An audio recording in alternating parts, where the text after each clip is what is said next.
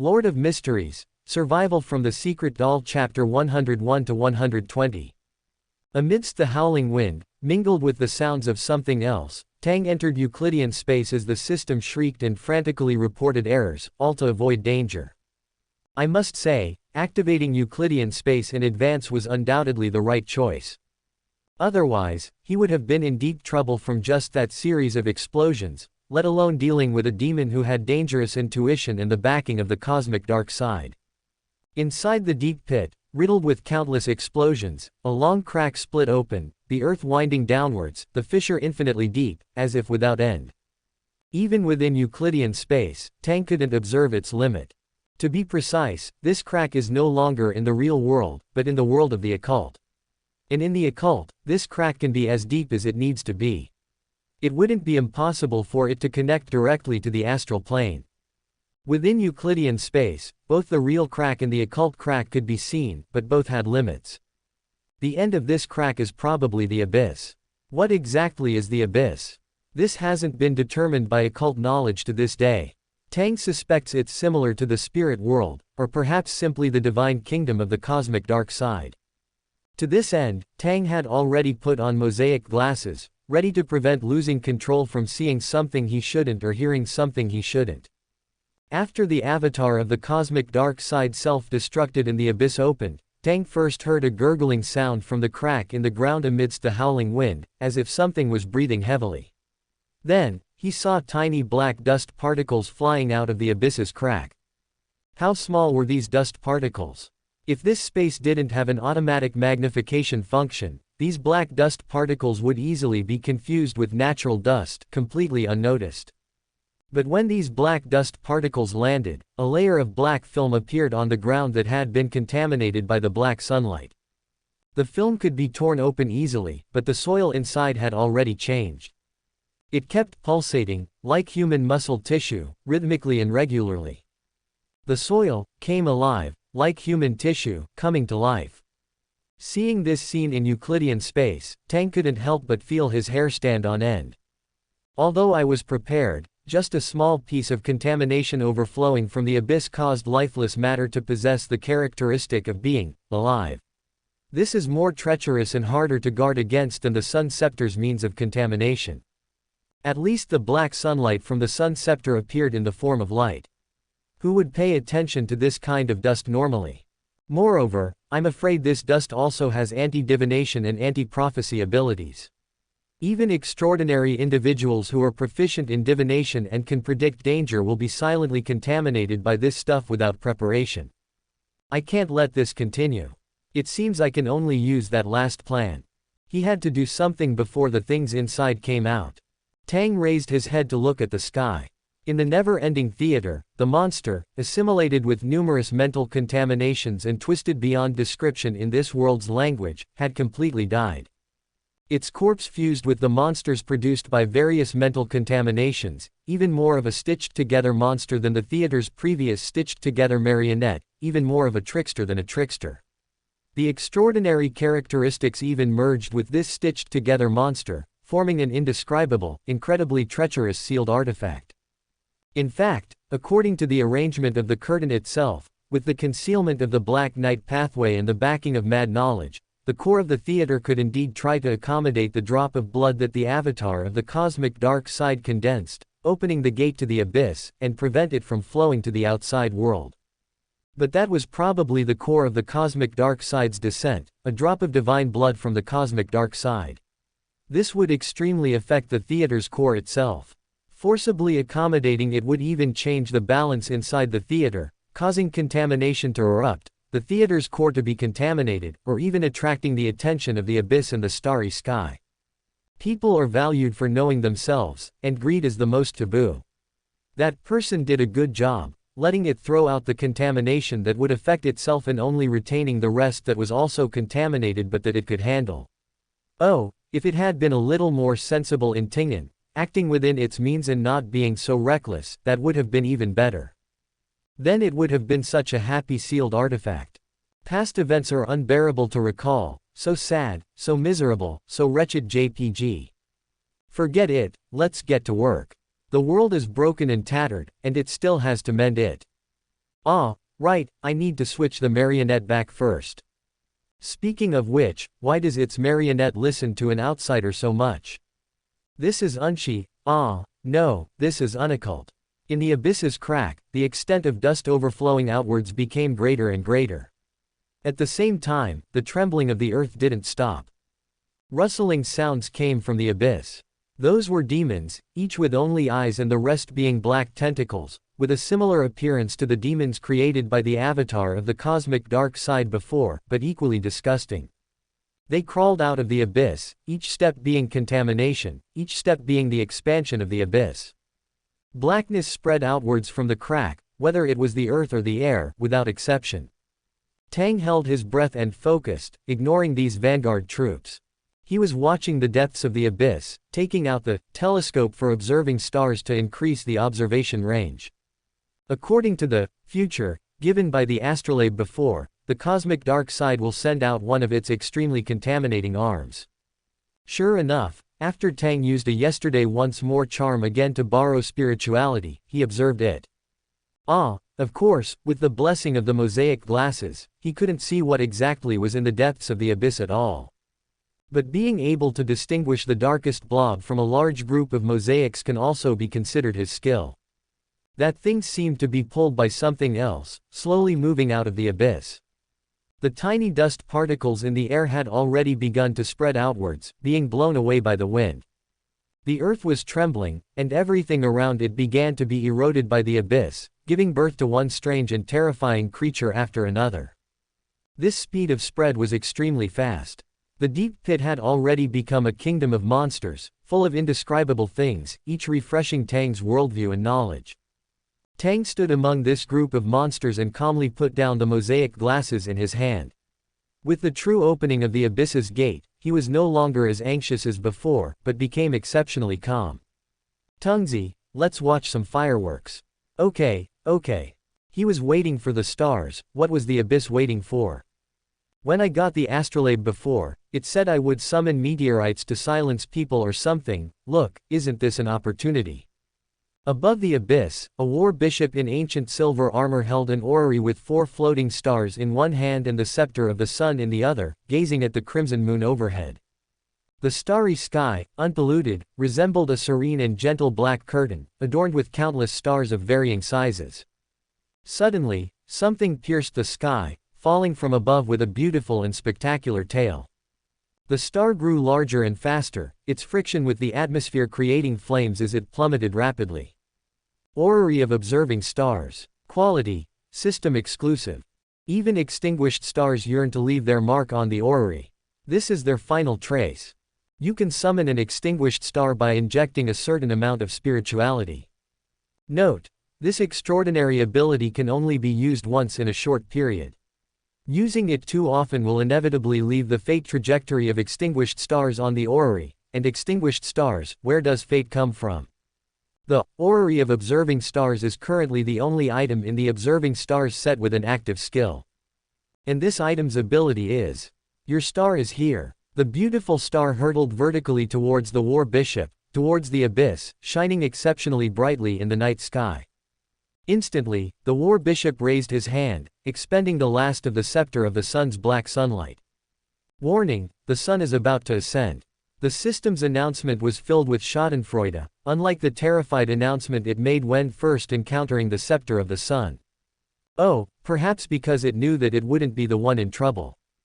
The war bishop raised his hand and hurled the scepter of the sun like a javelin with brute force, then his figure vanished, retrieved into the system's inventory. Without a sound, the scepter of the sun was accurately thrown below the comet, and the comet, along with the scepter of the sun, crashed heavily into the large pit. Most uptack up-to-date uptack novel uptack on uptack first uptack release. Turbid, oil-like pollution spilled out of the scepter of the sun in a frenzy, the twisted sun symbol becoming even more distorted, along with the seemingly endless, maddening knowledge engraved on the scepter, becoming utterly insane. During its descent, the pollution overflowing from the scepter of the sun completely transformed the comet, which had cheerfully come to kiss the earth, into a big oil rat. The earth trembled, the starry sky twisted, and the crimson moon overhead became exceptionally hazy, appearing particularly large. Then, this big black rat plunged headfirst into the large pit, blasted open by countless metallic hydrogen explosions and completely polluted by the abyss. This explosion was even more intense than the previous one, the earth booming like a super earthquake, as if the entire world was trembling. Adjusting his distance, Tang, overlooking the pit, suddenly had a flash before his eyes. The sound and waves didn't affect him. Seeing a comet strike the earth at such close range was truly a once-in-a-lifetime sight. Host, why do every single meteorite accurately smash into the meteorite crater? You should ask the dark side of the universe what they're thinking. Maybe it pleases him. Making a dark joke, Tang zoomed in on the image and saw the passage representing the abyss in the deep pit sink down. The meteor was gone. At the center of the abyss's fissure, a sunken pit appeared, its size somewhat similar to the meteor just now. Gone. A somewhat twisted smile appeared on Tang's face. What's wrong with playing anything else? You're playing a heretical sacrifice here, and you're even instructing my dad to play a heretical sacrifice with you. You're full and the whole family isn't hungry, but I've finally managed to run my family steadily, and the goddess of the night hasn't even knocked on my door, but you're being so talkative, making us play a family elimination game with you. Why don't you, dark side of the universe, go to heaven? Eat it. Don't the ancient gods like to collect the power of corresponding authorities? How can the corruption of the Chaos Sea not be considered corruption? Eat it, you big glutton, you don't even make a sound when you eat. Host, actually, you could just curse it out loud. Maybe it has something to do with my upbringing. There's no point in cursing too much. Isn't inviting him to a good meal a better way to show the host's hospitality? Ominous JPG. Vindictive JPG. System. Shrinking JPG. Tang raised his telescope and then lowered it. He couldn't observe what was happening in the abyss anymore. It was all pixelated, and he couldn't see anything clearly. After the star disappeared, the Earth's tremors didn't stop. The ground continued to transmit huge tremors, as if something was struggling desperately, letting out a final death cry.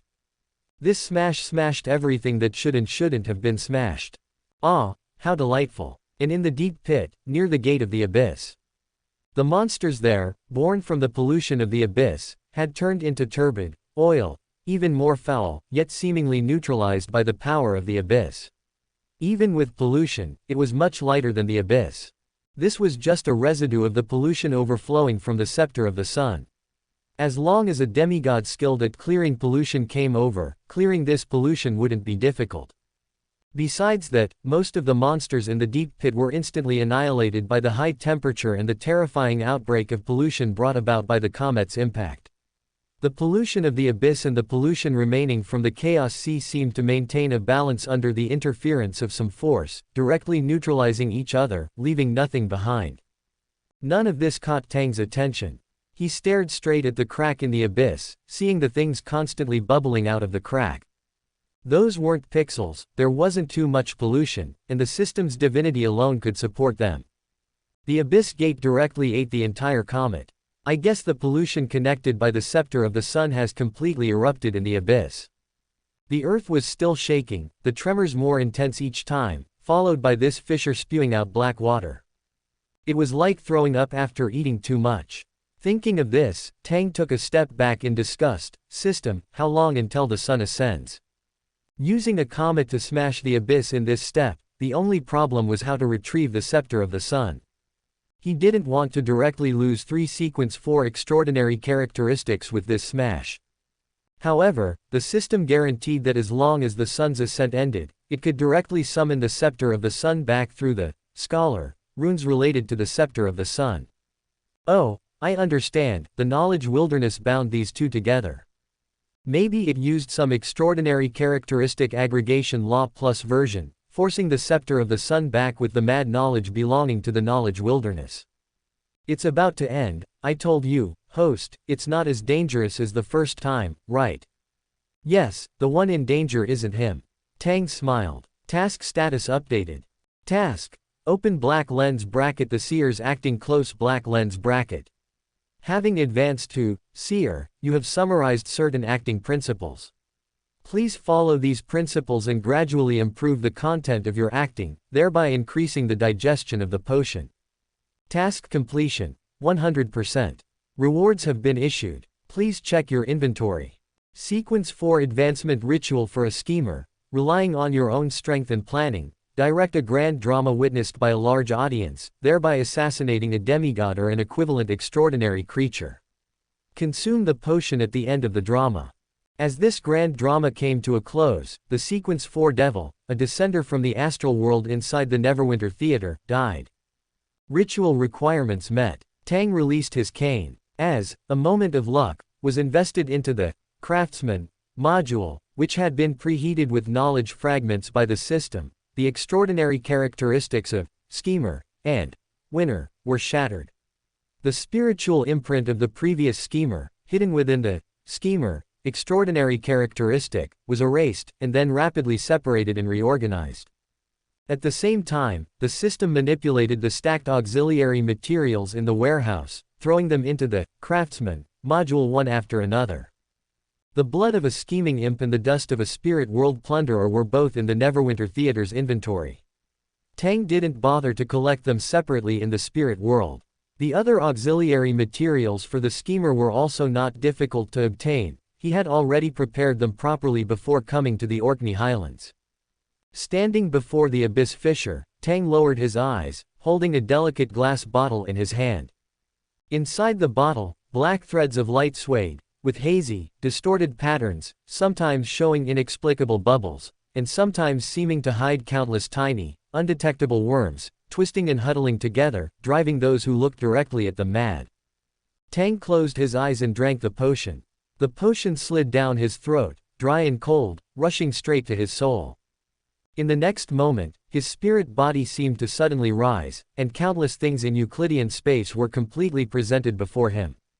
This feeling was familiar. When in Euclidean space, most of the time he was in this ethereal, all-encompassing state. The red moon in the sky was huge, peaceful, and silent. Countless spirit body threads stretched outward from his body, seeming to extend to extremely distant, invisible voids. Joy, anger, sorrow, and happiness, complex emotions, constantly came from the ends of the spirit body threads. Before him, countless figures appeared again. Those were the seers, that was the Neverwinter Theater returning to Tingen, that was the War Bishop, that was the Sun Holy Staff, that was the Traveler Angeli, that was the Descender from the Astral World, that was an endless number of spirits flying towards here. Like a cold bystander, directing a silent and grand puppet show, Tang quickly entered the state, extracting his own emotions, allowing the power of the potion to rapidly settle. But this was not the end. In the next moment, the potion permeated his body. Countless fine lines surged in with the power of the potion, cutting his spirit body. The system's startled scream was isolated, and mad knowledge surged, temporarily stripping it out of Tang's body. Unspeakable pain came from the soul. Tang felt that his spirit body was cut into countless fragments. The spirit body was convulsing, instinctively wanting to escape this painful and oppressive environment. Tang had experienced this feeling when advancing to Seer, when advancing to Faceless, but it was even more painful and more insane than that time. Going on like this would kill him. His body would disintegrate, and each of those fragments had its own will. They were all trying to fuse with a piece of flesh and leave on their own. Tang felt that his fragmented thoughts began to become uncontrollable, becoming chaotic. He saw himself in his previous life, saw himself when he first came to this world, despondent in an empty room, saw the various people he had played in the past, saw the painful self, saw himself with his family in this world, saw countless selves. Each of them was an inseparable part of his emotions, but they were also disintegrating. Tang's body began to squirm, and transparent worms slid under his skin, crawling out of the buds of flesh that appeared on his skin, rising and falling, terrifying and insane. He was about to lose control. As the potion's power transformed his body and spirit body, he was about to collapse into countless transparent worms, becoming an indescribable monster. But at this moment, Tang, without the support of divine power, was forcibly brought out of Euclidean space by the rules set by mad knowledge. His figure quickly outlined beside the abyss, stepping on a patch of mud. Countless black threads appeared around Tang. Pictures, a series of pictures, appeared before his eyes. That was himself holding the parchment of the Trensost brass book. That was himself holding the Sun Holy Staff. That was the scene of the war bishop cutting off half of the devil's body. That was the gaze from the depths of the abyss, mad to the extreme, as if looking at the murderer of his father. That was the obscure and inconspicuous gaze cast from a great distance. That was the attention from the figure above the red moon. That was the system, that was mad knowledge, that was the attention from a chaotic star, like a source of pollution. And various selves. That was himself sleeping in the room, as if hidden in eternal tranquility. That was himself sitting in a strangely styled office, playing with miracles. That was himself lecturing in a classroom. That was himself located in a divination club with a steam train and gas lamps. That was himself stroking a piano. That was himself holding the Sun Holy Staff, constantly awakening the spirit threads of the giant feathered serpent. That was himself, even more indescribable, as if a world observer was casting his gaze. Those gazes penetrated Euclidean space, looking at himself, whose body was constantly squirming with spirit worms. He was the past self, and he was also the future self. Each spiritual imprint formed an anchor point, and each gaze was like substance. The black threads became the connection between each piece of flesh and each fragment of the spirit body, the power to reassemble the body that had turned into spirit worms. I am Tang Eggers, a transmigrator, the child of a death god descendant, the holder of the system, and also an ordinary person who most wants to live a peaceful life. I am me. His twisted and deformed body was reassembling, and something was rapidly transforming. That was the cold, calm, observing, overlooking self, that was his divinity. Countless esoteric knowledge poured out from the depths of his spirit body. Tang's high position played a powerful role, allowing him to absorb this knowledge quite easily. He successfully turned back into himself, restoring the spirit worms and the fleshy buds protruding from his body to their original state. Advancement complete. The system squeezed out the mad knowledge that had emerged from its host and peeled it away, reattaching itself to its host. Main Mission 1. Advance to Sequence 4, Trick Sorcerer. Mission progress, completed. Rewards have been issued, please check them. Tang stood beside the abyss, which was still constantly spewing black water, calming his fluctuating spirituality. System, retrieve the Sun Scepter. Okay. The ascension of the sun had ended. The abyss had suffered a heavy blow, and the pollution had brazenly entered its home. This abyss rift was now considered useless. The tremors of the earth had not stopped. The pollution from the abyss and the chaos sea were still constantly struggling against each other, but the ascension of the sun had ended, and what followed was no longer a problem he needed to worry about.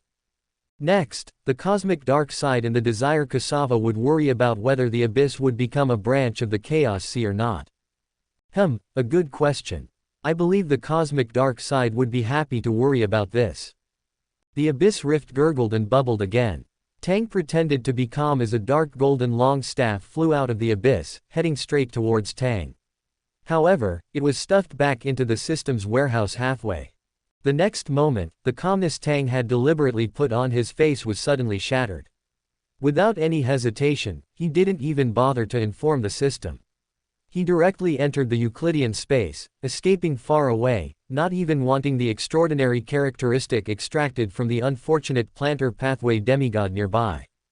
The newest novels are first published. Single quote question mark, single quote. The system was dumbfounded. Host. Idiot, where did that huge moon overhead come from? Tang's voice became erratic. Within the Euclidean space, the surrounding images flickered wildly. Having advanced to a demigod, Tang was now able to quickly expand the visible range of the Euclidean space through the spiritual connection with his marionettes, thereby achieving a near teleportation ability. Taking a moment, Tang looked back, and this glance scared him into accelerating his escape. With the birth of divinity, his own essence had undergone a fundamental change. Compared to the previous false demigod, Tang could observe more things and see more things that had been overlooked. Just like in the previous battles, he had observed his surroundings many times, but he had not noticed any hidden existence. At some point, a figure had appeared above the red moon. It was a figure wearing a hood, a dark robe, with a dull gaze, a beautiful face, and a feminine sense of softness. She didn't know how long she had stayed in the sky under the red moon, or how many things she had seen. Tang gritted his teeth, his heart pounding. He knew there was something wrong with the ascension ritual just now. Something had climbed onto his head and was watching him at some point. Otherwise, where would the red moon have come from in his ascension ritual? It couldn't possibly be the fallen mother secretly watching him. And that gaze from afar, Tang had subconsciously felt it was unimportant before, but now that he thought about it, this gaze seemed to have existed ever since the battle started, after he appeared in front of the cosmic dark side's deity descent being. Also capable of resisting the observation of Euclidean space, equally secretive and coincidental, watching the tide of the era, well, the high-sequence spectator, probably that old geezer Adam. Hilarious, so these two, a true god and a king of angels, were watching him fight there. Behind him, at that abyss, countless petroleum and the rift connecting to the abyss were rapidly fading, being erased like an eraser. The figure wearing the robe was also gradually disappearing, not showing any sign of looking over in the direction Tang was escaping. And even Euclidean space, which could observe a sequence one-time worm without being noticed, would have difficulty seeing the meteorite crater hidden behind the secrecy without careful observation. That was the mother of secrets, that was the goddess of the night. Sequence 0, the true god at the top of the sequence. Even if he relied on the special nature of Euclidean space to try to stay and observe, who knew if the goddess who controlled the authority of secrecy could notice his gaze along the clues, understand more of his secrets. Even if she couldn't affect him within Euclidean space, he couldn't possibly stay there forever. Moreover, as long as she could break through the defenses of Euclidean space, erasing him along the way would probably not be difficult. For the goddess of the night, it was not necessarily impossible. Never underestimate the power of a deity. This was the common knowledge of extraordinary individuals who grew up in the extraordinary world and knew some secrets. 017, Angel of Mystery, the mother of the sky who can serve as the goddess of the night's vessel for deity descent, Antigonus's sister, a sequence 2 servant of mystery. Tang was glad he ran fast, or perhaps the goddess was letting him off, wanting to see what he was all about. In any case, she didn't erase him immediately, otherwise Tang would be neighbors with the fish on the chopping board now. He didn't want to chat about life with the goddess right now. Tang knew his limitations. He wasn't some golden pound heartthrob. Moreover, his family composition was too special. The god of death was dead but not stiff. Who knew what attitude these deities with little humanity had towards their descendants of the god of death? Betting that he had done something beneficial to society, staying there and waiting for the goddess's judgment, either being erased, being released, or being asked to join the Church of the Night as the Church's archbishop. Don't be ridiculous, okay. There's also a saying in the world of mysticism, believe in the power of the gods but do not believe in their benevolence. The goddess's attitude was unclear, and he had no reason to join the Church of the Night. Was he going to foolishly go over and wait for the goddess to have a heart-to-heart with him, and then become a knife for the Church of the Night to stab his own father in the back? Descendant of the god of death, seer pathway, either one was dancing on the minefield of the Church of the Night. There was also that old priest. He didn't know if the cosmic dark side's deity descent being's attempt to open the door to the abyss was the tide of the era set by this king of angels. If so, then he, who had disrupted this tide, was probably being targeted as well. Tang was glad that he had many things here that could counter divination and prophecy, the system, Euclidean space, and the pollution that erupted from the abyss and the chaos sea. These could greatly affect Adam's gaze. Furthermore, he had not appeared in his true form. Perhaps the goddess had also descended the power of mystery, so that he would not be completely exposed in front of Adam. Even if he was exposed, perhaps he could manipulate it, using the goddess as a shield, letting Adam think of him as a trick sorcerer from the Night family. Why did this routine feel so familiar? Otherwise, not only would Aemon be in Tingen one day, but Adam would also come and sit with him when he had nothing to do. After running far away, Tang even saw two demigods rushing towards the meteorite crater. They should be high-level members of the orthodox churches. As Tang expected, both high-level members of the true god churches were beyonders at the demigod level. They seemed to have just gone through a battle and looked somewhat disheveled. One of them, an old man resembling a tranquil knight, looked into the distance, seemingly gazing at the huge crater at the end of the red moon. Even Tang, who was in Euclidean space, couldn't see clearly at this distance, but the old man still seemed to sense something and gazed into the distance. Was it because of the goddess of the night's descent? Tang stopped in place, glanced at the crimson moon in the sky, and then glanced in a certain direction in the distance. Noticing that the goddess and Atom weren't following him, he boldly used Euclidean space to browse the information of the two demigods. Euclidean space has anti-divination and anti-prophecy capabilities, and can also isolate some inexplicable gazes. After running such a long distance in Euclidean space, with the level of this space as a barrier, even if Atom and the goddess wanted to chase him, it was unlikely that they could catch up so quickly. Chanes. The Archbishop Chanes, who laid the foundation for the Nighthawk system of the Church of the Goddess of the Night. Browsing the information of the two demigods, Tang was a little surprised. He really didn't expect to meet this person here. As for the other one, oh, a high-level member of the Church of Storms, unimportant. So, the reason these two demigods were so late was because they were affected by the inherent debuff. Though late, it arrives of the Storm Church's Beyonders. Did this thing also affect friendly forces within range? In the future, I should just avoid the Storm Church directly and notify the Church of the Night and the Church of the Craftsman directly. Although the Church of the Craftsman is also outwardly strong but inwardly weak, it's still better than the Storm Church's storm pigeons who can't keep up with anything. Host, you are so humorous. Tang. Oh, so what? Cold JPG. In the process of browsing the information, Tang also roughly understood why these two demigods were traveling so slowly. They were ambushed by an Intis demigod on the way, a demigod of the Hunter pathway. Is it the one who was with Augustus and that Planter pathway demigod by the river before? He was also contaminated and affected by the abyss. Tang cast his gaze in the direction the two demigods came from, took out a gold coin from his pocket, and flicked it. Ding. As the gold coin fell, he didn't look at the front or back to confirm whether the attempt was dangerous. After putting it back in his pocket, Tang went directly in the opposite direction of the two church executives. After advancing to demigod, the spiritual amplification given by the potion and the birth of divinity caused Tang's, who was already a trickster, spirituality to increase exponentially. Even using Euclidean space for travel, he could afford the huge spiritual consumption in a short period of time. To be on the safe side, Tang didn't plan to leave Euclidean space here and use the traveler marionette to travel. The system exclaimed, "Host, you are indeed from the Goosen family. System, you're getting bold. Could he be called Go?" He was being cautious, okay. This is called following the will of the heart. Hee, okay, whatever you say, host. Tang. I really want to beat this thing up. The scene in Euclidean space flashed rapidly again. Tang's overflowing divinity wrapped his own spirituality, constantly browsing the interacting information flow around him, extracting the information he needed from it.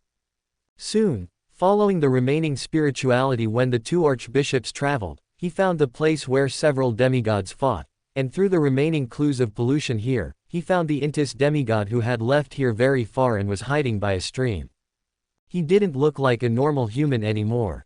His whole body had different degrees of gigantism, and a rotten demon stench constantly polluted the surrounding environment. His body was pitted and uneven, as if he had been struck by lightning, and some parts had disappeared, as if they had been erased. But in general, this Intis demigod looked more like a monster than a human. Tang remembered that this Intis demigod had said before that there had been many collective sacrifices in Intis recently, resulting in large-scale deaths of residents in the towns. These collective sacrifices probably also subtly affected this Hunter pathway demigod on the border, burying the seeds of pollution in him.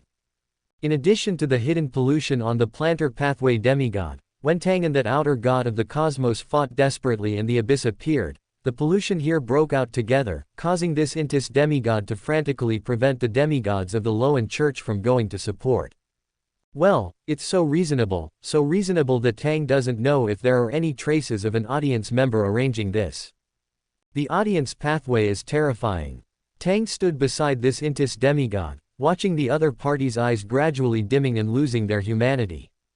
After he died, the pollution would completely transform this area into an abyss that humans could not set foot in. Holding the scepter of the sun, Tang determined that this iron-blooded knight could not be saved and could only wait for death. The pollution of the abyss is powerful and strange. It has already penetrated the other party's body, mind, and spirit. Even if there is a demigod of the sun pathway or a high-sequence powerhouse of the audience pathway to treat him, it cannot completely remove this spiritual pollution rooted in the depths of the spiritual body. The spiritual pollution of the abyss feeds on emotions and uses the spiritual body as nutrients to grow wildly. He prepared to use the advanced rune of the death domain to kill this demigod, and at the same time use the scepter of the sun to quickly extract the extraordinary characteristics of the iron-blooded knight, giving this Intis demigod a quick death, so as not to suffer the double torment of loss of control and pollution. Although marionetting is more efficient, I don't want my marionette to have any residual pollution from the abyss. Even if it's just a temporary marionetting, the pollution will reverse affect my own stability through the spiritual thread. Tang raised his hand, preparing to take out the bundles of runes he had stored in the system warehouse. But before he could act, he suddenly frowned and stared at the Intis demigod for a few more seconds. After advancing to sequence 4, his mastery of Euclidean space became deeper and deeper, and the accuracy and precision of his observation also increased rapidly. Even just a superficial observation allowed Tang to see something was wrong. Subconsciously letting his spirituality wrap around the other party, the projection of this Intis demigod in Euclidean space became the information flow itself, and Tang saw all the secrets of this demigod. He suddenly cursed inwardly, and the scepter of the sun appeared in his hand. Without hesitation, he performed a dimensionality reduction, and the golden hammer then appeared, amplifying this mystical attribute attack, directly causing the black sunlight to bombard the demigod. The filthy and depraved black sunlight seemed to be even more terrifying than before after undergoing sun ascension once again. The iron-blooded knight's spiritual body was instantly polluted, and the extraordinary characteristics of sequence 4 were rapidly extracted. At the same time, Tang saw that within the polluted spiritual body, black seed-like things were rooted in the iron-blooded knight's spiritual body, like parasites, an incarnation of the abyss's depravity. This black seed layered upon itself when it came into contact with the black sunlight, expanding rapidly as if it were about to transform into a miniature abyss. However, it was swiftly purified by the power of the darkness, until the sequence 4 demigod's spirit body couldn't withstand the impact of the pollution and collapsed, dissipating.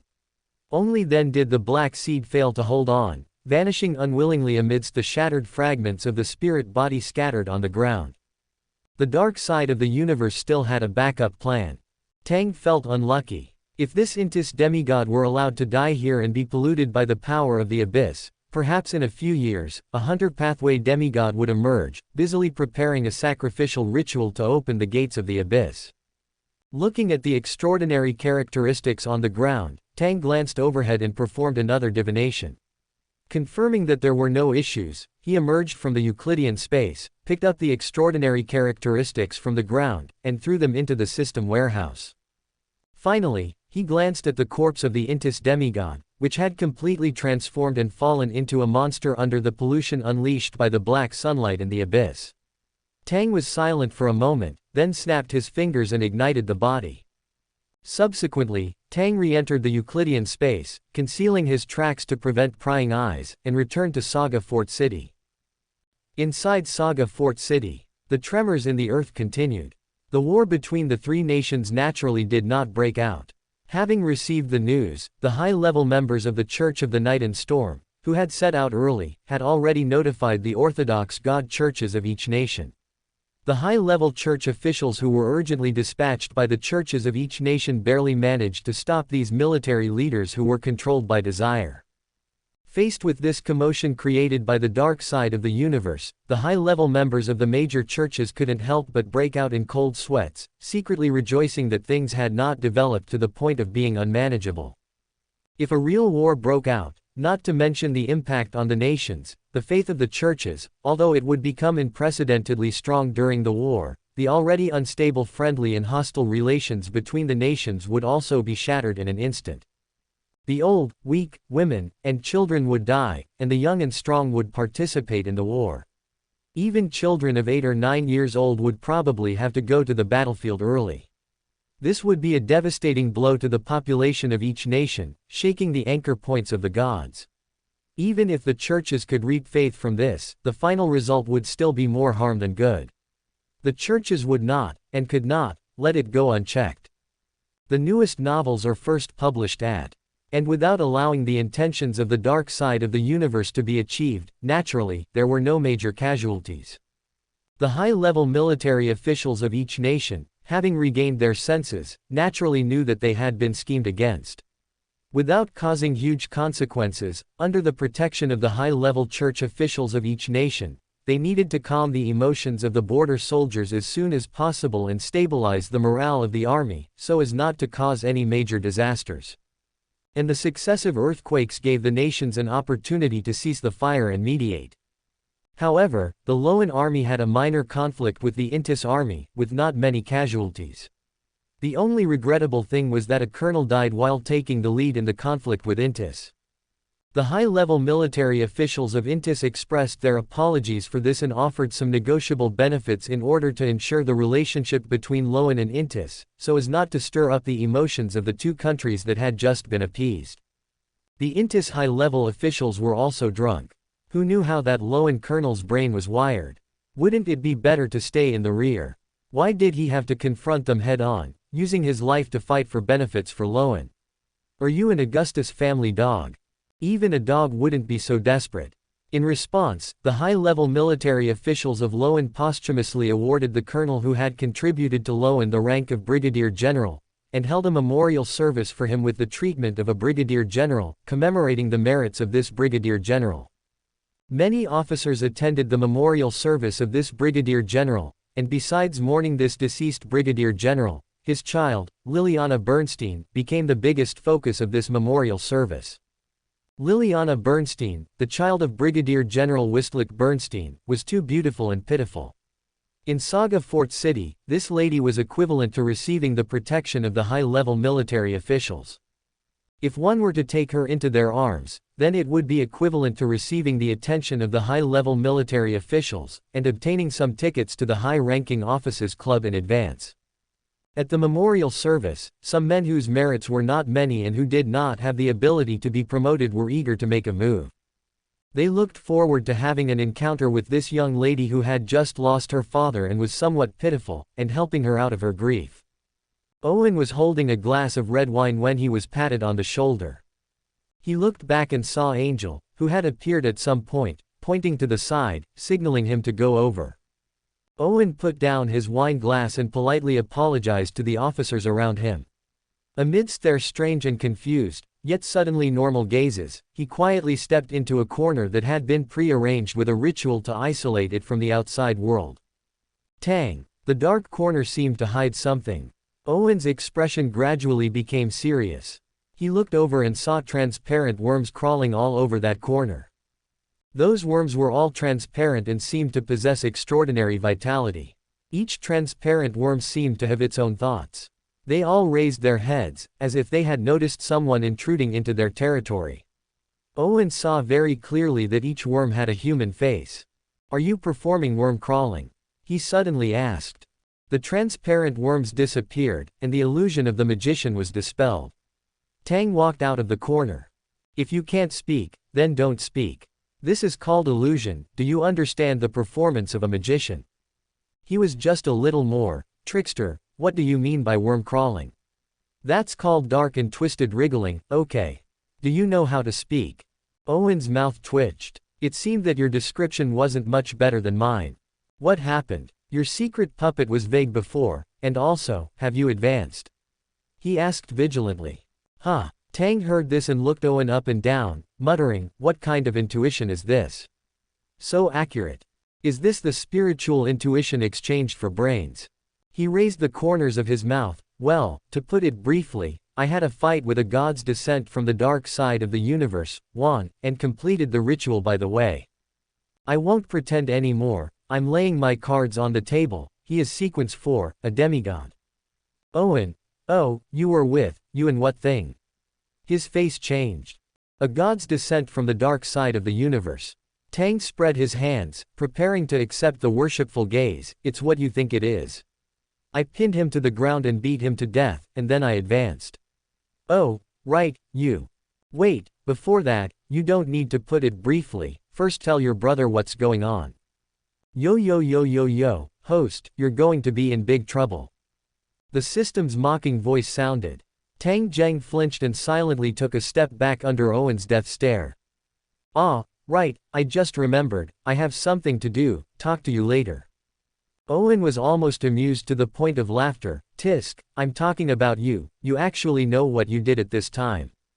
He reached out and grabbed the back of his dear brother's neck, the nape of fate, and lifted him up. Now, give me, explain clearly, bit by bit, what exactly is going on. And those two earthquakes, were they your doing? Speak up, let's talk in detail. Tang, isn't this guy's brain always bad? Why is he so sharp at this time? But is this expression of emotion still due to the influence of the dark side of the universe? Did this power amplify Owen's emotions in this regard? But he is a demigod, a demigod. Is it okay to lift him like this? Is it okay? Huh. Host, it's because you're not tall enough. You talk too much. Looking at his own brother, Tang ultimately said vaguely, well, it's a long story. Then make it short. It can't be explained in a sentence or two. Then specifically describe what you did. Tang finally gave up resisting. Can you put me down first? Host, wouldn't it be fine to make him a marionette? Don't you need a marionette right now? Tang glanced at his own system and replied quietly, I think you're stirring up trouble. It's okay to be stupid, but if your heart is bad, there's no cure. What would happen if I directly stuffed you into the system warehouse next time the sun floats up? Worth looking forward to. System. Host, I didn't say anything. Oh. The living system slightly died for a moment. Hibernate, shut down. Owen put him down, and Tang selectively gave a rough explanation, but hid most of the content related to his own secrets, magnified the role of the never-ending theater here, and focused on emphasizing that eraser angel. Owen's expression changed quite wonderfully. The zero-level sealed artifact of the Night Church, this is quite dangerous, and it has a certain connection with the Hornasus Mountains.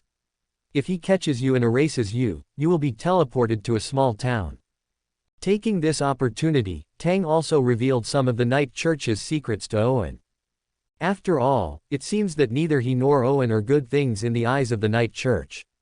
Moreover, Owen, who walks the path of death and is a direct descendant of the god of death, Salinger, is more likely to become a thorn in the side of the Night Church. If Owen is erased, he will probably have to find a way to enter the main peak of the Hornasus Mountains in advance, provided that he is still alive and not hung up like a fish on a chopping board to be a marionette. However, after advancing to Sequence 4, the Trickmaster, I can exchange positions with the marionette loaded with the bionic module at any time. As long as that small town has not God hidden, along with the Euclidean space, making the spiritual thread partially ascend in dimension, so as to penetrate the secret blockade, as long as I maintain the connection of the spiritual thread, then even if I go, the danger will not be too great. Owen looked at Tang, who seemed to be lost in thought, raised his hand and slapped him directly on the back. All right, pay attention next time. Seeing Tang frowning again, looking like, you're a moron, Owen smiled helplessly. He knew that Tang was very persistent in certain things, just like this time, even if he ran away immediately, no one would blame him, but he still took the risk. Owen was very clear that how could the never-ending theater, a Sequence 2 sealed artifact, be dispatched by a Beander who is only Sequence 5? Every time an angel-level sealed artifact is used, it is bound to bear great risks. Since the other party doesn't intend to say it, then he won't ask any further. I think your brain really should be thrown into the underworld to be washed. People are talking about you, and now you're acting like, I really can't do anything with you. Problem. Tang muttered, but Owen changed the topic. I plan to collect the auxiliary materials for Sequence 4. Have you completed the digestion? Tang was a little surprised when he heard this. How long have you been promoted? Have you completed the digestion of the Gatekeeper potion so quickly? Prevention is better than cure, and besides, that suit of armor should be able to be used as the potion needed for promotion. Owen shrugged. In fact, the reason why his father gave Owen the Undying Beander characteristic before was also for this reason. This problem is not a big deal. Tang said casually. Not to mention going to find his father to crush the miraculous item, he has the system and the never-ending theater. Crushing a sequence 4 Beander characteristic is not a problem. As for the promotion ritual, rituals are performed to resist the madness and loss of control carried by the potion itself. Just like the sequence 4 promotion ritual of the seer pathway, what he needs to resist is the schizophrenia of the trickmaster. He needs to make every spiritual worm recognize that he is the main body, and all the marionettes are just puppets in his hands, not the master. If he is not careful, once the effect of the ritual is not enough to offset the loss of control caused by this level of transformation, then he will immediately turn into countless spiritual worms, schizophrenia, devouring the body, and turning into a monster.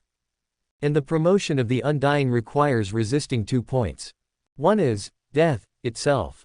The biggest characteristic of the undying is that they will constantly die and be reborn again. This is also one of the few sequences that possess the extraordinary power of resurrection from the dead, at the saint level. But this also makes the undying potion have great hidden dangers. Living people who drink it will be immediately assimilated by the power of the undying. The dead, what potion do the dead need to drink? To resist this influence, during the promotion process, the Beyonders of the death pathway must maintain the boundary between life and death, neither a living thing, nor truly dead in the true sense. It's probably the so-called living person slightly dead. And the second point is the need to resist the disappearance of memory. The lifespan of the undying is long, and memory is something that will accumulate continuously over time. Repeated forgetting and repeated remembering, this schizophrenia will cause the Beander who takes the potion to forget all memories in an instant. If he doesn't remember before the potion completely transforms the body, then it will also lead to loss of control. These 2 points are what the undying sequence needs to overcome. Therefore, the promotion ritual of the undying is, at the critical point of life and death, when memory fades to the extreme, but remembers in an instant, under the huge contrast generated by the mutual impact of 2 extreme states, take the potion. Under normal circumstances, these 2 completely opposite extreme states are difficult to achieve, but there is a spiritual world creature called Banshee in the spiritual world. This creature can create an effect similar to feigned death. As long as you catch it, then you only need to overcome the problem of memory. But for most Beyonders of the death pathway sequence 5 who are promoted to sequence 4, both are equally difficult. The former is because the spirit world is vast, Banshee are rare, dangerous, and difficult to detect. Once they encounter a life-threatening situation, they will immediately leave. The latter is because without the help of high sequence Beyonders similar to the audience pathway, it is difficult to immediately recover memories after forgetting everything. This is quite difficult. Once they cannot recall, it is equivalent to the failure of the ritual. The most tragic outcome is becoming a half-dead, empty-headed monster. So, I need to find a Banshee, Owen said, or something with similar extraordinary abilities. You can try using the miracle of the theater core. This should not exceed the sequence of the theater core and can be responded to with a miracle. Or just go directly to Father, he should also have a way. Tang pondered the sequence 4 advancement ritual, thought for a while, and felt that he could handle it. In terms of memory, the manipulator's extraordinary characteristics in the Sun Scepter can be used to manipulate it, so there shouldn't be a big problem. I will help you pay attention. Oh, right, I plan to take that witch away. Tang slightly shifted the topic. That witch killed many people. Even if they deserved it, once the witch, who is on the verge of losing control, completely descends into madness here, death will be her only outcome. It's good to take her away. Owen said, the environment here is not suitable for her. You're so considerate of her, Tang teased. Owen's mouth twitched again. He suppressed the urge to hit someone, glanced at his own brother, and then walked out. The newest and fastest novels are at. The chat ended. After Owen walked into the group of officers, Tang dispelled the illusion and re-entered the Euclidean space. There are no demigods here. The high-level members of the Church of the Night and the Church of the Storm are probably still dealing with the impact brought by the outer deities descending into the universe's dark side, so they can't spare any manpower. As long as that eraser doesn't pass by, Here, as a demigod who has already advanced to the seer pathway and possesses the Euclidean space, Tang can be said to be like a fish in water. Returning to the hotel he had rented before, looking at the clean and tidy bed, Tang first went to the bathroom for a good wash, then lay on the comfortable bed and rolled around, and finally began to count the gains from this trip. New quest updated. Main Quest 1, advance to Sequence 3, Ancient Scholar. Main Quest 2, retrieve the Sequence 1 uniqueness and extraordinary characteristics of the Hermit and Perfectionist pathways. Quest status updated. Main Quest 1, advance to Sequence 4, Trick Sorcerer. Quest status completed. Quest: open black lens bracket, the acting of a marionettist, close black lens bracket. Quest status completed. Quest: gaze from the abyss. Quest status completed. 3 quests were completed one by one. With the end of the main quest and the acting quest, Tang harvested a large number of knowledge fragments, appraisal times, and craftsman times. Advancing to Trick Sorcerer also increased the upper limit of the system warehouse, directly from Sequence 6, 10 slots, Sequence 5, 20 slots, to Sequence 4, 40 slots. Obviously, entering the demigod level will also increase the upper limit of the system warehouse.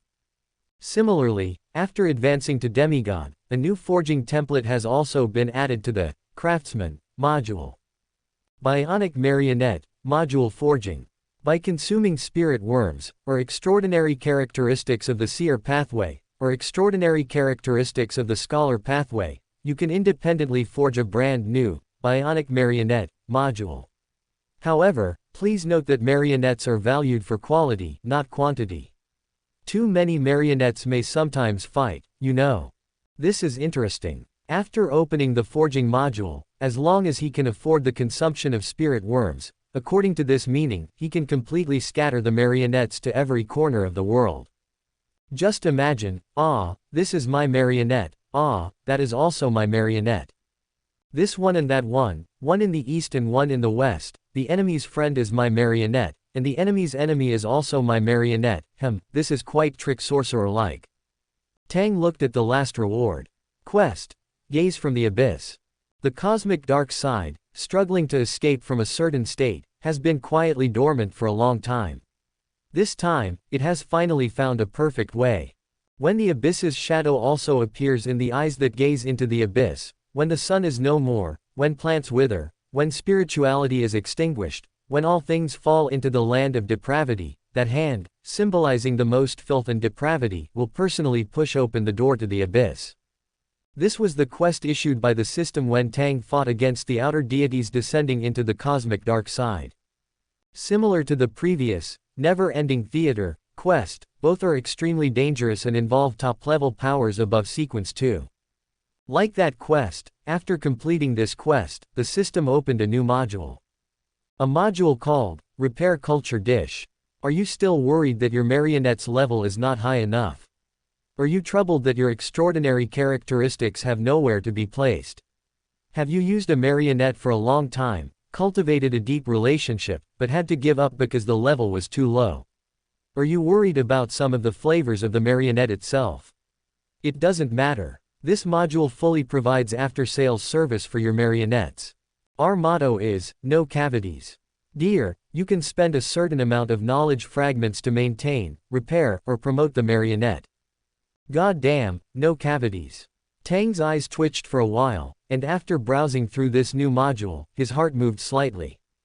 The essence of marionettes is dead people. Even if they are forcibly infused with potions, they will only combine with the marionette itself to form a bizarre humanoid sealed artifact. That is to say, from the moment a Beyander is made into a marionette, the marionette's sequence level is already fixed. Even if my level increases, the marionette's level itself will not increase. I can only enhance my own strength by replacing the marionette. This module seems useful, but it's also really useless. First of all, since I have corresponding extraordinary characteristics, why not directly make them into mystical items instead of increasing the level of the marionette? Secondly, if I want a better marionette, I can just replace the marionette. Why go through such a big circle? Compared to the bionic marionette module, which has an essential improvement for marionettists. This module seems a bit of a chicken rib, and it only has a little effect on cleaning and repairing marionettes. Speaking of cleaning marionettes, system, can pollution also be cleaned up? Tang suddenly asked. Yes, host. The system quickly finished reading the user manual and replied to the host's question. That is to say, he can pull the marionette over to withstand the pollution and then wash it and it can still be used. Speaking of which, time worms should also be considered a kind of pollution, right? Can the marionette parasitized by time worms be stuffed in and washed away? Tang suddenly thought of this. Sorting out his thoughts, Tang Yi also thought of several plans that could use this module. The remaining gains. Besides that, there's only the extraordinary characteristic of an iron-blooded knight. An extraordinary characteristic at the demigod level, it's not a complete loss. After thinking for a while, Tang buried his face in the pillow. This is really killing me. After rolling around a few times, he looked at the ceiling, his eyes blank, his mind wandering. Next, it depends on what the Church of the Night intends to do. The hidden angel, being able to use a sealed artifact of this level, plus the goddess's divine descent, she already knows what the outer gods from the dark side of the universe want to do. As for himself, he shouldn't have exposed anything in front of this mother of the hidden. Tang began to review the scene of his battle with the outer gods descended one after coming out of Euclidean space. I changed my face, and indirectly released my seer characteristics by controlling my body through the system.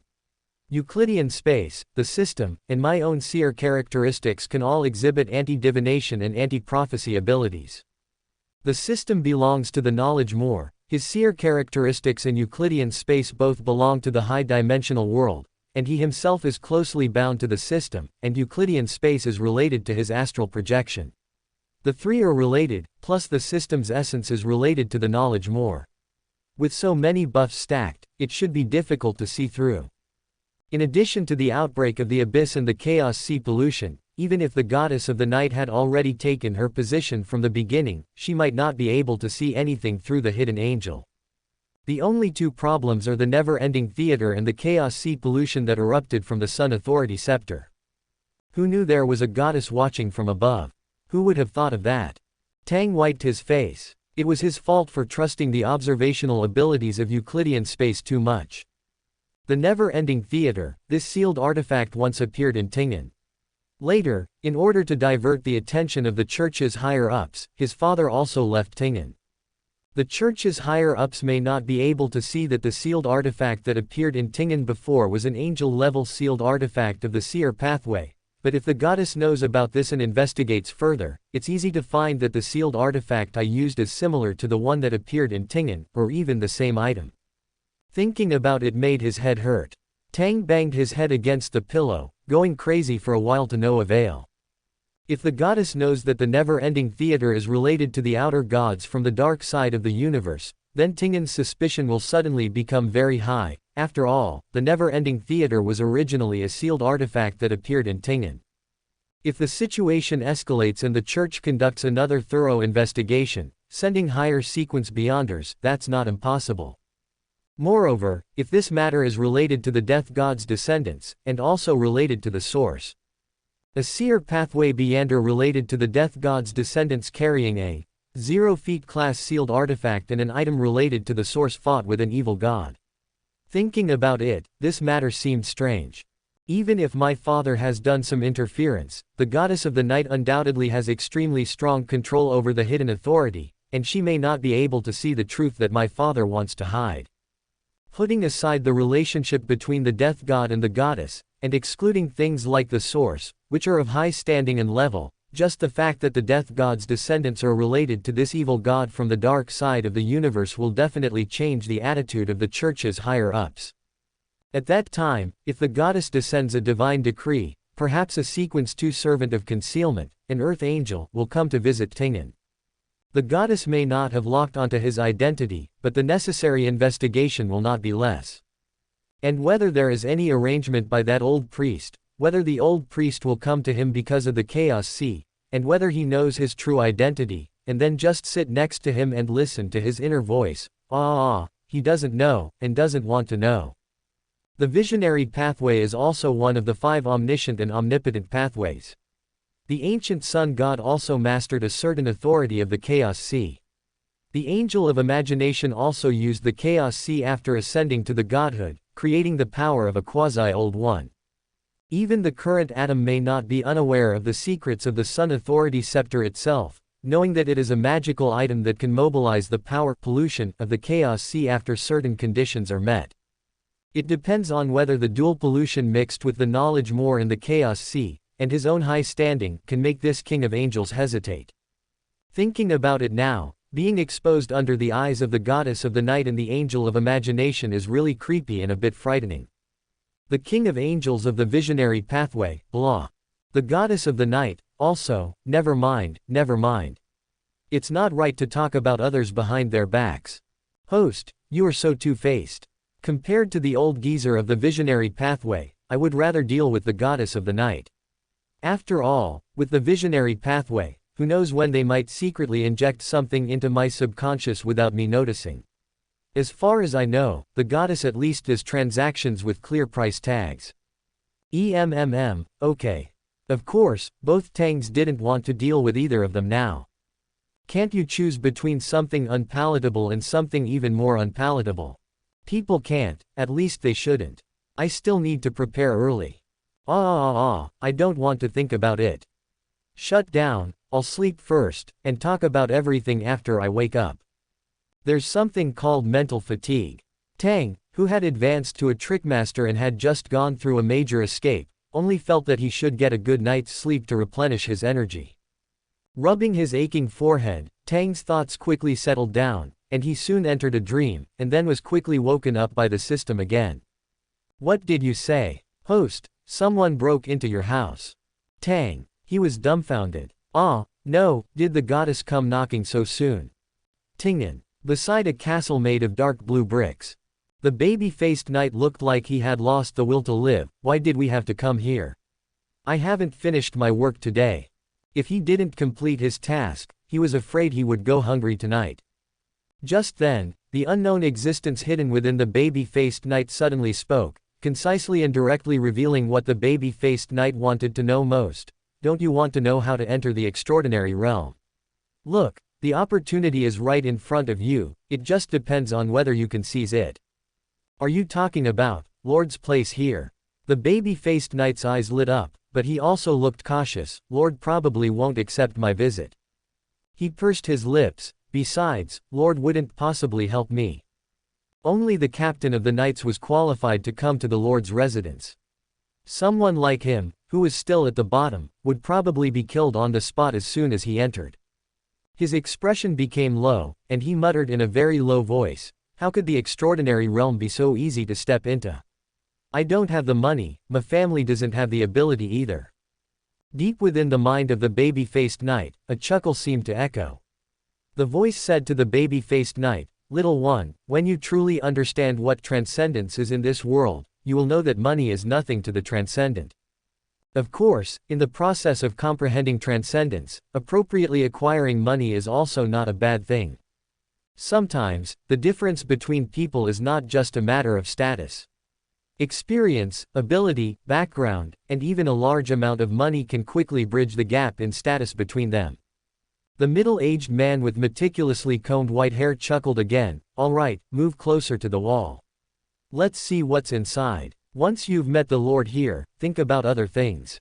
Of course, the entire castle was now devoid of normal living people. Everyone, including the Lord's family, mentioned by the parasite, were all marionettes. As a sequence one-time worm, he should have noticed all of this long ago. However, limited by the current state of the parasite, and coupled with the nearly perfect puppetry of the marionette manipulator, all the marionettes in the castle collapsed at the same time not long ago, and only then did he discover the anomaly here. The newest and fastest novels are first published at Tisk, a noble, along with his servants, butler, knight, and himself, all turned into marionettes. Was this done by a high-sequence Beyander of the seer pathway? Moreover, it wouldn't be an ordinary high sequence. Sequence 4, Sequence 3, it's very likely an angel of the earth or a sealed artifact or miraculous item of the same level. Pals Zoroaster observed his surroundings with great interest. His current state wasn't bad. As an angel of the thief pathway, a sequence one-time worm, merely exploring a marionette castle to this extent, as long as it didn't involve Amon's main body, he was confident that he wouldn't put himself, or the parasite, in danger. Or perhaps it's a trap deliberately set to lure me out. Maybe there's a chance, but isn't this also an opportunity for me to recover some of my characteristics? Facing Amon, who was of the same pathway and sequence, Pals Zoroaster understood him the most and also knew how to deal with this god of deception. After all, sometimes the person who understands you the most is not yourself, but your enemy. He hid himself very well and was certain that Amon hadn't discovered his tracks. Even if there was a small chance of facing an Amon clone and an attack from a high-sequence Beyander of the Seer pathway, this danger wouldn't threaten him. Not long ago, a sealed artifact that should be of the high-sequence Seer pathway appeared in Tingen, and then this sealed artifact was targeted by the mystics of the Secret Order. Then, news of the appearance of the Death God's descendants spread. This sequence one angel keenly perceived the subtle connection between them. Coupled with the current state of the entire castle, a guess slowly formed in Pals Zoroaster's mind. Therefore, he fearlessly stole the entity between the walls and entered the interior of the castle filled with marionettes together with the parasite. As expected, parasitizing a Beyander is more helpful to me. Pals Zoroaster sighed silently. Facing the ignorant parasite, whose mind was filled with, so powerful, this is extraordinary power, he could only shake his head helplessly. However, upon entering, this sequence one angel also noticed the strangeness of the surroundings. He ate softly. It was very quiet, with no passing servants, no guarding knights. The candlelight illuminated the interior of the castle, but no one could be seen, as if it had been abandoned for a long time, but the ground was spotless, everything filled with a sense of disharmony. I like the environment here, at least it makes me feel like a person. The old gentleman sighed with emotion. Baby-faced knight. He knows. He'll go back and clean the house right away. A clean old gentleman always makes people feel polite. Tang stayed in the Euclidean space, watching the chattering conversation between the intruder and the old gentleman, and sighed silently. Then, he took out a monocle from his pocket. Just now, Tang had split a spirit worm and given it to the war bishop in Tingen through the bionic marionette module. Then, the war bishop used the extraordinary abilities of the mystic to catch an insect and make it into a marionette.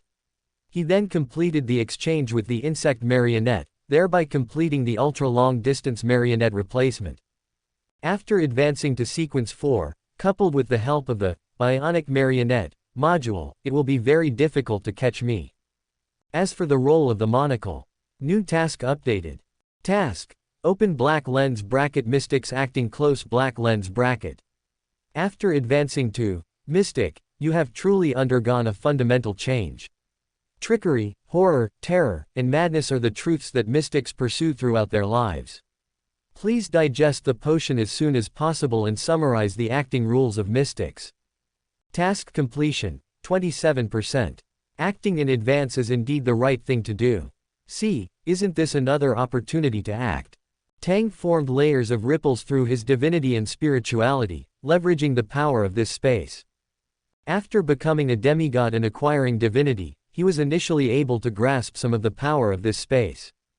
Of course, these still need to be explored, and he can only apply them initially at present. For example, now, through the essence of Euclidean space being higher than the real dimension, using divinity and spirituality as a medium, not only can it reduce the dimension of some of his extraordinary powers, but it can also reduce the dimension of a part of Euclidean space, allowing the projection of this space to appear in the real world. There is an essential difference from a false demigod. Tang's figure quickly appeared in his room. After realizing that someone was trying to enter the castle, all the marionettes here were taken back to the theater under the secret power of the theater core. Now the entire castle is just an empty shell, leaving nothing behind. Therefore, the entire castle is gloomy, giving people the perception that there were people here just a second ago, but everyone disappeared the next, creating a sense of weirdness. The projection appeared, but the main body was still in Euclidean space, so Tang was naturally not too afraid of this angel of the thief pathway. At the same time, he was also thinking about how Pals Zoroaster discovered the secret of this castle. Soon, he also understood the problem. Before, when I switched the theater core, the spiritual connection was interrupted. Even in the hands of a miracle inventor, the marionettes would not be demarionetized and die directly after being separated for a period of time, but they would not react because they lost their manipulator. At the same time, without the miracle inventor's cover, it is not surprising that this angel noticed it. Welcome to Fanfic Audiobook, your go-to place for immersive audiobooks. If you enjoy the content, don't forget to like the video and subscribe to our channel for more amazing stories. Tang tried to pick up the water glass on the table, but his hand passed right through the somewhat old-fashioned glass, making no physical contact. This was merely a high-dimensional projection onto a lower dimension, a dent, in Euclidean space within the real world. It was similar to two sheets of white paper lying parallel to the ground, also parallel to each other, where one corner of one sheet was poked by an external force, pressing it towards the other sheet. A portion of the two sheets overlapped, but this overlapping portion could not be regarded as a single entity, just as things drawn on the first sheet could not truly appear on the second sheet. Google search Twaken. What belongs to the first sheet remains on the first sheet, and what belongs to the second sheet can only remain on the second sheet. Seemingly present in the real world, yet still belonging to a different space, two worlds completely parallel. In this situation, the higher dimension still doesn't truly affect the lower dimension. A complete dimensional reduction of Euclidean space would cause this effect, and in this state, I myself will be protected by Euclidean space, just like when I observed the time worm before without being noticed. The god descenders from the dark side of the universe tried to find my trail but returned empty-handed. Attacks are ineffective, divination loses its power, and danger intuition cannot find the source of danger. All influences caused by extraordinary powers are cut off. Probably even the angels of the seer pathway wouldn't be able to steal his things, because he wasn't in the real world. This was just a projection. Or not. It's also possible that a portion of the power of Euclidean space could be stolen. But if I did that, I wouldn't be able to determine what abnormalities would occur. Besides being seen, Tang's safety was greatly ensured in this state. This is an irresistible condition for a marionettist, and in this state, I can also reduce the dimensions of my extraordinary abilities. Tang recalled the battle with that judge, combined with the manipulation of spirit-body threads, just like before when dealing with that Loen colonel. With the other party completely unable to detect the trickmaster's true location, I can completely marionettize the enemy at close range. As long as the enemy doesn't suddenly run to a range I can't observe, then my enemy will never know where a trickmaster is hiding until they die. This seems very trickmaster-like. Unpredictable and intangible, unable to be found or caught, not even able to touch his shadow until death. Tang looked down at the two figures below. The baby-faced knight looked very cautious, but his inner communication with the angel beside him was constantly presented before him. While observing this angel and his host, Tang played with the monocle in his hand, while trying hard to recall. Using the clown's extraordinary abilities, he used the mirror in the room to perform Amon's appearance. Like this. He picked up the monocle and clipped it to his left eye socket, like this. Host, your smile is so scary. Don't speak if you have nothing to say. Oh, right, I'm also very curious. If I scare you to death, what do you think will happen to my mission? Tang deliberately imitated Amon's voice that he heard when he observed Amon before. Scaring a part of the knowledge more to death, his potion should be digested directly, right? System. The system went crying to the main system for comfort, and to see if there was anything good there, to grab two things back for the host. Main system. It seems like there really isn't anyone here.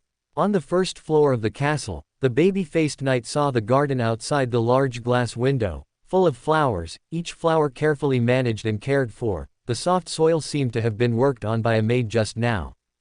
Walking through the kitchen, there was still hot food, which made the baby-faced knight subconsciously swallow a mouthful of saliva. Driven by a strong will, he slowly moved his gaze away, not looking at those things. The ground was clean and tidy, and the decorations on display also showed that someone had carefully taken care of them. Pals Zoroaster looked around, and the more he looked, the more he felt that the current scene was particularly discordant. It's too quiet here. This was not just auditory silence. There wasn't a single living thing in this castle.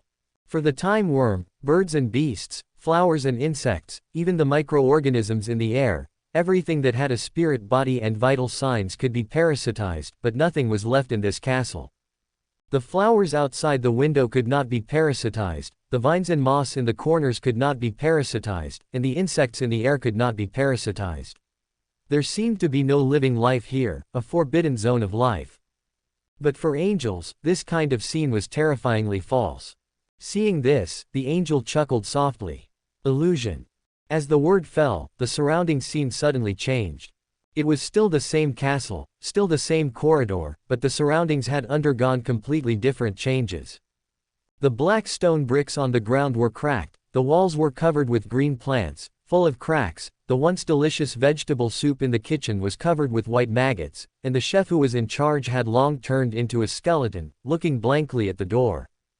The windows were already shattered, the ground was covered with broken glass, and the delicate flowers in the garden had long withered, replaced by bony hands, without flesh and blood, desperately reaching out from the soil. Dusk had arrived, but the scarlet moon had not appeared. Around, pure white moon shone down, illuminating the dark stone bricks. The stone bricks were covered with fat maggots, and under the raised stone bricks, countless people's corpses seemed to be buried. The sudden change of scene almost made the baby-faced knight fall to the ground, looking at the surrounding scene in a daze and confusion, feeling terrified. What happened? Pals Zoroaster clicked his tongue again. This is still an illusion. Ah! The baby-faced knight was shocked and terrified. The stone brick floor he felt was so clear, the stench in the air was so obvious, and the skeletons in the distance were so real. How could this be an illusion? In the world of the extraordinary, what is impossible? Pals Zoroaster didn't say anything more. In the next moment, he stole this layer of illusion. Now, they had finally returned to the normal world. But it was still quiet here, and the eerie feeling still existed. This was not brought about by illusion, but because the castle itself was like this. The previous puppets have disappeared. Pals Zoroaster looked around and didn't find any strange traces. It seems that the manipulator behind the scenes has discovered that someone knows the secret of this castle. Then, a high-sequence extraordinary from the seer pathway, or a corresponding sealed artifact, is obviously nearby. Who could it be? And what are they planning to do? He was already a little curious about this question. And soon, he got the answer. From the steps not far away came the sound of footsteps. A rather thin young man, as if manipulated by something, walked step by step into the sight of Pales Zoroaster and the baby-faced knight. Mr. Little Ramde! The baby-faced knight exclaimed in astonishment. Pales Zoroaster shook his head but did not stop his parasite. Why did you come here? The second son of Baron Ramde had a pale face. In this territory, anyone who has lived here long enough knows very well who their lord and the main members of his family are. Even though there is a natural gap between nobles and ordinary civilians, and nobles usually stay in their castles for years, and their social interactions mostly do not appear in front of civilians, and they rarely appear in public, some clever people can also make preliminary judgments based on rumors about age, appearance, etc. And people who become knights can naturally be regarded as people under the nobles. The first lesson of becoming a knight is to teach them to be loyal to the Lord, so it is impossible to mistake who they are loyal to. With the dim environment as cover, it is not difficult to see that Mr. Little Ramde in front of him looks unwell, as if he has been tortured for a long time. His expression is like a mummy, numb and helpless. Mr. Little Ramde, it's like this. The baby-faced knight subconsciously wanted to explain something, wanting to explain that they had no malice, but he also realized something. You shouldn't have come here, shouldn't have come here. Little Ramde just kept repeating this sentence, making people feel that he was not a person with his own thoughts, but a well-made exquisite puppet, only doing certain preset things monotonously and repeatedly. In Mr. Little Ramde, the word he used was, you. He saw it. He saw the existence with extraordinary power. This abnormality, this indescribable sense of weirdness made the baby-faced knight feel chills. The newest novels are first published. Without much knowledge of mysticism, he suddenly understood at this moment what the so-called madness and weirdness or the keynote of the extraordinary meant. Pale's Zoroaster made a move at this moment. Mr. Zoroaster. Wait. Pale's Zoroaster ignored the irrationality of his parasite. He immediately tried to steal the spirit body line of the puppet in front of him. But that spirit body line was unusually tough, making Pales couldn't help but suspect whether there was a problem with his extraordinary power, or whether he was still in a new illusion. Illusions layered upon layers, difficult to guard against. This is the illusion cast by high-sequence extraordinary people of the seer pathway. Pales immediately frowned, but quickly realized the problem. This is not a problem of illusion, nor is it his extraordinary ability failing, but the source of the spirit body line is wrong. The battle-hardened angel immediately gave up the idea of stealing the spirit body line, but changed his strategy and stole the functions of the little Ramde puppet in front of him. For high-sequence extraordinary people, facing sudden situations, facing urgent and incomprehensible things, years of experience provide them with ample cases, allowing them to have efficient, fast, and accurate response plans. If the spirit body line cannot be stolen, then destroy this puppet. You shouldn't have appeared here. Little Ramde stretched out his hand and instantly grabbed the spirit body line belonging to the baby-faced knight. In the next moment, a sense of stagnation surged into the baby-faced knight's spirit body. He would be made into a puppet in a matter of seconds. Pales immediately stole the puppet's control over the spirit body line, and also stole the command that the puppet had obtained from the other end of the spirit body line at that moment. The puppet cannot think and has no way to do things other than the orders of the manipulator behind it.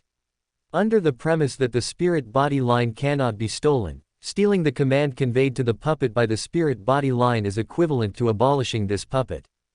Look behind you. But the command of the manipulator behind him was full of suggestive instructions, as if the person at the other end of the spirit body line knew very well that he was facing an angel of the thief pathway, knowing and understanding that the other party would definitely do this, so this sentence was not for the puppet but for him.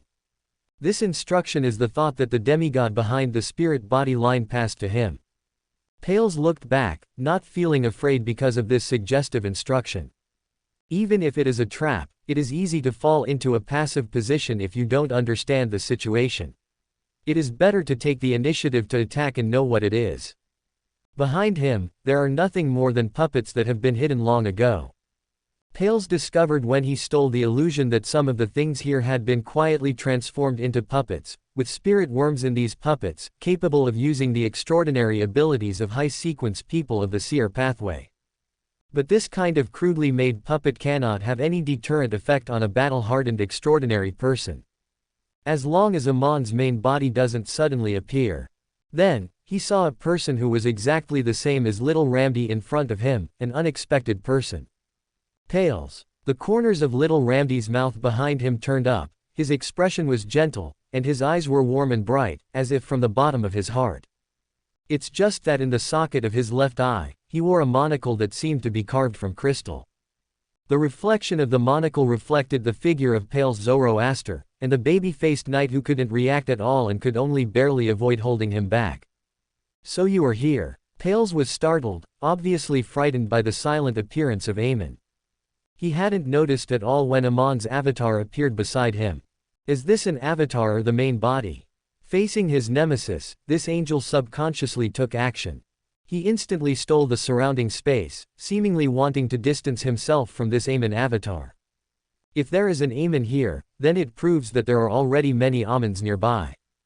When did Amon's fate theft become so silent? And this, is it really a trap? At some point, black curtains fell from the sky, isolating this place from the real world, seemingly forming a secret world. After Pales stole the space, he and his parasite did not leave the castle as expected. At the same time, this angel's spirit body line seemed to be grabbed. The sense of stagnation of thought did not surge up.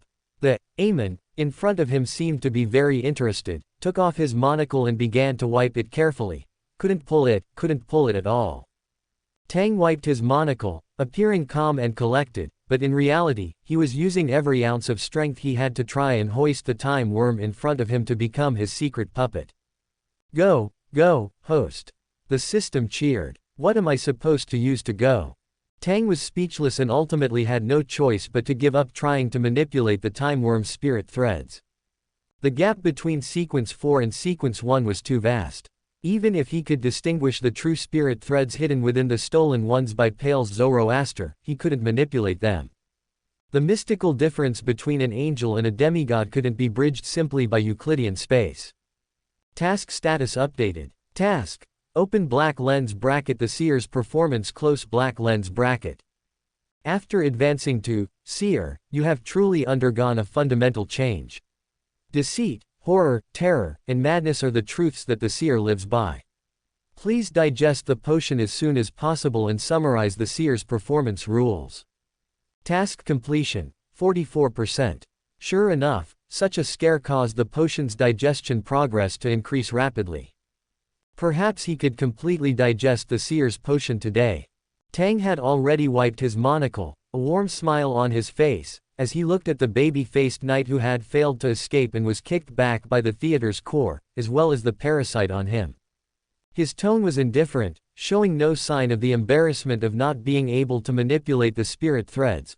Like a cruel person toying with prey, Pales, won't you introduce your parasitic object to me? Pales didn't respond at all, or rather, he clearly knew the importance of self-preservation and wouldn't waste time chatting with Amon. Ah, a certain thief pathway's rat demigod of the future should silently shatter, right? Tang inexplicably thought of this. That rat demigod was parasitized by Amon's clone because he chatted too much nonsense with Amon.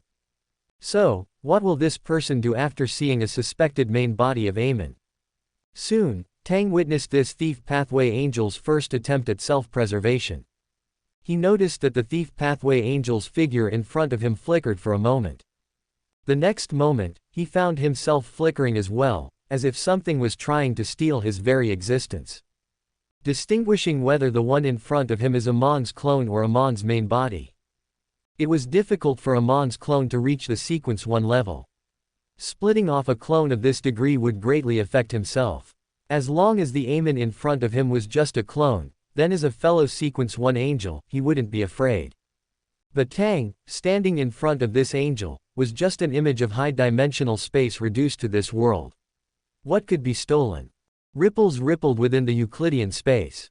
An invisible force dragged something, and before Tang could react, he saw something being peeled away from that space. He saw clearly that they were fragments shimmering with subtle brilliance, difficult to interpret, incomparably gorgeous, and containing countless mysterious radiances. They were stolen. Just like that, they were stolen so vibrantly. Tang blinked. Ah, this. The next moment, the baby-faced knight in front of him, along with Pale's Zoroaster's figure, suddenly stiffened. Tang saw those stolen fragments leave the Euclidean space and appear in the real world. That was incomprehensible mystery, that was distorted radiance. Floating in the air, the tiny radiance bloomed with irresistible light. This was the first time Tang had directly seen these fragments in the real world. Before he could observe for too long, the thief was instantly swallowed by the countless mysterious and twisted radiances. Tang heard a muffled groan, and those fragments merged into their flesh and blood, invading their bodies, as if merging with the thief. And in an instant, crystal-like fragments, seemingly containing countless mysterious symbols, peaceful and distant, began to grow on their bodies. They seemed to have turned into crystal mother lodes that constantly grew fragments, using their flesh and blood, and spirit bodies as mediums, and the crystals mixed with high-dimensional power grew wildly. Tang watched the baby-faced knight being wrapped in crystal fragments, and then, seemingly in the blink of an eye, the baby-faced knight, along with Pale's Zoroaster's movements, stopped. Breathing, heartbeat, the pulsation of extraordinary power, and a time worm with 12 segments all stopped struggling, and were firmly imprisoned in the crystal, like an insect dripped with resin, trapped in amber. They seemed to have died from the beginning and turned into specimens. No, it's not just that. Through the connection with the secret puppet, Tang saw the scene in the real world. In the real world, the figure of that baby-faced knight, Pale's Zoroaster, miraculously disappeared. They disappeared without a trace, disappearing in this theater surrounded by hidden power, unfolded without realizing it. Pale's Zoroaster and his parasite were swallowed by Euclidean space. The space fragments they stole were assimilated, and they ascended into this space, becoming a part of this space. Tang switched perspectives again, standing from the observer's point of view, watching the two people in front of him like specimens. Unlike the two who had already ascended and were in Euclidean space, the other two were fresh, normal, and without a doubt, living beings in the real world. The first self-rescue failed, using a time worm to replace the fate of being ascended by stealing power, and then silently stealing distance, stealing the secret puppet's attention, and hiding itself to try the second self-rescue. Calm, decisive, and capable. This was Tang's first impression of this sequence one-time worm. Very powerful, more powerful than the god descender of the dark side of the universe, more powerful than Father. Sequence 1, the power of almost the pinnacle of sequence. Extraordinary beings who have lived for thousands of years. Sure enough, this extraordinary world is full of dangers everywhere. I don't know when I will encounter this level of attack. Tang put on his monocle again, this time shifting its position to fit into his right eye socket. Sorry, I put it on the wrong way before. Pale's Zoroaster fell silent again. Tang saw that this time worm seemed to take a deep breath. He glanced at the system interface, the potion digestion progress hadn't increased. You are not Amon. Tang keenly noticed the change in the other party's mood, a sense of certainty. Alas, was he exposed already? It seems that deceiving a sequence 1 isn't an easy task. He felt he had disguised himself quite well, every word and action following his impression of Amon, imitating the Amon clone he had observed. The latest novels are first released at. Why do you think so? Amon curled the corners of his lips, revealing a smile that was still amiable. Pales, are you stalling for time? I don't mind, but if you continue to stall like this, I can't guarantee when I might replace your fate and take a look at your family, the Zoroaster family. I heard they formed a secret organization, calling themselves Hermits of Fate. When I replace your identity and infiltrate them, I believe I can see a lot of deliciousness. The deliciousness Tang spoke of naturally didn't refer to pastries, but rather the demigods of the seer pathway. Their extraordinary characteristics were naturally delicious things for Amon. The angel chuckled, seemingly aware of the problem, not provoked by these words in the slightest, figuring this out as quite simple. Oh, Amon adjusted his monocle, appearing all ears. First, although you've disguised yourself as Amon. Heh, don't doubt it, you've disguised yourself very well, even making me think Amon had really come when I first saw you. But I didn't feel the attraction, the inherent aggregation from extraordinary characteristics. At this level, the law of extraordinary characteristic aggregation has almost reached the point of materialization. With Amon possessing the uniqueness of the thief pathway, how could Pales not feel the existence of this attraction? Of course, it was also possible that Amon had stolen the attraction between extraordinary characteristics. Therefore, Pales immediately proposed the second point. For extraordinary beings, what is the most important thing? He questioned the Amon in front of him. Tang pondered for a moment, realizing this point. I'm just a fake, where would I get the extraordinary power of the thief pathway? He glanced at the entire castle, which was clean and tidy. Fate grafting didn't exist, other time worms didn't exist, the law of extraordinary characteristic aggregation didn't exist.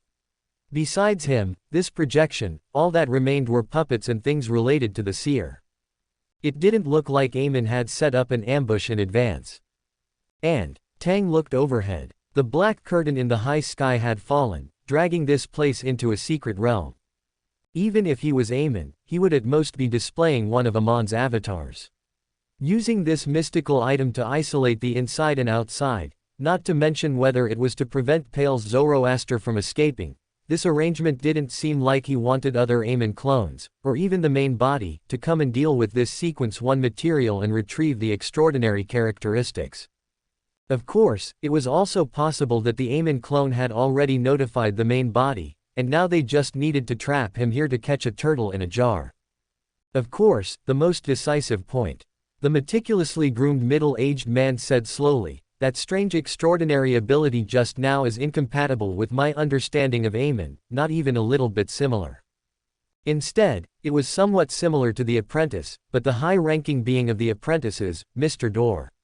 It's impossible for him to be here now, so how could it be related to Amon? This level of deception couldn't fool a time worm. You are not Amon, you are a trickmaster who is digesting a potion. So, you are pretending to be Amon to get feedback of spiritual power from me to speed up the digestion of the potion. A sealed artifact appeared in Tingen before, a high-sequence sealed artifact related to the seer pathway. Well, that item should be the thing overhead. Are you a descendant of death? Or someone who has a certain connection with the descendants of death? You understand me, you know my name.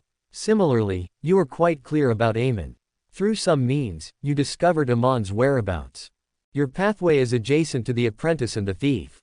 After reaching high sequences, Amon doesn't only like extraordinary beings of his own pathway. He also welcomes adjacent pathways. You know Amon's terror, so while playing the role of digestion, you also hide a little thought. He glanced at the curtain overhead, and then the angel said leisurely, "You seem to have no malice, and your methods are much more peaceful. You want to cooperate with me to eliminate, or rather, transfer Amon's clone.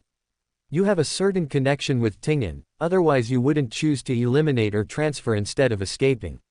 You have a certain bond with this land, so you won't choose to leave. The entire castle is filled with puppets. As far as I know, this castle belongs to a baron, and that baron's wife's family belongs to the nobles of Backland, protected by the church and the family. Such a noble lady would not, and it would be very difficult for her to be made into a puppet silently. Klein Moretti, this shouldn't be your puppet, but your real identity." The angel of the thief pathway seemed to be retaliating for scaring him just now, and clearly stated his analysis, finally asking, "Am I right?" Tang. System. Host, he got everything right. I can only say, what a terrifying old man. He guessed almost everything with a short period of testing. Also, system, is your gloating tone really okay? By the way, I think I need to advise you not to play Amon casually. The angel smiled again, replacing his fate may be noticed by him. That's why I didn't dare to meet you in the real world. Tang smiled. If it weren't for relying on the isolation of the Euclidean space itself, playing Amon in the real world might have really caused Amon to find him based on the fluctuations of fate. That would be interesting. Well, let him think, Amon, Adam, the goddess, plus an old man who directly revealed his true identity. Wow, what a luxurious lineup. If they all came to visit, what should he do? Hang himself at the door to make everyone happy. Just imagine a group of big shots blocking the doorway. That truly is a future full of promise, a future full of promise indeed. Tang removed his monocle and tucked it into his pocket. Now that his identity had been exposed, wearing this unlucky thing would be a bit impolite. In fact, Tang had already considered what to do after his identity was revealed, but he didn't expect this day to come so quickly. Remember the domain name of the first website twkan.com. He recalled his secret puppet and dispelled the illusion, but he did not put away the never-ending theater, still keeping the area concealed. What Tang was about to say next, if it wasn't concealed, might allow Amon to detect the fluctuations of fate, thus exposing some problems and alerting Amon in advance. Mr. Zoroast, your reasoning ability is as excellent as your character. Removing his disguise, Tang's voice returned to normal, and the exaggerated expressions on his face also calmed down. He no longer needed to put on an act to harvest the feedback from the potion. Pals remained noncommittal, not rejecting the flattery of the person before him, but not showing much of a good face either. He still remembered the scene just now, and Amon suddenly appearing behind him. If he hadn't already been a Sequence 1 Beander who had seen great storms, who knew what problems might have arisen from that. Moreover, Sequence 4, he looked at the trickmaster in front of him, narrowing his eyes, "Aren't you planning to meet me with your true body?" Tang glanced at the baby-faced knight whose thoughts and senses were temporarily stolen, and spoke directly to this parasite. "I'm very afraid that my fate will be directly stolen and my identity replaced by you." He smiled. "After all, as you said, I want to cooperate with you to eliminate Amon's clones in Tingen, but I'm also afraid that you, like Amon, will do the same thing. After all, you don't trust me, and I don't have much trust in you either." A direct answer. Young man, being too headstrong is not a good thing. Hearing this, Pal snorted, then said, as if reminding and warning, "Amon's clones are not so easy to eliminate, I think you know this. If Amon's clones in this area disappear, then Amon is likely to come in person to investigate. The result at that time will be the same as it is now, or even more dangerous. Or are you planning to eliminate Ammon's main body? Eliminating Ammon's clones and eliminating Ammon's main body are completely different in nature, with an insurmountable gap. The former mostly only has the position of an angel, but not the abilities of an angel. It is also impossible for Amon to split off a Sequence 1 clone, as this would seriously affect the stability of his own state. Eliminating the former requires caution and prudence, and the need to guard against whether Ammon's clone is bait, hiding more predators behind it. As for the latter, he is a shark himself. Once confronted, both sides will suffer. Even if a Sequence 1 faces Amon, it is not impossible for Amon to replace their own fate. Tang nodded, indicating that he was well aware of this. Eliminating Ammon's main body is very difficult, but it's not impossible. How would we know if we don't try?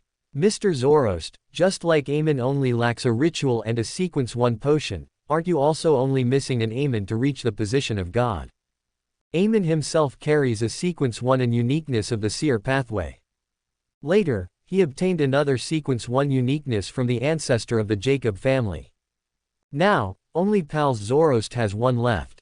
As long as they are all gathered and the ritual is completed, he can advance to Sequence 0. But this is the same for Grandpa. 2 Sequence 1s, 1 uniqueness. Amon is also a shortcut to the throne of God for Pals Zoroast.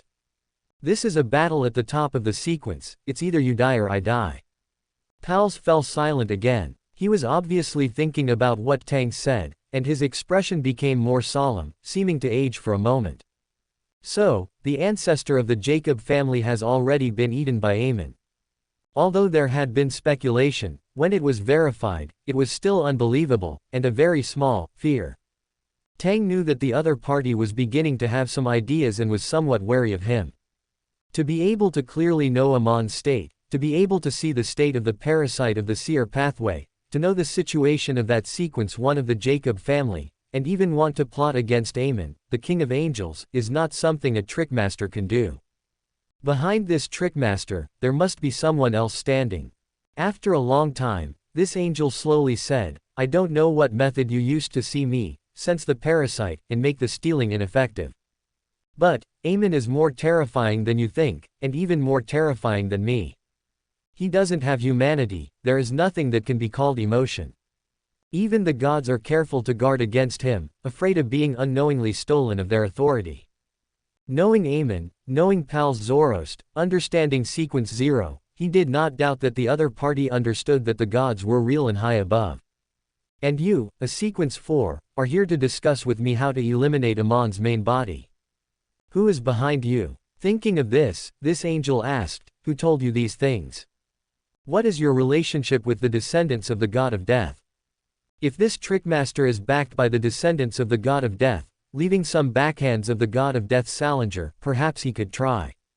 For Pals, he longed to recover the other Sequence 1 extraordinary characteristics and uniqueness of the seer pathway, but the current situation is that the enemy is strong and he is weak, so he can only hide instead of confronting the enemy head-on. Then it is very likely that he himself will fall into the situation of that Sequence 1 of the Jacob family, and be robbed of his extraordinary characteristics and replaced by Amon. Amon is synonymous with power, treachery, terror, and mischief. Even the gods and other Sequence 1s are wary of him. Regarding Tang's words, Pals wouldn't act without seeing the benefit. He is a great noble of the Fourth Epoch, an immortal mythical creature who has lived for thousands of years. To put it bluntly, Tang has not eaten as much salt as he has eaten rice.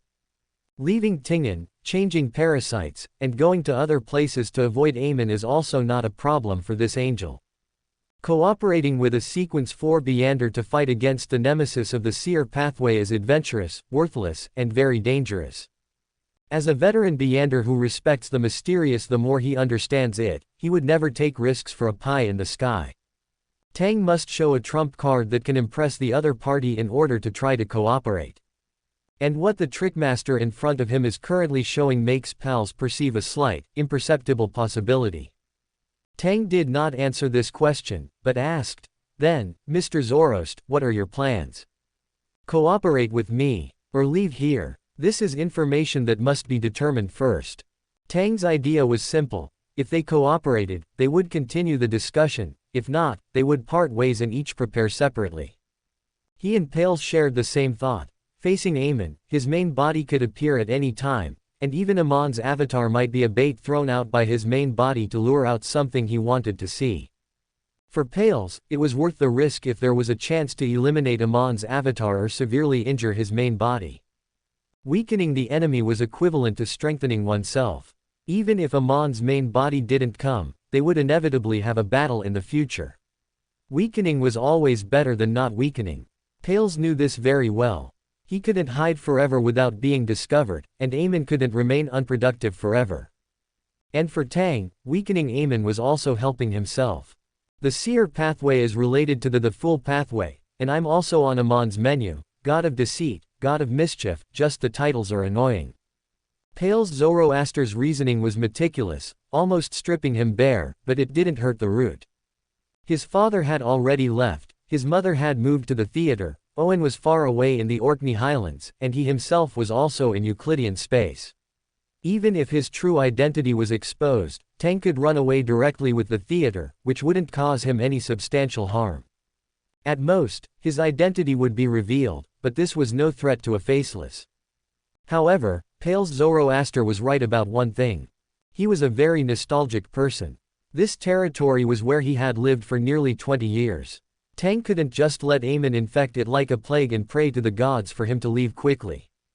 That was the stupidest thing to do. It was better to take the initiative and weaken Amon's strength while it was still relatively safe and hidden. Losing the initiative wouldn't be fun, and he might end up being played to death by Amon. The newest novels are first published here. So, cooperating to fight Amon requires negotiation. Just like how I initially pretended to be Amon instead of a Sequence 4 trick magician, deliberately exposing my special nature to contact him. For Tang, the never-ending theater, the system and the knowledge more behind it, and Euclidean space were all his bargaining chips.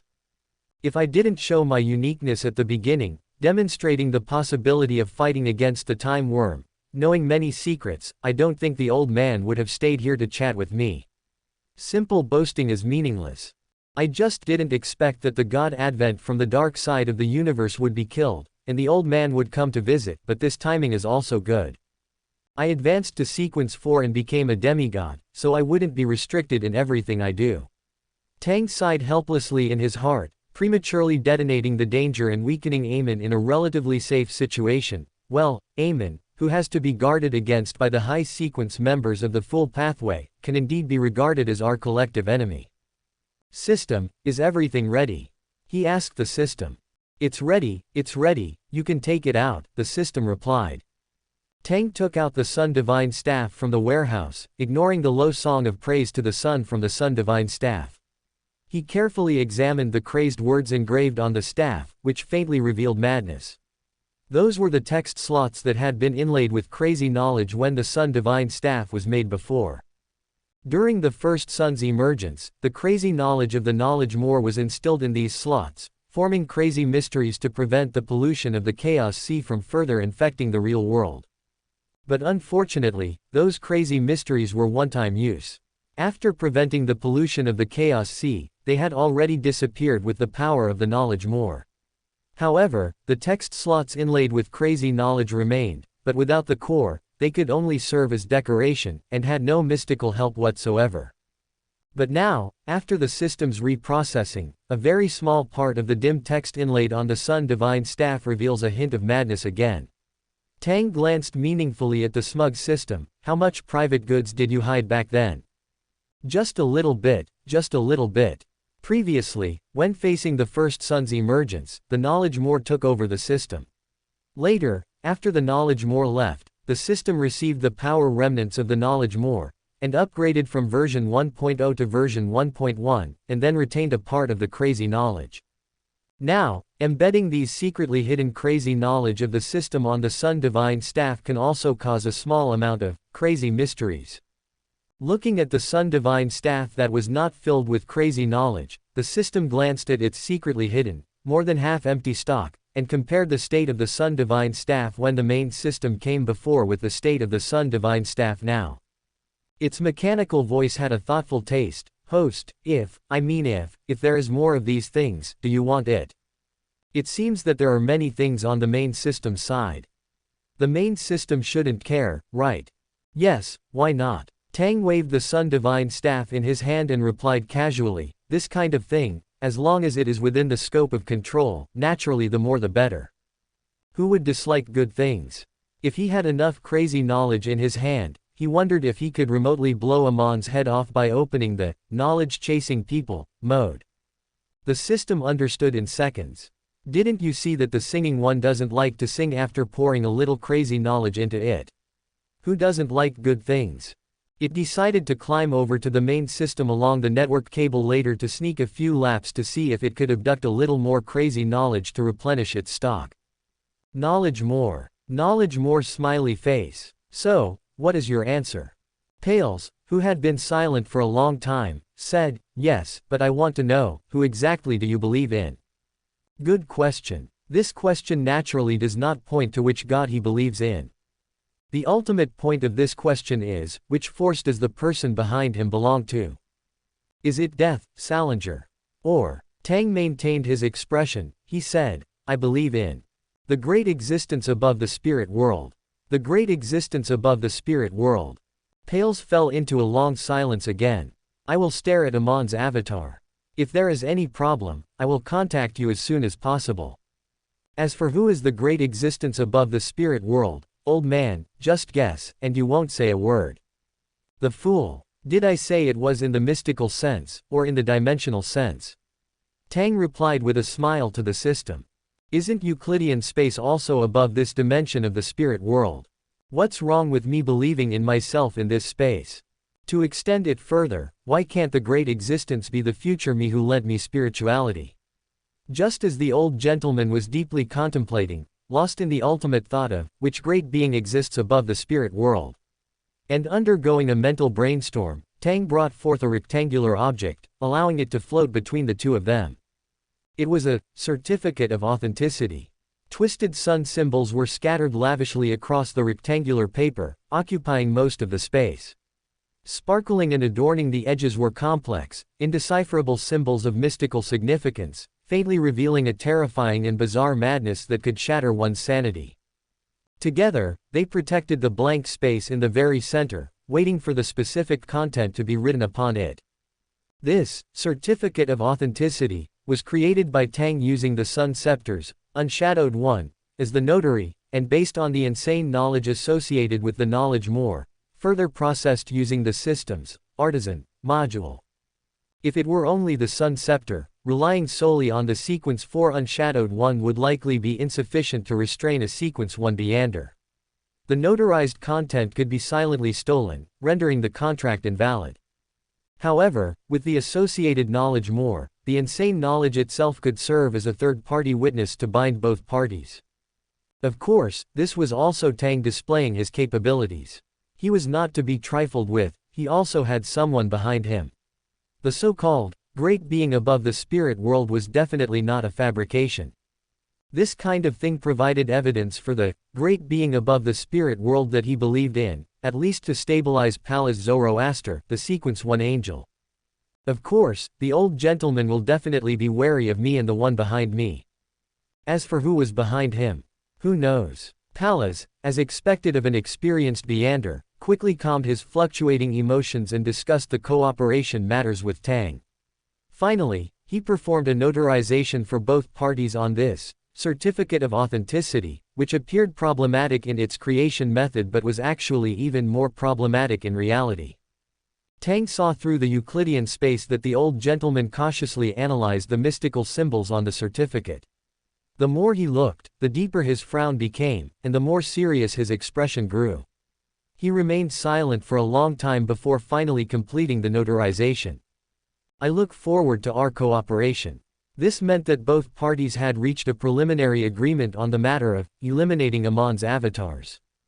Tang put away the certificate of authenticity and glanced at the angel. As expected, he was not using his main body but a time worm to complete the contract. That's right, with an certificate of authenticity, of unknown origin, who knows what special things might be left on it. After all, without the participation of insane knowledge, the notarization would still be valid, but the effect would be quite limited. The contracting parties were Palace Zoroaster and Tang Eggers Ramde. However, the seer domain was best at substitution and theft. If the fate of one's contract was replaced by a time worm with stolen fate, then the object of the contract would naturally change.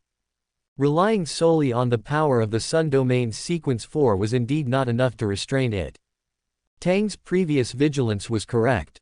He supplemented the corresponding insane knowledge, and the system processed and activated the mystical knowledge related to the contracting parties in the Sun domain, firmly binding the objects to Palace Zoroaster and Tang Eggers Ramde, whether it was their body, mind, or spirit.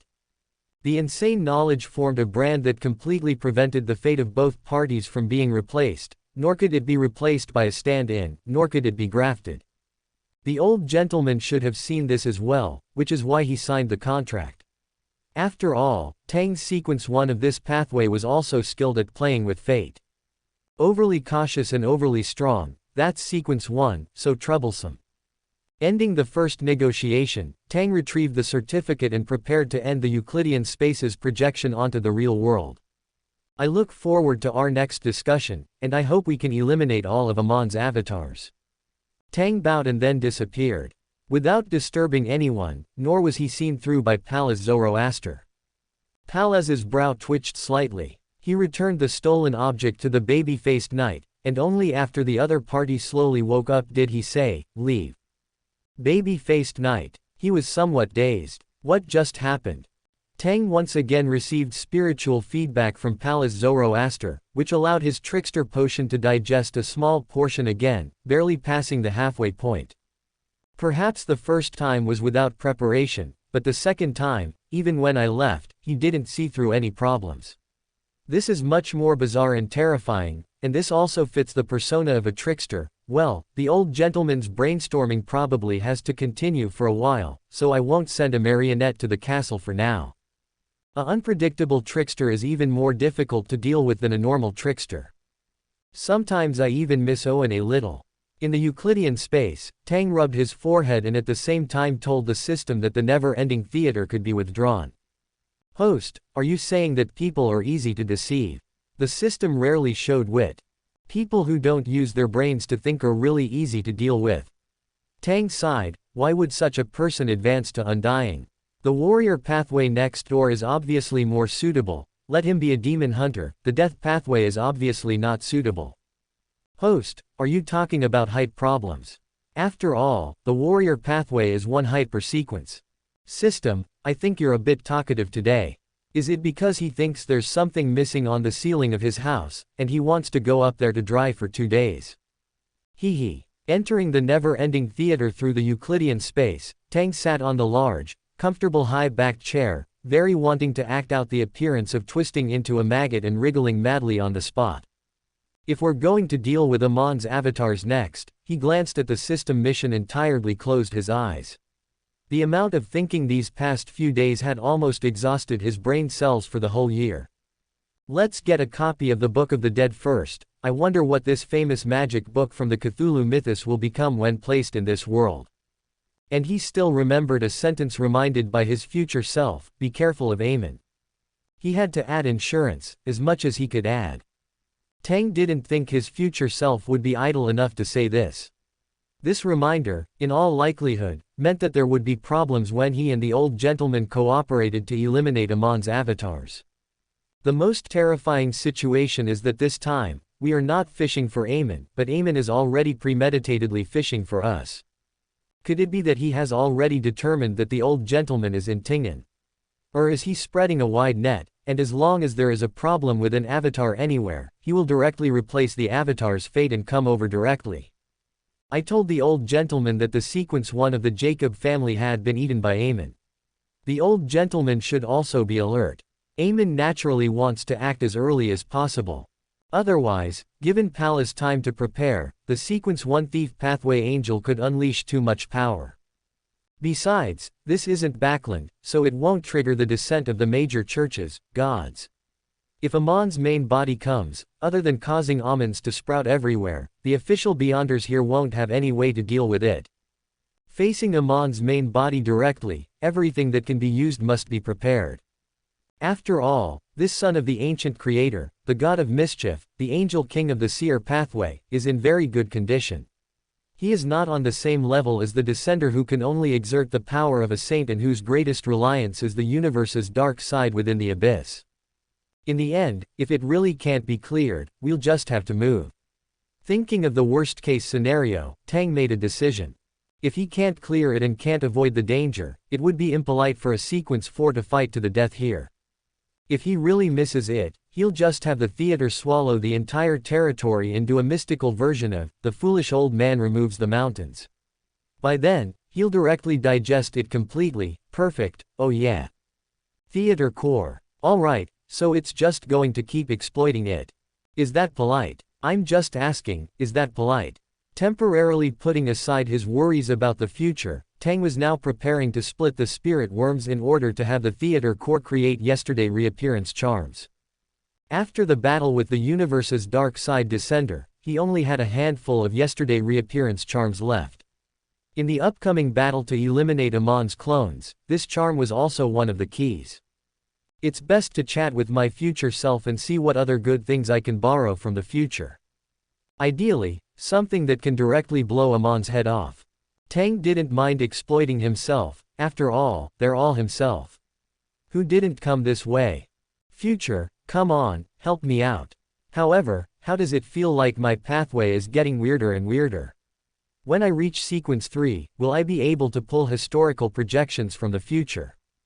The past, present, and future intertwine, forming a brand new extraordinary power. Then it shouldn't be called an ancient scholar, it should be called a time scholar. When the future big shots all airdrop over, the scene would be interesting to imagine. And another problem. Tang carefully examined his own spirit body state, and with his spiritual intuition, he roughly grasped the limit of his spirit body, determining how many spirit worms were suitable to split off at once. The newest chapters are first published on W.A.N.S.H.U.Z.W.E.I.D. U.8 C.O.M. If too many spirit worms die, he'll go a little crazy. I don't know if the current me can respond, my level is high enough, and the Euclidean space is special enough. Can I directly have the theater core pray to me for power, leverage the power of higher dimensional space, and bless the yesterday reappearance charm? Wouldn't the charms made in this situation be able to directly borrow power from the future in the real world? Tang had thought about this question before when he noticed the special nature of the yesterday reappearance charm and was able to borrow spirituality from the future in Euclidean space, but at that time he had not reached the true demigod level and could not leverage the power of that space. Tang secretly noted this idea and planned to come up with an honorific name for himself, something like a title, and try to borrow the power of higher dimensional space to directly borrow power from the future in the real world. If that's the case, then the yesterday reappearance charm can be given to others to use. You compete with me on backing, I compete with you on the future. There's no need for 30 years east of the river, 30 years west of the river. One charm down and everyone will be honest. Thinking of this, Tang calmed his spirituality and began to split off spirit worms, recovering the extraordinary characteristics within the spirit worms and allowing them to die, forming the materials for the charm. Hiss, this thing really doesn't make a sound when it dies. The feeling of a spirit worm dying is like phantom limb pain. Tang split them off while praying to the theater core for miracles to calm the fluctuations of his spirituality and reduce the pain that this death gave to his spirit body. Each time a spirit worm died, it was essentially damage to the trickster's own spirit body.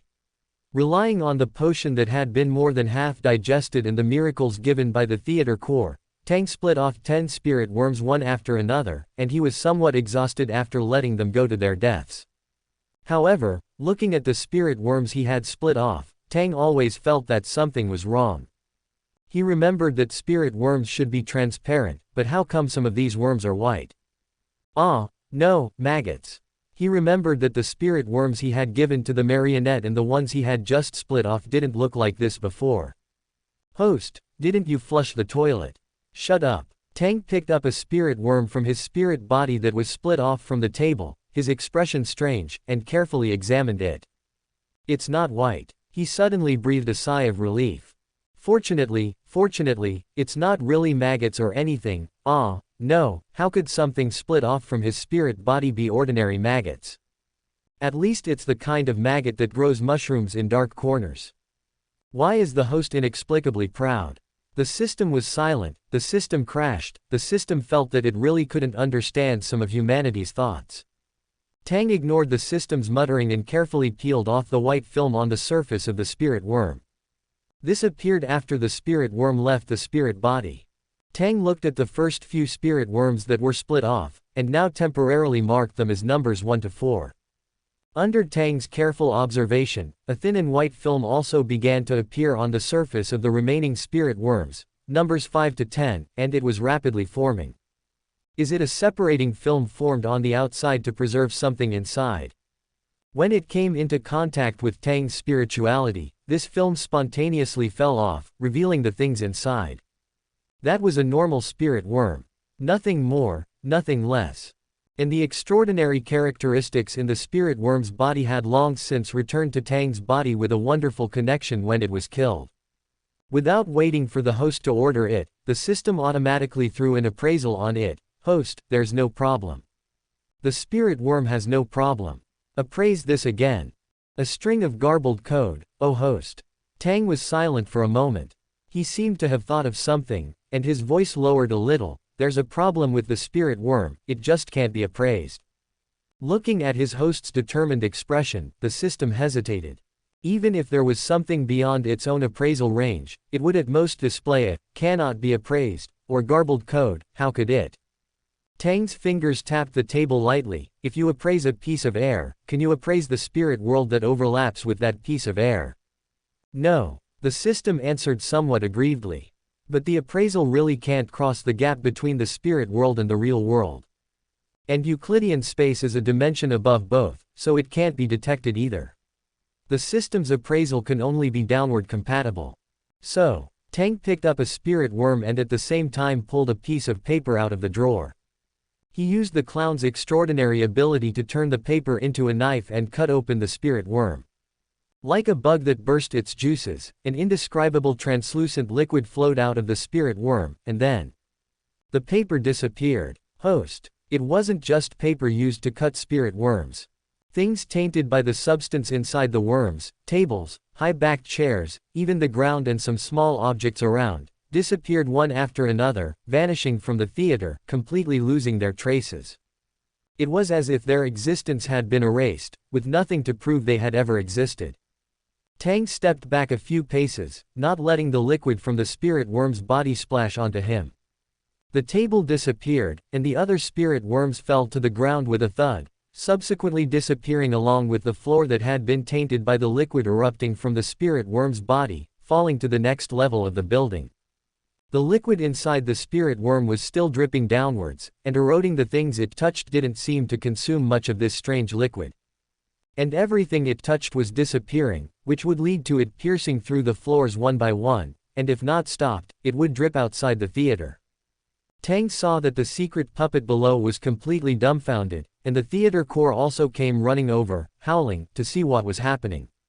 Seeing this scene, the theater core crashed on the spot. What the hell was going on? Ah, no, wasn't it easy for it to do this renovation? Didn't such destruction consider its feelings? Tang's figure flickered for a moment, disappearing for a split second, then reappearing again. Immediately afterwards, the tall and sturdy war bishop appeared below, catching the falling spirit worms, while Tang's figure switched places with the war bishop's figure, and he stuffed all the liquid into the system's warehouse. No matter what it was, he would just load it into the system first. What happened? The secret puppet next to him asked. The theater core was controlling this secret puppet, and it was also bewildered by this situation. My spirit worm had a little problem. Tang shrugged, then handed 2 spirit worms with white shells to the secret puppet next to him, smiling, please help me make some talismans. Theater core. But, you just said your spirit worm had a problem, why give it to it? Did he think it had too long to live and was finding something deadly for it to do? It's okay, it's not a big problem. Silence was the theme of the night. The theater core took the spirit worms and left, grumbling. The disappeared floor and ceiling were refilled, the tables and chairs in the room reappeared, and several modern art-style table lamps were placed on the table, emitting an orange, warm light under the red moon outside the window. Host, what exactly happened? The system was also dumbfounded, and it seemed to have seen something extra in that strange space just now. It's been dimensionally ascended. Tang turned around and re-entered the Euclidean space, looking at some of the things that had been added inside. Like the time worm of that old man before, all the things that had been tainted by the liquid inside the spirit worm were moved to the Euclidean space, and presented a strange state. He could touch them, but the touch was very strange. Textures, changes, the changes that these items underwent in each time period, from the past to the present, from the present to the future, from raw materials to finished products, and from finished products decaying and withering, returning to nature. This was an indescribable feeling, as if these things had been broken down into different time periods, and the state presented had become this state formed by the superposition of countless time periods. This was similar to the situation where a portion of the Euclidean space was stolen before, causing Pallas Zoroaster to lose a time worm. Tang spread his spirituality, reducing the dimensions of these items. His inspiration suddenly trembled, and these disappeared things reappeared in the real world, but they had already been disassembled and could not be recognized as the original things. This is a disassembled table. The already orderly room was messed up again. Theater core, completely crazy. But then, these things disappeared again. Tang ended the dimensionality reduction, and these things returned to the Euclidean space, and presented that strange state again. It's been assimilated by the Euclidean space. Tang pondered, and quickly understood the problem. There's something wrong with my spiritual body itself. Ordinary tricksters can't do this kind of thing. Therefore, the spirit worms that he split out, which were essentially a part of the trickster's spiritual body, also had this characteristic. This is the change in my spiritual body itself after I advanced to sequence 4. It wasn't just the trickster's transformation of the spiritual body, his own specialness was also further recovering, and the degree of control over this space began to deepen. Obviously, this is a good phenomenon, isn't it? It proved that the spirit worms had great potential, and maybe the talismans made with it would have the ability to borrow power from the future. Tang took another look at the old man's time worm. He planned to experiment with this thing later to see what the situation was, but now it seemed that it should be the same as these dimensionally ascended things. He just didn't know if it could survive after dimensionality reduction. After all, there were still extraordinary characteristics of the time worm remaining inside, and if it was allowed to appear in the outside world, it might directly become the old man's clone. Tang thought about it, and decided to leave this thing here for further research later.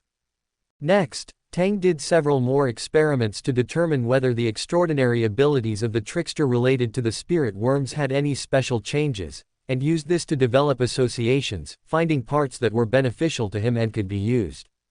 In this brainstorming, several secret puppets that had quietly appeared in the town were searching for targets. In the territory of Baron Ramde, the town attached to this baron, as always, like a market, gathered people from the surrounding villages, forming a stable flow of people, selling plants and animals from the mountains, livestock raised, and some other transactions. The population was naturally incomparable to Tingen, and the church here only had the night goddess, and a priest who believed in the goddess. This relied on the baroness being a believer of the goddess, otherwise the church would never waste resources and send a priest here, even if he was just an ordinary person who believed in the goddess, without extraordinary power. He was one of the few people in this town who could hold mass for believers, homeless people could stay there, and he could provide free education and enlightenment for children of a certain age for parents who were born here, without enough money and connections, and completely free-range children. This education was originally intended to eliminate illiteracy, but children who were slightly older had to work for a living, so most of the people who stayed in the church for a long time were abandoned stray children. Lady Ramde donated a certain amount of pounds every year, and the believers of the night goddess usually made some efforts within their power for these children. One of the goals of the secret puppets was there. At the same time, other secret puppets mixed into the crowd, observing the condition of everyone in the town. They carefully observed the daily behaviors and actions of these people, judging their level of education, their beliefs, and their family relationships. Countless pieces of information were being rapidly collected. Pals Zoroaster, parasitizing the baby-faced knight, turned a blind eye to this.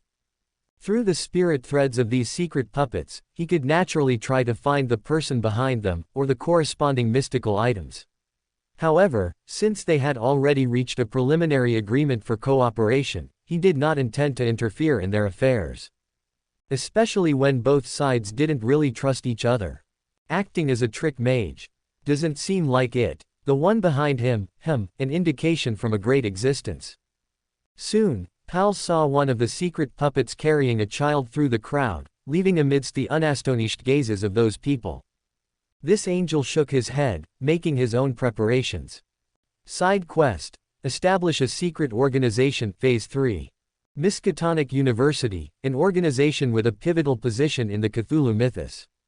Choosing it as a stand-in for a secret organization proves you have extraordinary ambition. But right now, you don't seem to have any proper students. Please recruit outstanding students with the above characteristics. And carry out preliminary occult training. Task progress. 0/100. Task reward. Surprise package *1, Black Magic Book, Necronomicon, copy. The newest novels are first published at. Really not possible. Tang relentlessly continued to ask. Really not possible. Really not possible. The system frantically shook its head. How could you let secret puppets become apprentices to study? Isn't this exploiting a bug? Host, you should really switch to the parasite next door. The mistakes next door are more suitable for you. That's a real shame then. Tang's tone didn't reveal any disappointment. He knew the possibility wasn't high, but he still wanted to try. I thought that secret puppets equipped with the bionic secret puppet module could serve as these students. If it were possible, he would directly and vigorously split spirit worm creation modules. There would be as many secret puppets as he wanted. Even if he didn't have enough controllable secret puppets, the theater core could completely control several bionic secret puppet modules. But like this, aren't they still all your secret puppets? The system was speechless, tearfully lamenting the host's wild ideas. Let me think about it again. Tang sat in the high-backed chair, thinking about the problem in a comfortable posture. Since they are outstanding students, then these students don't necessarily have to be beyonders, right? Basic occult knowledge, Sequence 9 can also obtain corresponding knowledge from potions. It's just that he doesn't know what the system's judgment of preliminary occult training actually refers to. If it requires starting from zero, then it would be a bit troublesome and would take some time. If Beyonders joining could directly complete it, then there are loopholes to exploit here, such as using the Sun Authority scepter to corrupt some Beyonders, making them actively join. After meeting the conditions, directly kill them, which would not only complete the task but also harvest Beyonder characteristics along the way. However, there aren't many Beyonders in his territory. Going to Tingen would be too difficult. Travel to other places to take a look. The system was once again deeply shocked by its host's brain. Cheating. This is cheating. Woo-woo, it will use this to threaten the host. If the host hangs it on the ceiling again in the future, it will tell the main system. As for whether or not it can do this, it doesn't know anything. Sent secret puppets to his territory to fleece some wool, and by the way, see if any ignorant Beyonders come over to commit evil or something. Afterwards, Tang contacted his secret puppets far away.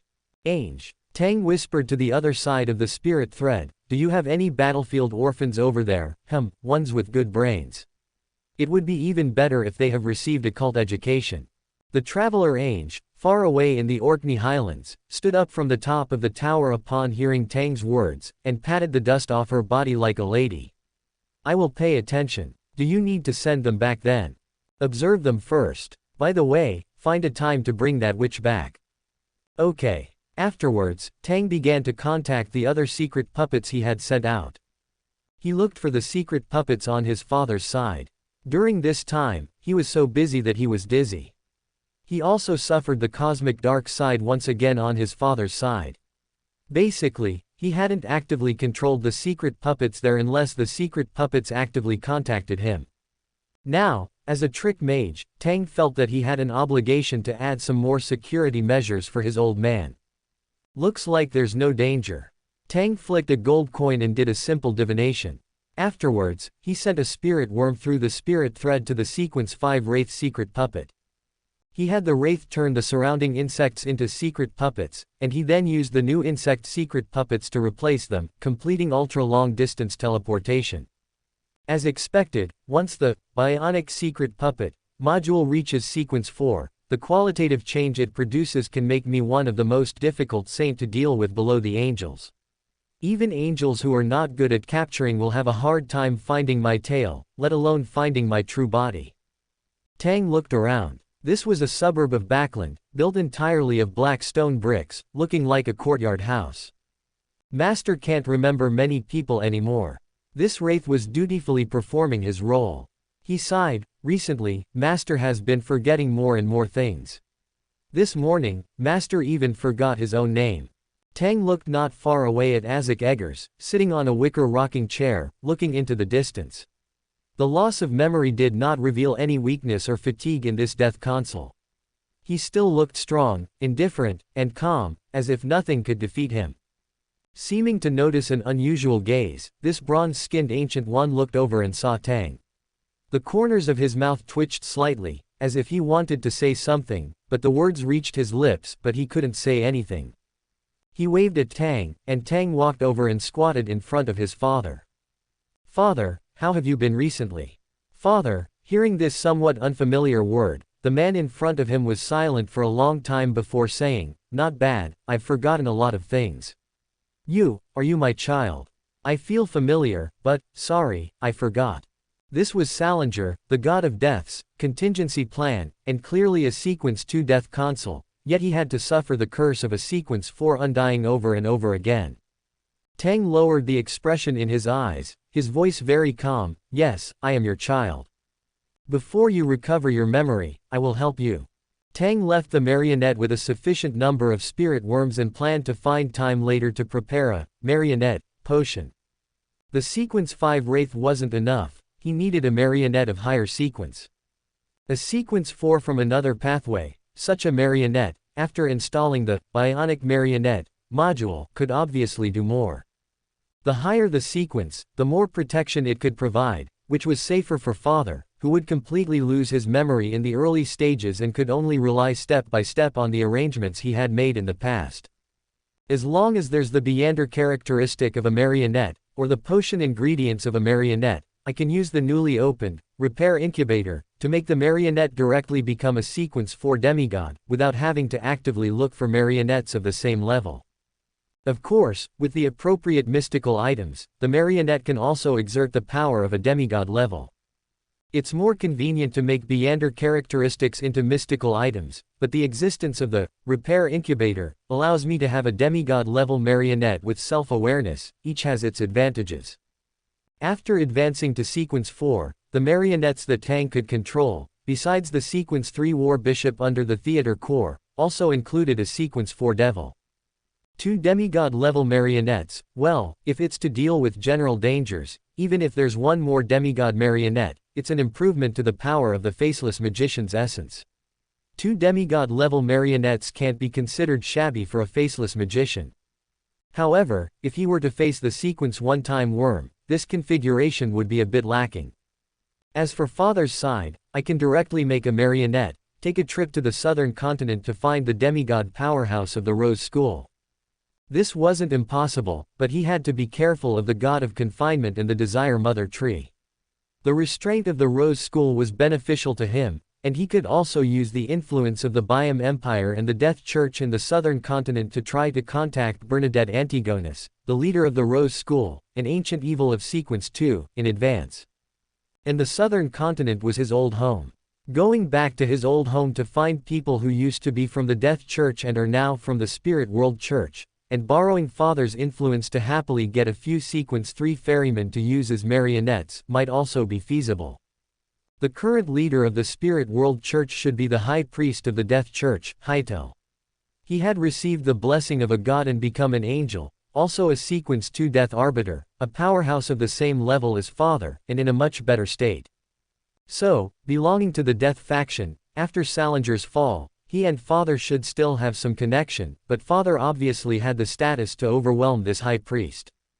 After all, the high priest can be replaced, but the direct bloodline of the Death is definitely not numerous. Father went back to the southern continent before, it should be related to this high priest. Well, when I go to the southern continent later, I can try to see if I can get the sequence 3 potion of the Death pathway from Owen in the southern continent. After roughly checking Father's current environment, Tang switched positions with the insect marionette in the theater again and returned to the Evernight theater. When he left, there was one more star in the astrolabe in his hand. It was a shattered, barren, and silent star, as if it had been completely shattered by some terrifying force, leaving only half of the huge star. Surrounding the central crystal planet like the sun, the stars were interconnected in countless ways. Tang exhaled. Now, he needed to wait for the mission to be completed to obtain the Book of the Dead. The uniqueness of the Death pathway and the problem of Father's spirit body can't be rushed. My sequence level isn't enough, I need to reach sequence 1 at least before I can try. And he was about to deal with Amon. Before that, he needed to search for high sequence marionettes to expand the number of faceless magician marionettes. He needed to split the spirit worms, create yesterday once more talismans, forge bionic marionette modules, and deploy marionettes all over the world to ensure his own safety. Tang wrote down one by one the things he needed to do in the near future on paper. At the same time, I want to talk to my future self. Euclidean space is obviously the key in my hand to deal with Amon. Under the premise that the great existence above the spirit world behind me can't point to the sequence 0 fool, or the Lord of the Mysteries, the knowledge more in my future self are the biggest trump cards. Merely a part of the laws of the Trensoest brass book, just a derivative of the uniqueness, I'm afraid it can't completely restrict Amon's stealing behavior. He took out a piece of parchment he had borrowed from the future, and the words on the parchment flowed like mercury. Not enough. He had tried to use this derivative of the uniqueness to restrict the actions of the descender of the dark side of the universe before, but the existence of a single law still had great limitations and was likely to be manipulated by Amon in reverse, using the law to restrict his actions in a way that was incomprehensible. After all, the derivative of the uniqueness couldn't compare with the uniqueness. Amon had the uniqueness of the seer pathway in hand, plus 2 sequence 1-time worm potions. He was afraid that he could completely steal the law characters on the parchment, turning the restrictions into another situation that was beneficial to him. Just this one piece of paper was enough to restrict Amon's avatar, but it was very likely that it would be far from enough when facing Amon's main body. So, he had to take something else. Tang took a breath and then looked at his system. System, crush those Beander characteristics and use artisan to make mystical items, Tang said. Okay. Tang still had some demigod-level Beander characteristics here, including the sequence 4 iron-blooded knight potion he had obtained before, and the Beander characteristics he had gained after smashing the patchwork monster in the Evernight theater. Tang could take out 11 demigod-level Beander characteristics at once. Even in the orthodox churches, counting those, 1. Level sealed artifacts, 0. Level sealed artifacts, plus the demigods hidden behind the scenes, there were definitely not many demigods in the orthodox churches. Sequence 4 was already considered high-end combat power in the extraordinary world, rare and powerful, and an absolute deterrent. And Tang's current personal reserves could also compete with some secret organizations that were born in the early Fourth Epoch. Turn all these Beander characteristics into mystical items to further increase my strength. Make the extraordinary items as alive as possible, and then intimidate them one by one to reduce their influence. Tang didn't dare to be careless at all when dealing with what might be Amon's main body. As if remembering something, Tang suddenly thought of the gaze that had been transmitted from a very distant place before. If Amon's main body and that fanatic come together, what I have to face is likely to be 2 kings of angels. The worst possibility was nothing more than this. Thinking of this, Tang asked the system, how is the search for marionettes going? 41 children who have been confirmed as abandoned or whose relatives have died, including 17 boys and 24 girls. The oldest is 14 years old, the youngest is 4 years old. Their identities have been confirmed through identification, with no extraordinary power influence, normal, and have a certain learning ability, and have not received systematic occult knowledge education. Most of these orphans were children adopted by priests in the town, and it was not difficult for the marionettes to take over. As long as their bodies have been affected by mysticism, as long as the system's appraisal shows distortion and cannot be fully appraised, they will be excluded immediately. Tang was not only wary of Amon, but also of the old man, preventing him from secretly sending in a few time worms. However, having reached a preliminary cooperation, the old man probably won't care what the secret puppets are doing. Search again, expand upwards from the children, those with ambition, the elderly, women, even criminals, anyone willing to try can be secretly contacted. In short, complete the task as a priority, finish the Necronomicon first, then consider other things. His current task is not at Miskatonic University, he must first resolve external threats before he can develop steadily. And the Necronomicon is currently the easiest way for Tang to obtain assistance. This black magic book from the Cthulhu mythos, if all the contents recorded within are true, would be an extremely terrifying source of insane knowledge in this world. Stuffing the paper filled with text into the drawer, Tang exhaled and then entered Euclidean space, picking up the yesterday's reappearance charm. As the ancient Hermes language was chanted, the charm activated, and the historical fog spread again, seemingly endless. This time, Tang was not borrowing spirituality, so the historical fog spread exceptionally far. The yesterday's reappearance charm is a manifestation of the sequence 3 ancient scholars' extraordinary power, but for most beyonders, this charm can only be used as an auxiliary tool. Only those high-ranking individuals who have been traumatized and are still in a weakened state can activate the charm's power 100%. The newest novels are first published at. The past self must be weaker than the present self, and he can plot to obtain what he needs from his future self. It was still the gloomy mausoleum, still the island-like giant feathered serpent, the illusory river flowing peacefully on the ground. The lines of spiritual bodies were silent, but then awakened again, layers upon layers of ancient tranquility. Silence, strangeness, this is the eternal keynote of this mausoleum. Tang raised his observation position, not letting the historical fog lead him in circles to see what good things his future self had. This time, Tang's purpose in using yesterday's reappearance was not to borrow, but to rely on Euclidean space and the yesterday's reappearance charm to understand the limits of what he could currently borrow. This is quite crucial, as it determines whether he has the ability to simultaneously deal with Amon's main body and Atom, the 2 angel kings, when clearing Amon's clone. A kleptomaniac, a paranoid, these brothers, no, this father and son are really hard to deal with. But he also has something to rely on. The future self opened his eyes. This one was clearly a high-ranking individual of the seer pathway, an absolute sequence 1, the self-deceiver who is good at fate grafting stretched out his hand, seemingly expecting it. A gold coin appeared in the hands of the high-ranking self. Seeing that gold coin, and what was wrapped around it, Tang's pupils trembled slightly, and he instantly recognized what that gold coin was. That was a gold coin with the aura of the gray fog. Spiritual intuition was triggered, and Tang instantly recalled the relevant content about this kind of gold coin in the original work. Klein Moretti, after being promoted to Lord of the Mysteries, left behind a gold coin that can enter the dream of the Lord of the Mysteries and awaken his humanity. The period when he borrowed spirituality, Klein Moretti has already become the Lord of the Mysteries. The goddess of the night didn't make a move on the death uniqueness. Instead, he completed this step. Klein became the Fool, and indeed discharged a sequence 1 uniqueness after becoming the Lord of the Mysteries. In this way, my grade is still sequence 1. But there is still a possibility, this is what the future me is borrowing from the me of a more distant future.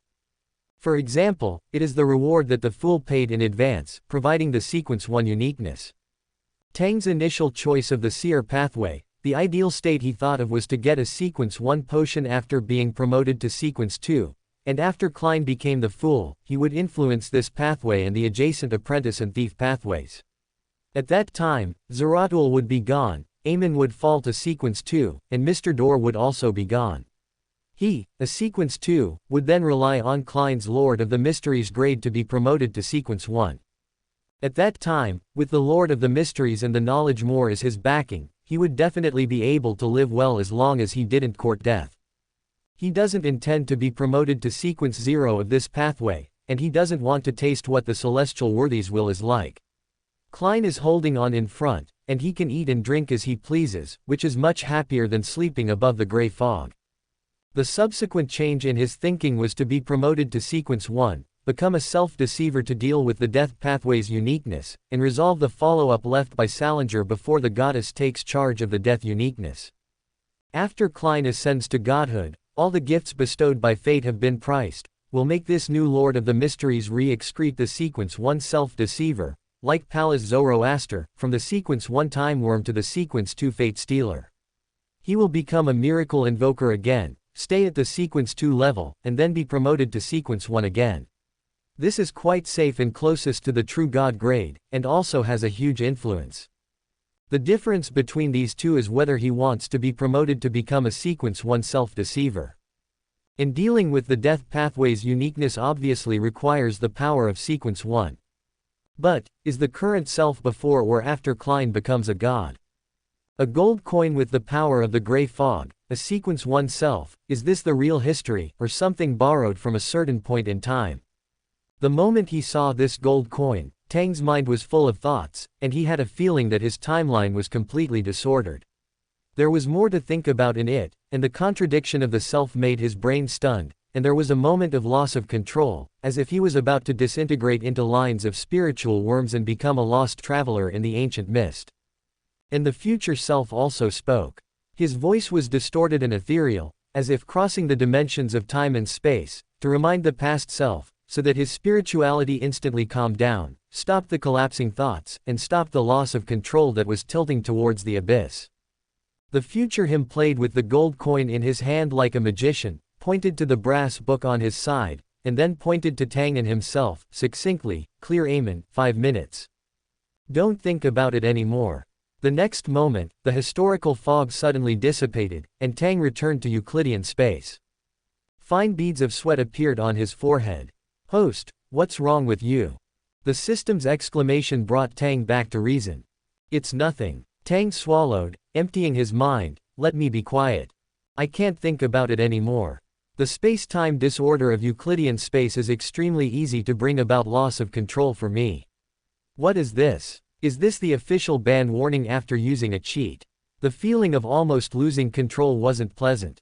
Tang nearly thought he would directly undergo personality disintegration due to his thoughts, with each spirit worm coming to life, becoming a new consciousness, and being assimilated by the Euclidean space itself. Because those aren't my memories, they don't belong to the me of the present. The future is uncertain. Even the most powerful prophecy masters can only predict a sign, a revelation, not a guaranteed future that will definitely unfold. Such a thing doesn't exist in the world of mysticism. The future is constantly changing. Countless extraordinary individuals skilled in divination and prophecy are constantly obtaining revelations from the spirit world, and each time they obtain one, the future changes. In mysticism, future is always equated with the revelations obtained through divination and prophecy. No one can be sure what the future truly holds. Even the daydreamer, the daydreaming dragon Angorwade, and now Sequence 1's dreamweaver angel Adam, who possesses the authority that the future he declares will surely unfold and become reality, cannot truly manipulate the future. Euclidean space has the ability to observe, but the future probably also possesses a characteristic of unobservability. It's like a disaster sealed within Pandora's box. Whoever opens it will suffer extremely terrifying harm. Insufficient sequence, insufficient extraordinary power, anchors unable to provide stable support, obtaining the knowledge of the absolutely correct future, will lead to madness, causing the observer's mind to disintegrate, completely becoming a twisted monster of space-time. And that gold coin is one of the keys to opening Pandora's box. It's a terrifying phenomenon. The observation of Euclidean space isn't absolutely safe either, it's inherently dangerous. Tang thought about the first time he went to see the situation inside Euclidean space. If he hadn't had the filtering of information provided by the knowledge of madness, he would have lost control in the first instant due to receiving unprocessable information flow. The extraordinary world is truly dangerous. Heaven knows what reason might lead him down a path of no return to death. However, why would the future me warn me like this? And what about the future beyond that? After he becomes Sequence 1, will he, like Emperor Rosal, jump to a non-adjacent pathway and ascend to the godhood? The power of the yesterday reappearance charm extends very far, so far that it shouldn't only be able to see me at Sequence 1, in the mausoleum. Clearly demarcated, as if crossing this line would lead to unpredictable danger, complete madness, and death. Moreover, each time yesterday reappearance appears, it's this scene, although this also has his subjective factors, but it's impossible for him to advance to Sequence 1 in the mausoleum, and it's impossible for him to stay there all the time after becoming Sequence 1, right? And this phenomenon, this self-stabilizing thing, can be described with a specific mystical term. Anchor. Is the Sequence 1 him, to some extent, his own anchor? Helping him stabilize himself, giving the past him strength, giving the future him clear cognition. Sequence 1, powerful enough. Therefore, he knows that he will definitely become the Sequence 1 mystery servant. This is not pollution, it is a constant anchor within Euclidean space, a filter. All processes of borrowing power from the future before this point in time will directly point to the Sequence 1 self, instead of progressing further into the future. No, I can't think about it anymore. Tang's head throbbed faintly. Even without being in an observer state, his spiritual intuition was frantically reminding him not to think any further, as this would bring about a terrible disaster. Tang took out the sun staff and gave himself a mental analysis amidst the system's screeching electronic sounds, using the manipulator's extraordinary power to subconsciously stop himself from thinking about the corresponding content. Sitting in the high-backed chair, Tang slumped into a caterpillar, his bones feeling as if they had been removed, staring blankly at the ceiling. Unable to muster any energy, as if he had lost his fighting spirit, having just gone through a brainstorming session, Tang just wanted to lie here lazily, doing nothing, lying until the end of time. A voice faintly came from his head, "Don't think about it anymore, let things develop, let it go." Tang didn't respond to the thoughts hidden deep within his heart, but quietly slumped in the chair, silent. A long time later, he slowly sat up, got up, and left to chat with his dear mother, who was attending class and listening to lectures with a group of college students, and was then very gently told to shut up. The marionette professor on the podium. The accompanying marionette students. System. Tang. "Ah, no, I'm your most beloved baby. Mom, don't you love me anymore?" Theater corps. Ha ha ha, dying of laughter. It decided that this lady's treatment would be upgraded. Marionettes, show your enthusiasm. Serve her delicious food and drinks. It wants to infuriate this bastard to death. Lose control. Quickly lose control. Madame Boyanka still had a dignified appearance, with a smile in her eyes, but one could see some wrinkles that appeared with age. "Be quiet, Tang. Didn't the rules you issued state that there should be no disturbances during class?" Tang. He opened his mouth, but was speechless. "Okay. The professor is talking about, sorry, he's really not good at dealing with poetry collections." Unconsciously, Tang fell asleep. When he woke up again, it was an hour later. "Host, you slept for a long time, Mom is so gentle, hee hee." "That seems to be my mom. But host, your spirit seems to have a little problem." The system has all of Tang's information. Apart from the special aspects of his spirit body, the data-based host panel allows the system to quickly analyze the problems that have occurred with its host. "It's okay." Tang rubbed the red marks pressed onto his face, smoothed back his hair, which had been deformed from sleeping so soundly, and used the faceless's power to quickly restore it to its original state. With Madame Boyanka in front and him behind, amidst the clearly more enthusiastic attitude of a group of marionette students, they left the classroom and sat on a bench next to a crowded square. Tang didn't say a word, as if his soul was wandering, sitting beside his mother, saying nothing. Madame Boyanka didn't ask anything either. Their interaction was very quiet, but it didn't seem stiff. Staring blankly into the distance, the anxiety in Tang's heart about facing Amon and the future was gradually smoothed out by the warm and gentle sunlight. He withdrew his gaze and looked at his mother, who seemed to be staring into the distance. Madame Boyanka also returned his gaze when her youngest son looked over. It looks like you haven't rested well in a long time, Tang. Go back and get a good night's sleep now. Nothing is more important than your health. As when he was little, Madame Boyanka was always so gentle, with hidden concern, but never said much in the way of persuasion. Tang responded with a soft, okay, and then heard his mother say, do you need a hug? Even though my child is all grown up, as a mother, I think that's what you might need right now. She didn't have the ability to do anything else, seeming to understand nothing, not understanding the terror of the extraordinary, the danger of Amon, or the future. The child's strange behavior, this place related to the extraordinary, her husband's departure, her eldest son's leaving, she had never proactively asked about them. But she seemed to know everything, like a true sage, giving Tang the most useful thing she could as a mother when he was almost out of control, his thoughts wavering, and in need of psychological comfort.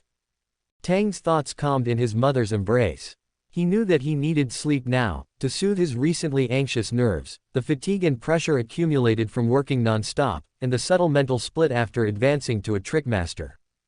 Only then would he have more energy to deal with Amon, to deal with the Angel King lurking behind the scenes. After saying goodbye to his mother, Tang went to find the school infirmary's psychologist, a Sequence 6 hypnotist of the spectator pathway.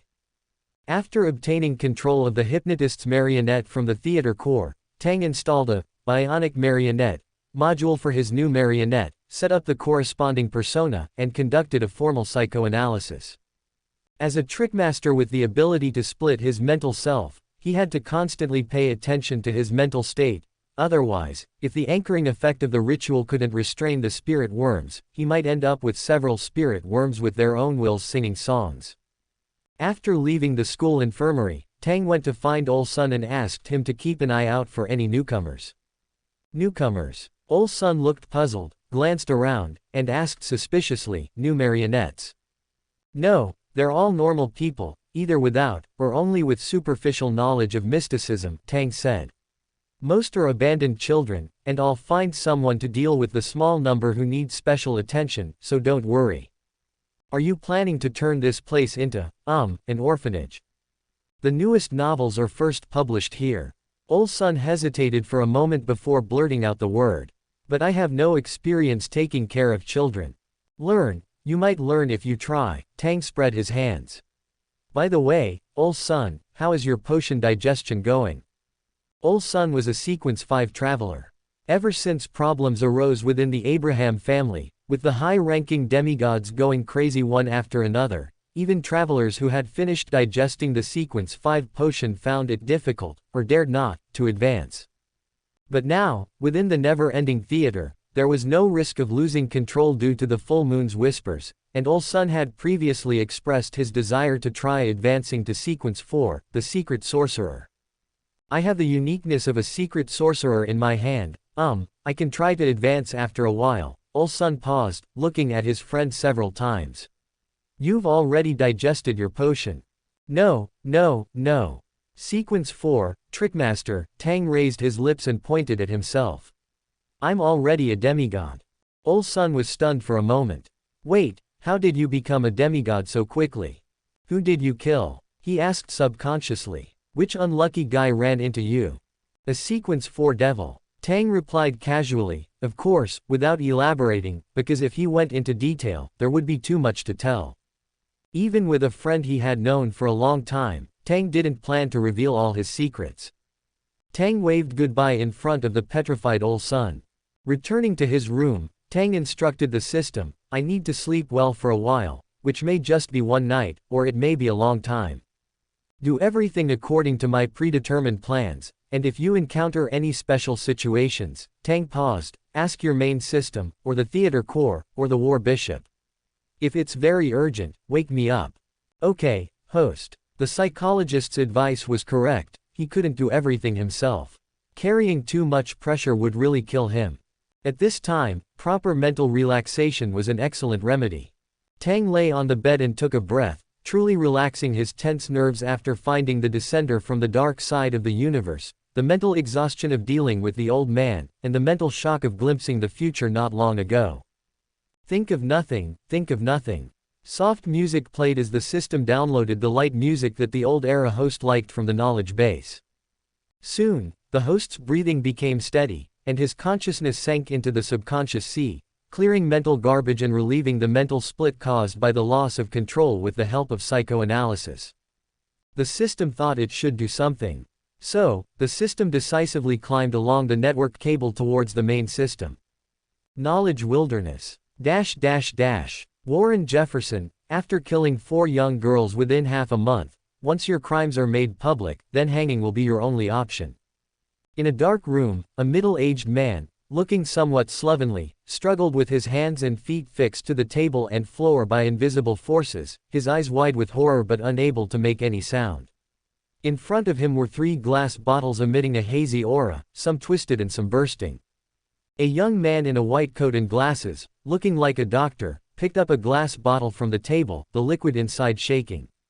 You have 2 choices. First, abide by the rules of the territory, and be sentenced to hanging.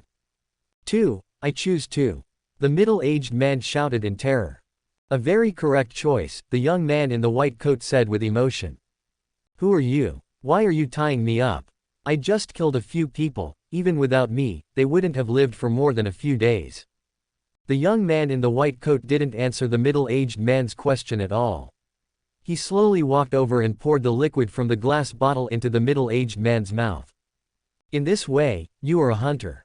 The Red Priest Pathway, Sequence 9 Potion, Hunter. After drinking the potion, the middle-aged man coughed. He felt like he was rising, as if he was undergoing some degree of this is. His eyes widened. The young man in the white coat next to him seemed to be listening to something, then continued to pick up the potion on the table, without the slightest concern for the digestion of the potion, or whether someone would lose control and turn into a monster as a result. No, don't. He picked up the provoker potion and continued to pour it down in the middle-aged man's horrified gaze. Experiment number 1, failed. Warren Jefferson failed to advance from Sequence 8 Provoker to Sequence 7 Fire Magician, went out of control, confirmed to be contained within the Crimson District. Experiment number 2, failed to advance from Sequence 9 Seer to Sequence 8 Clown, went out of control, confirmed to be contained within the Crimson District. Experiment number 3, failed to advance from Sequence 9 Secret Keeper to Sequence 8 Combat Master, failed, extraordinary characteristics recovered, corpse already dumped into the Crimson District. This book is first released on the entire network by TWKAN.com. Experiment number 4, failed. Experiment number 5. Experiment number 17, successful, task status recorded, knowledge naturally obtained from the potion, conditions require reaching at least Sequence 7. Experiment number 18, failed. Experiment number 27. Task status updated. Please recruit excellent students with the above characteristics. And conduct preliminary mystical training. Task progress, 2/100ths. Out of 100 people, there will always be 1 or 2 lucky ones who, even without the potion digestion process, can barely survive the process of taking the potion, not be killed by the pollution contained within the potion, not truly go mad, obtain knowledge, gain extraordinary power, and advance to Sequence 7 Extraordinary.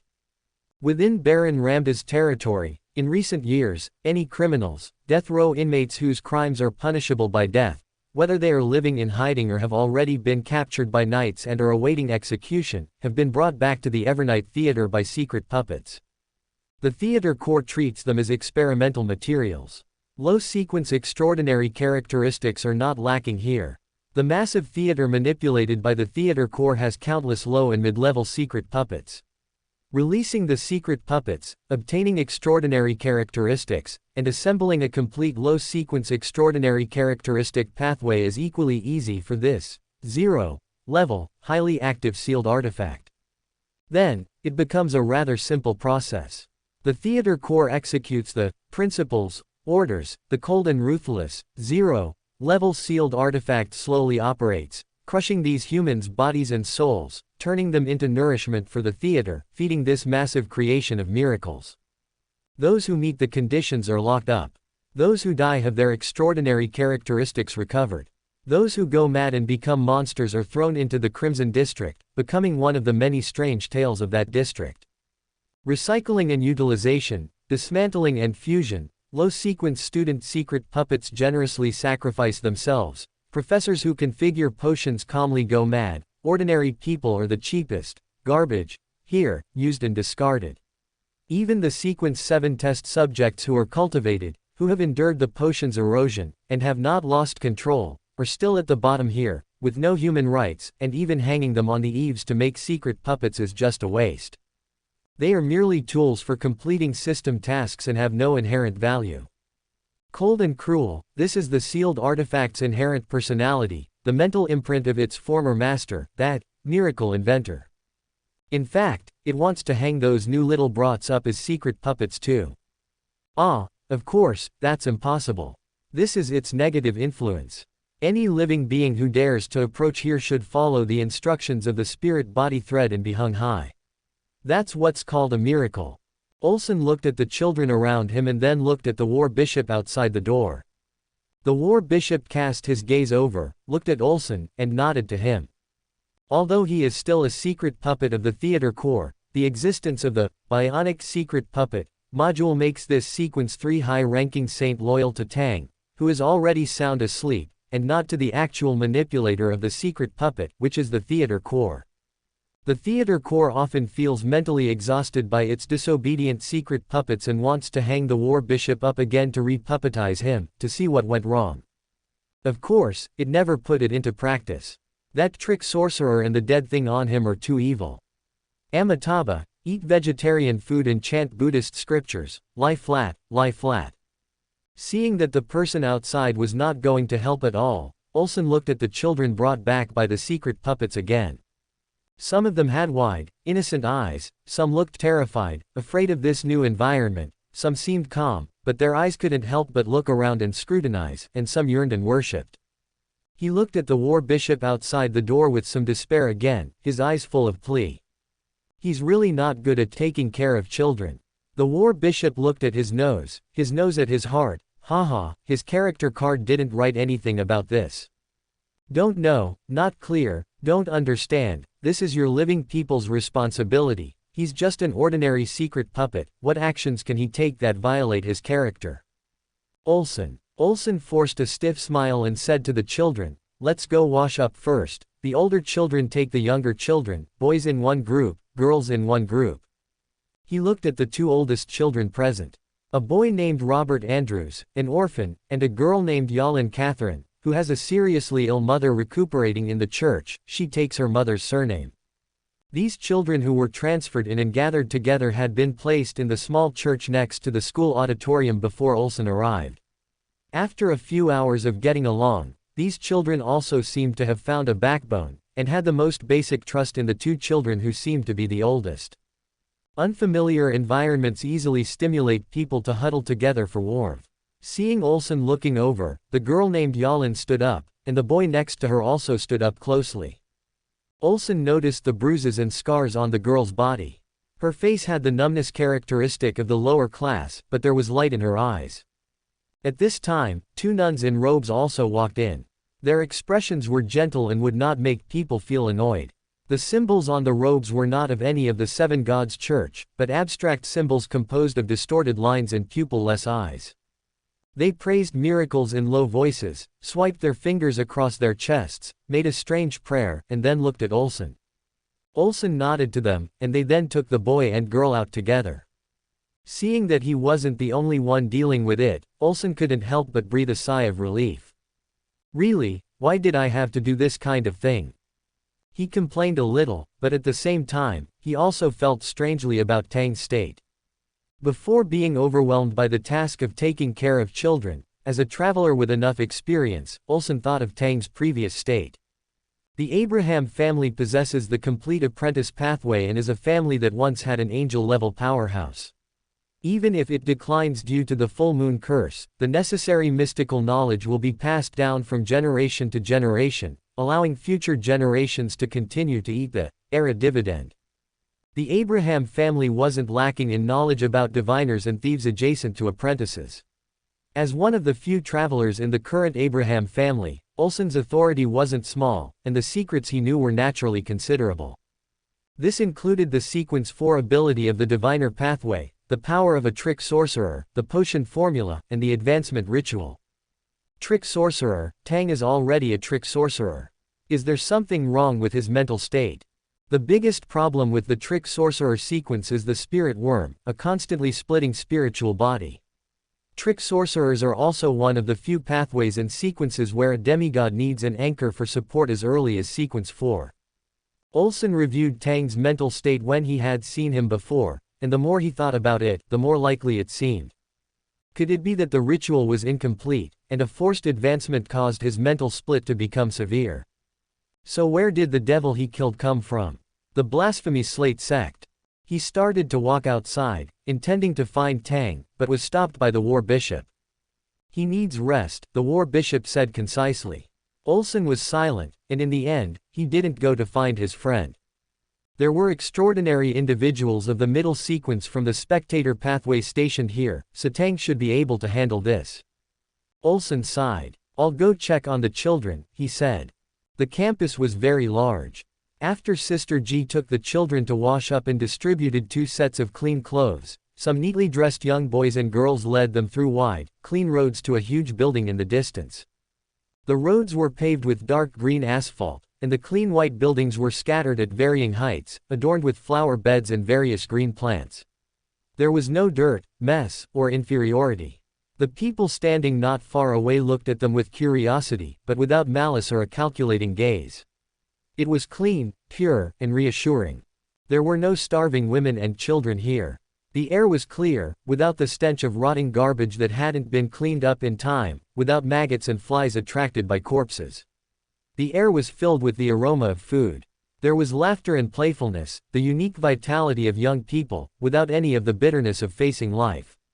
For the masses at the bottom of society, everything here was like a scene from a dream, unreal and disorienting, like the divine kingdoms of the gods proclaimed by the major churches, a paradise one could only go to after death. 4 of you to a room. You can choose roommates you trust. If the children feel they can't take care of themselves, you can hand them over to me. The school has excellent teachers who can also take good care of them. Leading a group of girls to the 4th floor corridor, the gentle-faced girl in the black robe at the front spoke in a light, cheerful, and lively voice that seemed to be filled with magic, causing the girls to involuntarily lower their guard. My name is Emily. I'm a member of the student council. You can come to me if you have any questions. Can she stay with us? The leading girl among the newcomers asked the student council member, pointing to 4-year-old Ava, whose sister was only 7. Of course, it's your right, Emily said. After you've settled in, well, then we'll learn about the other places.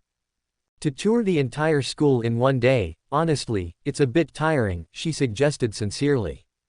How about we go to the cafeteria for something to eat first? Cafeteria. A girl asked weakly, is it a place where we can eat? Can we eat our fill? Do we need money? I haven't eaten my fill in a long time, and I don't have any money. Of course, you can eat your fill, and it's free right now, Emily said enthusiastically. The school has certain subsidy and loan policies for new students. For those who are underage or don't have the ability to earn money independently, the school will issue a portion of money each month for your tuition and living expenses. Of course, these will need to be repaid when you grow up. As long as you perform well, there are also scholarships and grants issued every year, enough for you to live a normal life. You should know that Miskatonic is the only school in the North Continent, and it will be unprecedented and unrepeatable, the greatest school. I'm serious, the noodles in the cafeteria next to the Department of Languages are really good. Trust me, it's a good decision. Okay, you guys rest for a bit, put your clothes in the closet. The bedding and everything is already prepared. We'll go shopping for the rest later. Emily opened the door to the dormitory, and the clean, tidy environment inside made the girls who were standing there widen their eyes again. Can we really live here? Every student at Miskatonic lives here. Of course, if you prefer to live alone, the school can also accommodate you, but that will have to wait until you've decided on your major. This is just a transition. Emily turned on the light in the room, illuminating the 4-person dormitory with bright light. It wasn't a candle. The strange light source made the children stop and whisper.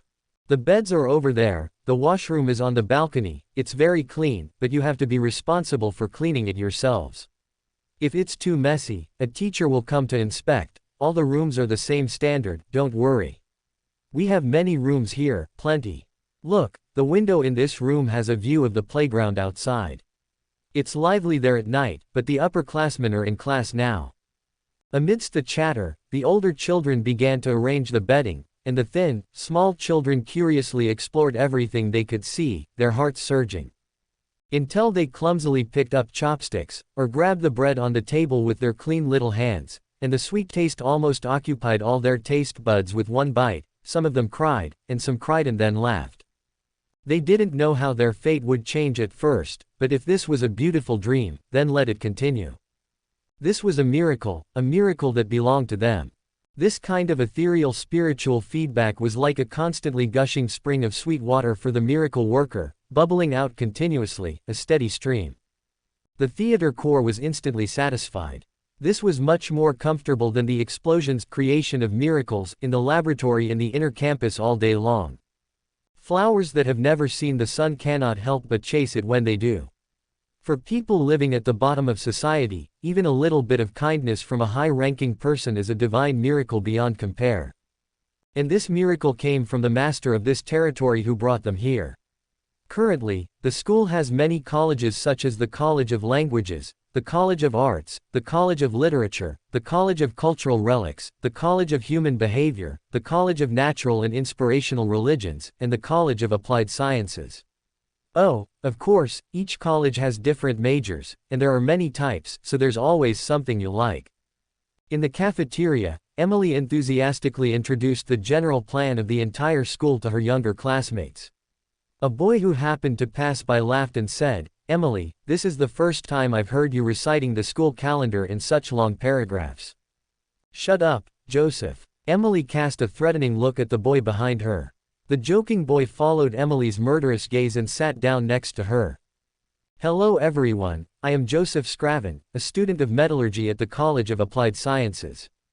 He grinned, revealing a mouthful of white teeth, looking equally sunny and cheerful. "If you are interested in minerals and metals, be sure to come and find me. The professors in our college love kids." As he said this, he made a face, his playful and smiling appearance showing the vitality that should be present at this age. "Okay, Joseph." Emily raised her fist, planning to give her fellow alumnus Joseph a taste of her iron fist. All right, Emily, everyone knows you're in the student union. I won't talk, you do your thing." Joseph playfully covered his head and scurried away, winking at his younger classmates as he fled. Please consider the Department of Metallurgy. The minerals extracted from the stones are really beautiful." Students passing by the cafeteria burst into laughter. "Joseph, you good for nothing. Every time you meet Emily, can't you be a little tougher? Show the manliness you should have, haha." Okay. After dealing with the person who shouldn't have been there, Emily clapped her hands and smiled at the group of young boys and girls. "After this, we will take a tour of the entire school. Well, you can move freely for the next day. The living expenses have been transferred to the card that was issued to you before. If you want to buy something, you can buy it as long as you show that card. If you have any questions, please find me, or other members of the student union." She said sincerely. After all, students have always been the foundation of Miskatonic. We never hesitate to give students the most sincere emotions and enthusiasm. "I'll take you around later, the day after tomorrow morning, at 8 o'clock in the morning, gather downstairs in the dormitory. We need to meet with the headmaster, and the issues related to student files also need to be resolved." "The headmaster is Mr. Ramde?" Arlene Catherine, the eldest girl, asked. "Of course," Emily replied in one breath. "The headmaster is a little busy right now and is not at the school, but you will be able to see him later." There was more than one member of the student union. In addition to Emily, there were 3 other people wearing black robes, with a crest embroidered on the chest. It was a crest composed of golden lace, abstract eyes, turning books, sun-like circles, and wave-like patterns. The outermost part was embroidered with black gold text, which was dark gold, and written in ancient Hermes language, Miskatonic, a string of words. The 4 student union members led the group of children to visit the school, stopping and going. Everywhere were students and professors passing by in a hurry. Friendliness was the greatest kindness they revealed. The entire university covered a vast area, and the neatly planned and arranged buildings were stacked in an orderly manner. The dull bell from the bell tower in the distance came, white pigeons flew into the sky, and the blue-gray stone bricks and asphalt ground were perfectly integrated, dividing each college of the university, clearly defined and orderly. The front is sealed off, it belongs to the school's forbidden area. You must pay attention, you can't get close to this kind of place. This was deep in the College of Natural Sciences, in front of the abandoned observatory belonging to the Department of Astronomy. A rusty iron chain blocked the entrance, and a large lock was on an iron door covered with reddish-brown rust. It seemed that no one had been here for a long time. Weeds grew everywhere inside the door, deserted, creating a sharp contrast with the world outside the door. After visiting around, the clean and thriving impression of the entire school was deeply imprinted in the minds of the boys and girls behind Emily, but this seemed to be an accident. It is said that some students once wanted to play a game of courage in the middle of the night, and the address was chosen here, and then they never walked out of here again. Emily said quietly. Seeing the boys and girls next to her subconsciously took a step back, her face changed instantly, and she put a smile back on her face. Just scaring you, there's nothing in here. All that's piled up inside is old junk. The astronomical research equipment has long been moved to other places. It is estimated that this place will be transformed into a new teaching building next year, haha. Emily babbled, and the children listened with half understanding, but most of them breathed a sigh of relief. She didn't care and began to introduce other places in a mighty manner. Let's go, there are still many places we haven't seen yet. We have to visit them all today. Hiss, this task is a bit difficult for people. Hiss, I don't know when the guys from the engineering department and the physics department will be able to make the bicycles. No one noticed that on the rusty iron door behind them, the huge lock fell silently with a click.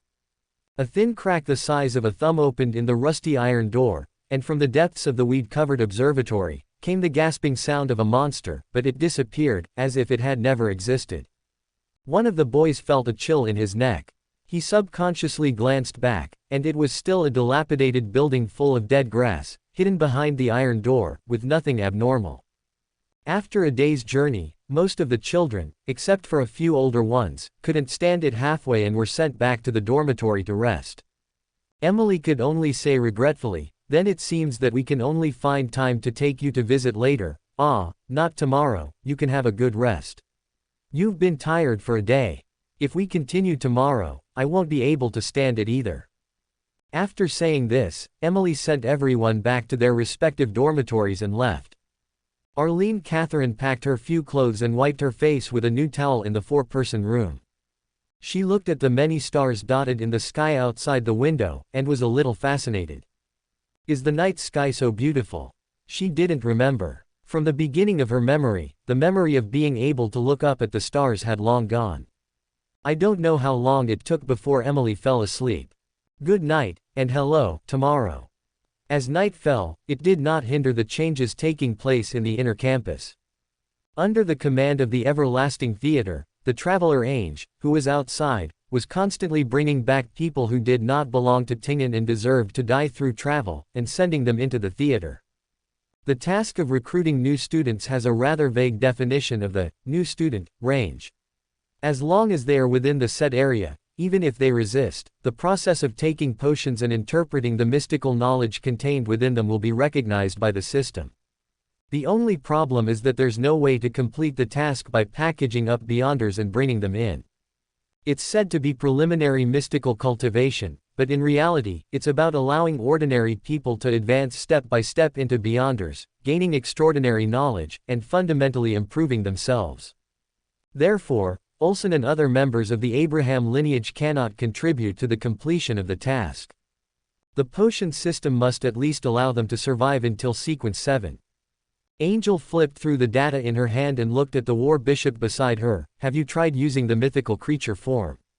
Interpreting the mystical symbols of the mythical creature form, if they don't die, they can also obtain some mystical knowledge. The war bishop shrugged, indicating instant death.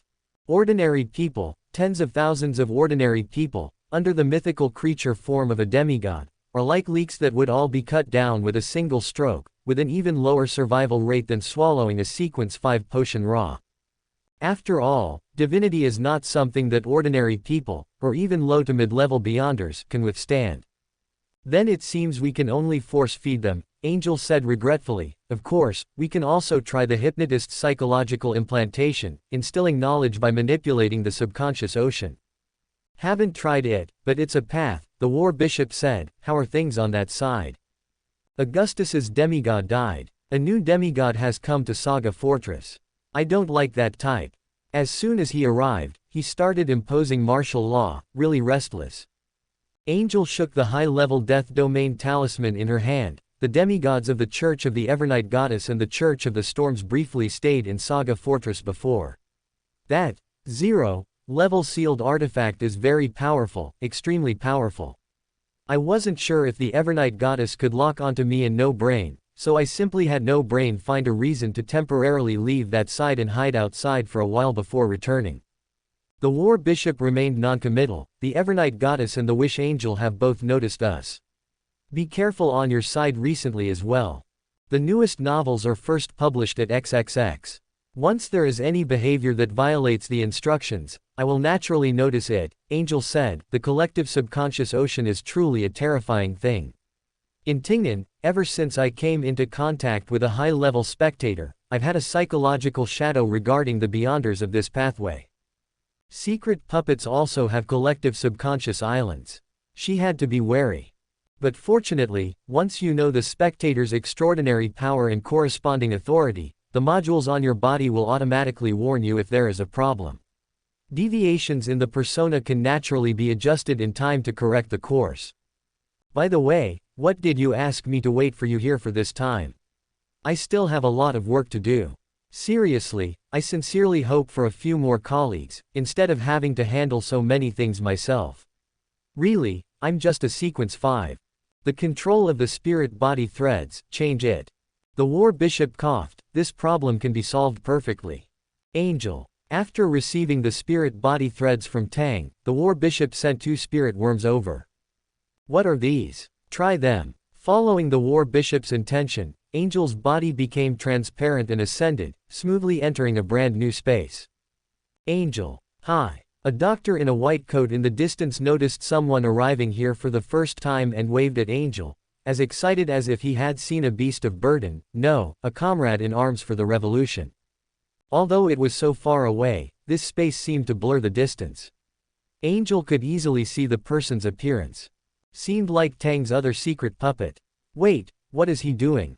Finally someone has come. The doctor in the white coat handed Angel the notebook in his hand with tears and snot running down his face. I can't do it anymore, you take over for me, I need to go vomit for a while. Angel. Angel twisted her neck stiffly, only then did she see the young man in the black classical robe and wearing a crystal-carved monocle next to where the secret puppet was squatting just now. Angel. It's not just one Amon. Walking on the street, floating in the sky, sitting in the trees, lying on the eaves, floating in the water, Amon's shadows were everywhere.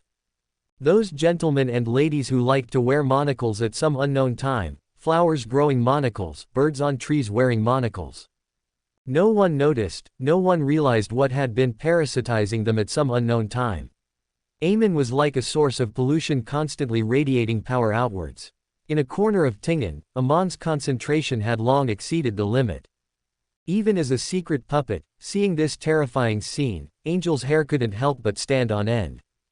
If Amon were to play a trickmaster, she would unhesitatingly believe that a creature like Amon would only need 1 day to perfectly digest the potion of this sequence. A few seconds gave this sequence 5 traveler several shocks. Tang's spirit worms can bring us here, the war bishop's voice came from behind. Gilbert is responsible for recording Amon's daily behavior and his thoughts, preventing problems before they happen, being vigilant, and monitoring the enemy's every move. Gilbert was the unlucky guy just now. He was a sequence 6 hypnotist. After doing a series of mental analyses for Tang, he was politely invited to the Euclidean space to observe Amon. After all, this is the spectator's home field. The unlucky Gilbert was inexplicably sent to the Euclidean space and ran face to face into Amon. And after recording Amon's good life for not long, this hypnotist developed physiological monocle PTSD, obviously developing a psychological shadow of Amon's thoughts and actions. Relax, it's quite safe here, at least Amon can't detect our existence. Angel quickly calmed down. The bionic secret puppet module was constantly manipulating her emotions. Calmness and decisiveness were necessary personality factors that Tang considered when creating the persona card. This space, has it been open to us? Only a very small part, the war bishop said, as long as there is Tang's spirit worm, you can enter. If the spirit worm is made into a corresponding emotional module, it is not yet certain whether this type of secret puppet can enter. This is already terrifying. Angel looked at Amon in front of her. A bunch of secret puppets hidden in the Euclidean space, silently descending behind you. There is no trickmaster more trickmaster than this. However, it seems Amon hasn't noticed us yet. Amon is synonymous with mischief and deceit. Don't try to understand and predict what such a being might do next using conventional methods. It's easy to be misled and make wrong judgments. The war bishop of the provoker and schemer pathway said so. Regarding the fear of their creator deeply buried in their hearts, even a war bishop who isn't an audience could vaguely discern something from their behavior. Amon absolutely deserves such treatment, even if it's just one of his avatars. The degree to which Euclidean space is open to us isn't high. Spirit worms are things split from a part of a spirit body, essentially a part of the trickmaster's spirit body. This is equivalent to a key to some authority over this space. But it's enough to keep an eye on Amon. Carefully collect statistics, record all communication between the Amons, watch every split, every exchange, then meticulously observe, compile, and finally hand it over to Tang. Observing Amon in the real world is too dangerous. Before Tang advanced to Trickmaster and could split spirit worms to bring marionettes in, Euclidean space was only open to him alone. Now there are plenty of hands. If possible, Tang even planned to send a bunch of audiences to watch Amon. After all, an unpredictable bomb is right next door. Who knows when it will explode? Angie glanced at the surrounding Amons, her lips moved slightly, but she ultimately deflated. All right, I'll do it, let me do it, I finally know why you split spirit worms for me. One hypnotist isn't enough. A traveler of Sequence 5 can also use the audience's extraordinary abilities to analyze the situation using the recorded information. The war bishop nodded. Wait until Gilbert returns before you leave. Afterward, in Saga Castle, you can try using spirit worms to convert new marionettes. He said, middle sequence is enough. If you encounter high sequence beyonders from other forces, non-official ones, notify me. Okay. Ding ding ding ding. The brand new 1.2 version system is here. Tang sat up in bed, bewildered. The voice in his head was too noisy, catching him off guard. It was a dreamless sleep, very peaceful, without noise and clamor.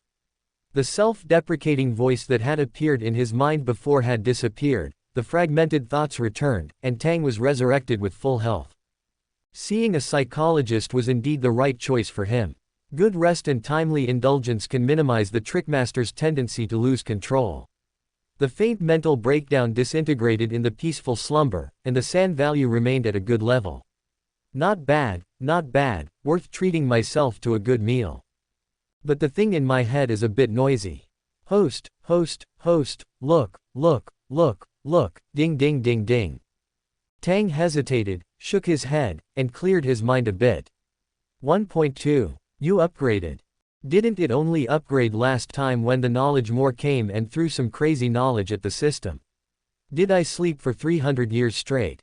Has the knowledge more been visited several times already?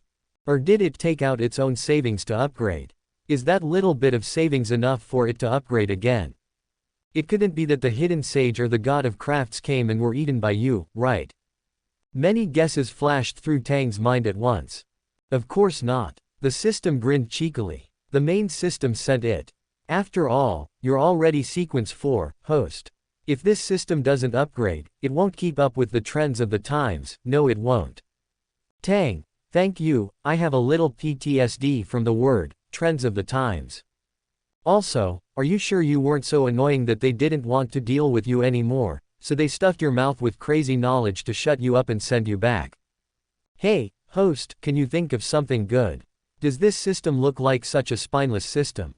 Yes, system. My dreams are shattered. Tang. Tang looked out the window. How long have I been asleep?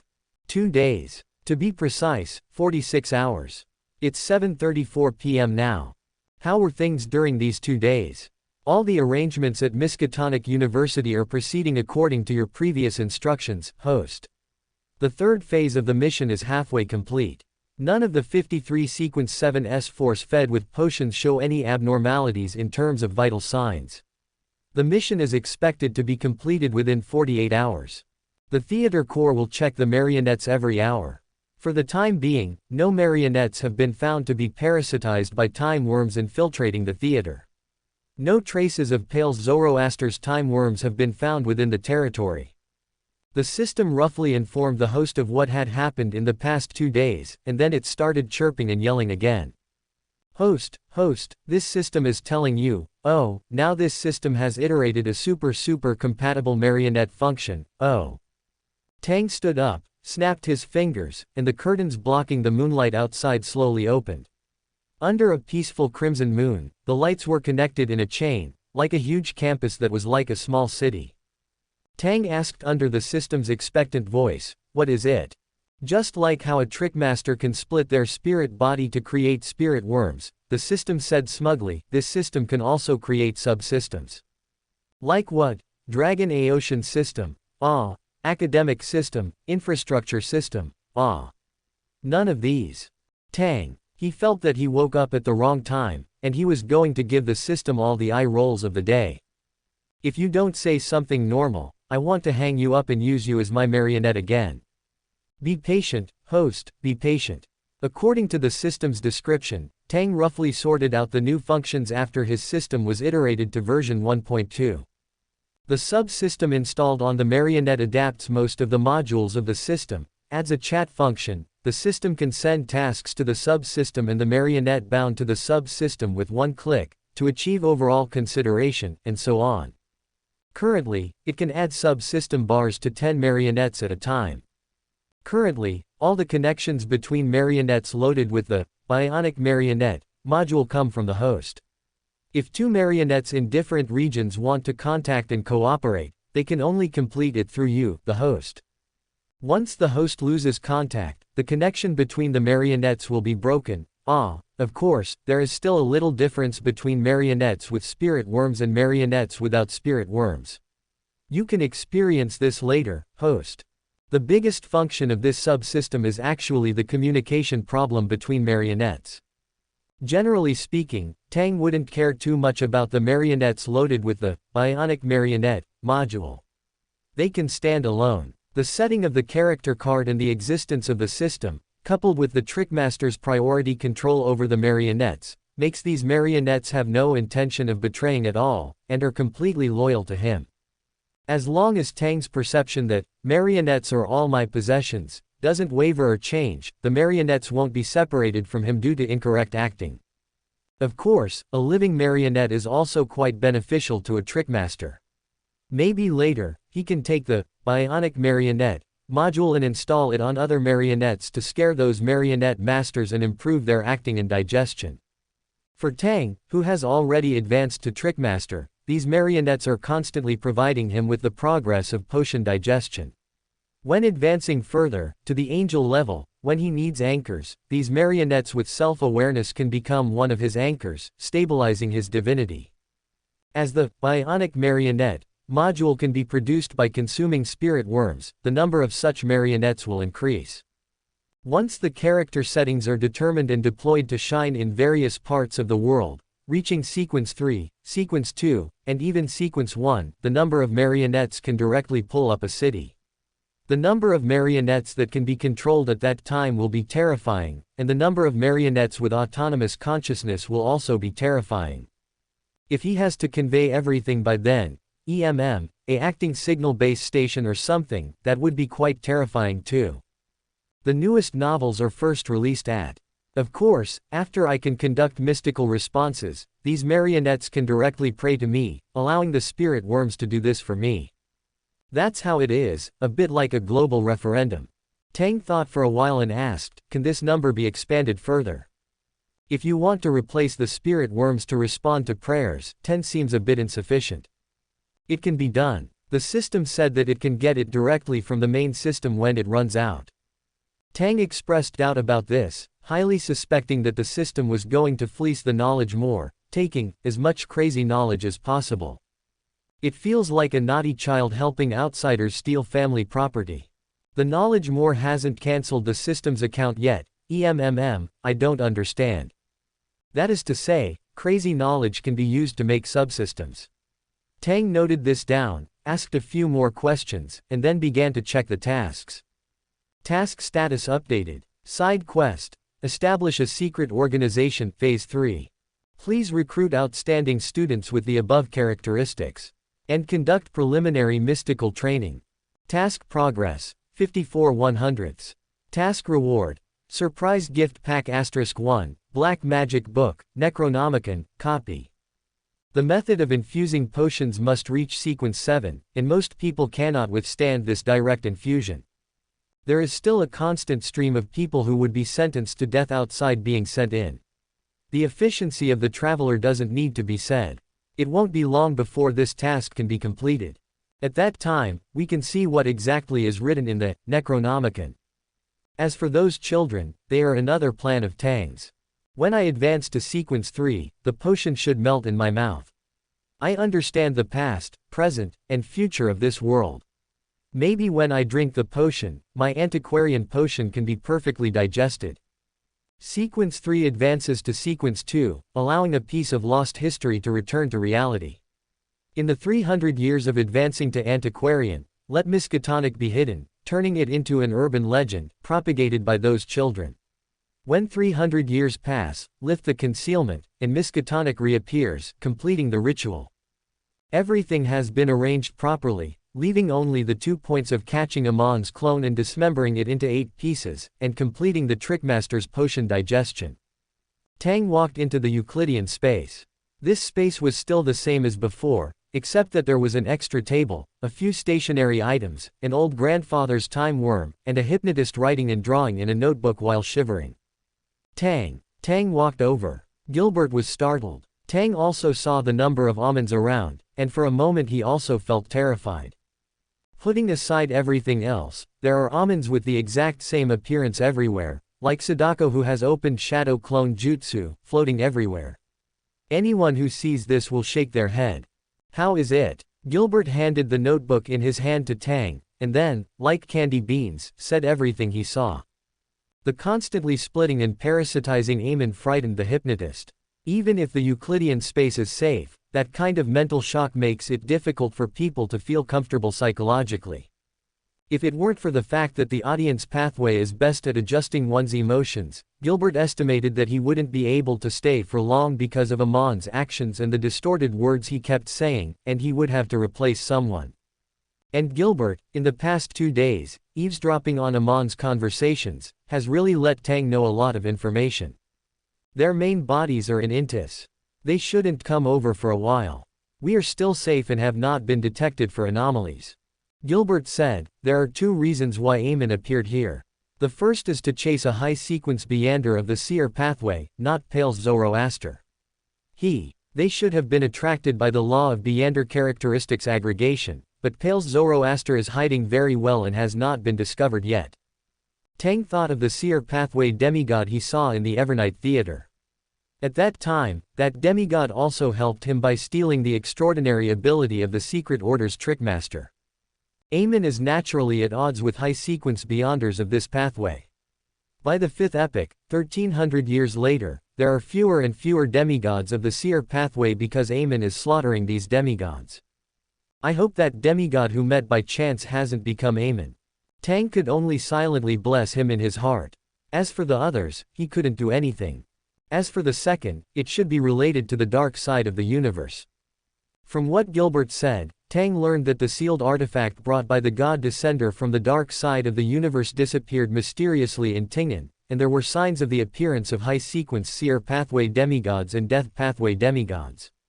Amon's clones believed that this matter was quite interesting, so they stayed here, planning to develop some subordinates here. As for where he knew these messages, it is not important. After all, he didn't let him know more. Things on the surface can be investigated with intention.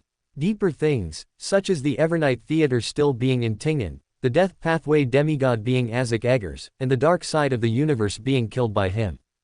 As long as these are not exposed, Amon will not really knock on his window and say hi to himself. But goddamn it, it's quite interesting. Without any logical pause, without any reason to split up and encamp here, unfriendly, extremely unfriendly. Tang cursed inwardly. He didn't know if this was a lucky coincidence or the influence of some other force, like a quill pen or something. In short, these Amons were completely treating Tingen as their own playground. While staying here, they probably also planned to lie in wait and hunt down beyonders of the same or neighboring pathways. Things without logic are really hard to guard against. He looked at the Amons around him and suddenly raised his hand. Google search Twakan. Divinity and spirituality erupted, slicing these Amons completely within Euclidean space, revealing their cores, one time worm after another, and thin lines extending to the far reaches. Each time worm, in mystical definition, has countless connections with the main body. As long as an angel king of sequence 1 doesn't deliberately hide it, this mystical connection can be completely presented in Euclidean space. Through the connections of these thin lines, Tang judged that Amon's main body was indeed not within the Tingen area. He doubted the information obtained by his secret puppet, but it seemed to be the case. So, how will Amon come over, how will he fish? Is the main body already hidden within a certain time worm, ready to replace fate at any time? Or, are these thin lines connected to a high-sequence avatar of Amon, who is hiding outside Tingen, eagerly awaiting his and Palaz's actions? Tang restrained his divinity and glanced at the system. System. Can the tasks issued by your subsystem be mandatory? System. Host. What new operation are you thinking of? Don't do this, it's scared. Meeting the children brought out from these territories was on a sunny afternoon. The huge clock tower was located not far from the principal's office. The bell rang deep and rhythmic. The sun in the sky and the passing white clouds brought a few shadows.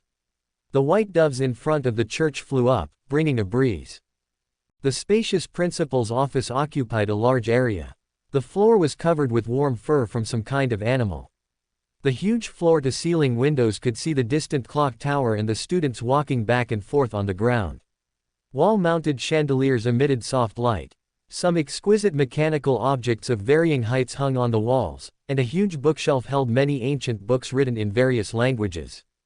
Quietness and solemnity were the sensations this office gave people. And the difference between those modern crafts and the universal cognition of humans in this era was also slightly strange and abnormal. With a knock on the door, Emily's gentle voice came from outside, Principal Ramde.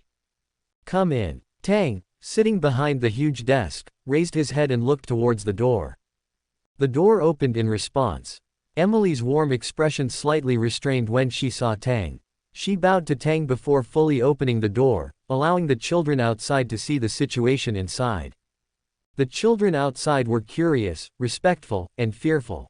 Led by Emily, they hesitated and walked in. Mr. Ramde. The girl standing at the front also bowed respectfully to Tang. It wasn't perfect, but it seemed respectful enough. Tang nodded when he saw the child. He recognized this child. He had seen her before when she was beaten half to death for stealing her father's money for medicine because her mother was seriously ill. Now she looked much better. Don't be too restrained. Tang also stood up, facing this group of youngsters. He used the faceless ability to make his voice sound low and revealing a reassuring magic. The voice was not loud, but it resonated in everyone's ears.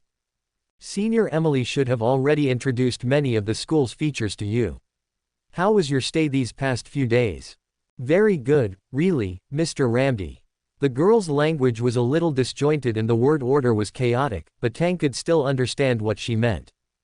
Under the encouragement and guidance of the leader, the principal, and Emily, the children also began to describe their experiences in the past 2 days with less skilled vocabulary. The food is delicious. Those things are beautiful. Very good, never been so good. Mr. Principal, can we live here forever? Big place, so clean. As they spoke, once they couldn't describe it with words, some children planned to replicate some things through actions. The 40-odd children were chattering. Tang's expression remained unchanged, and he signaled them to pause slightly after hearing their words. The children really stopped like that, each child staring at the smiling principal in front of them. Of course, you can live here forever, but the people who brought you here also mentioned some requirements to you, do you still remember? This is a school. Tang said, it is a place to impart knowledge and faith to you. Nothing can be obtained without effort, just like what those people who communicated with you at the beginning said. The children quieted down, staring at Tang intently, their dark eyes filled with curiosity, incomprehension, and many other emotions. They had a bad start in life. Until they were found and brought here, they were struggling on the edge of death. Perhaps it was the promise of a piece of bread, a place to stay. They were afraid at first, but soon they were not afraid. They were all going to die. If they encountered slave traders, perhaps there might be a glimmer of hope, so they came. The Loen kingdom in this era was not safe. Wars between countries could break out at any time. There was not enough food to meet the needs of the entire society. Money and power were concentrated in the nobles. Who among the common people was nobler than anyone else? Even in the era when Klein Moretti appeared, people ran around every day for black bread. As long as they stopped, they could only fall into a vicious cycle of starvation, freezing, inability to work, and then continuing to starve. How many people were buried and cremated every day at that time? Compared to that time, human lives in this era were even more like weeds. It was a miracle to survive. A miracle. So, in the next few years, you need to learn languages, learn history, geography, humanities, etiquette, mathematics, engineering, and a series of content that you may or may not need. This is the equivalent price. And then, work for me. Task status updated.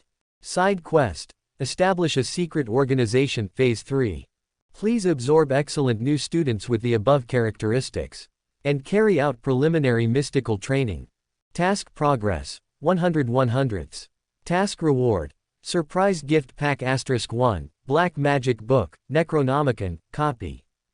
Task status, completed. Sitting in the high-backed chair, Tang, whose posture was a bit strange, was reading the novel that the system had dug out and materialized from some corner of his memory, when he suddenly raised his head upon hearing these words.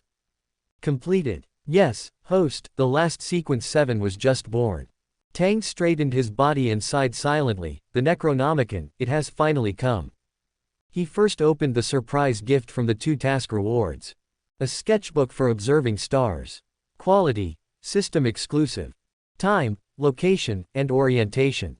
Every time you observe the stars, you should make timely records so that you can effectively compare each observation and help the stargazer reach the correct conclusion.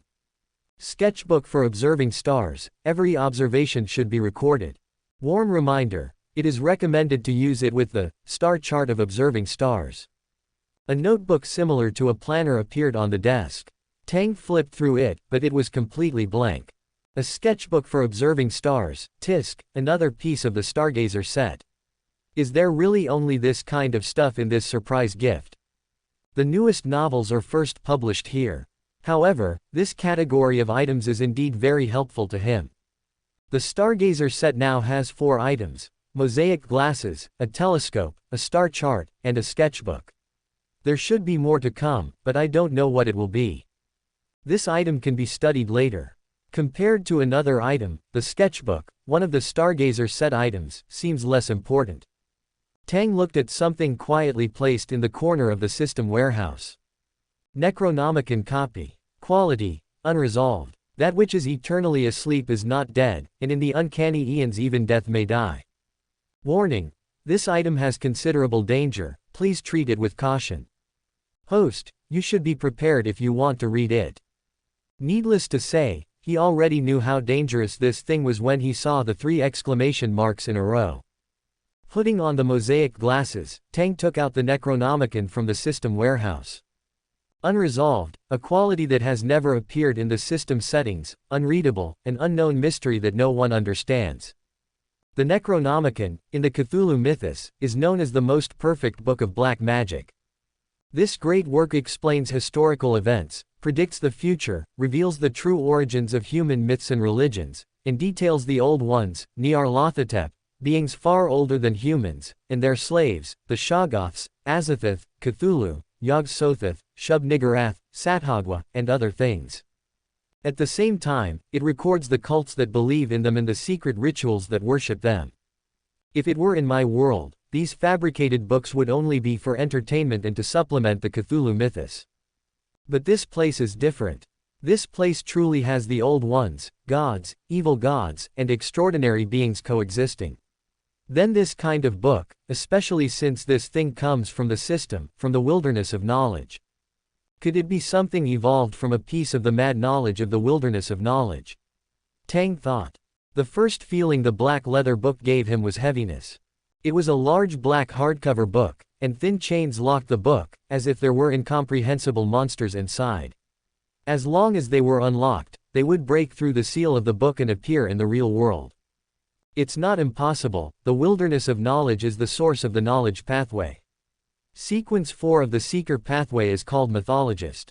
Mythical reappearance, the less people know about something, the greater its power.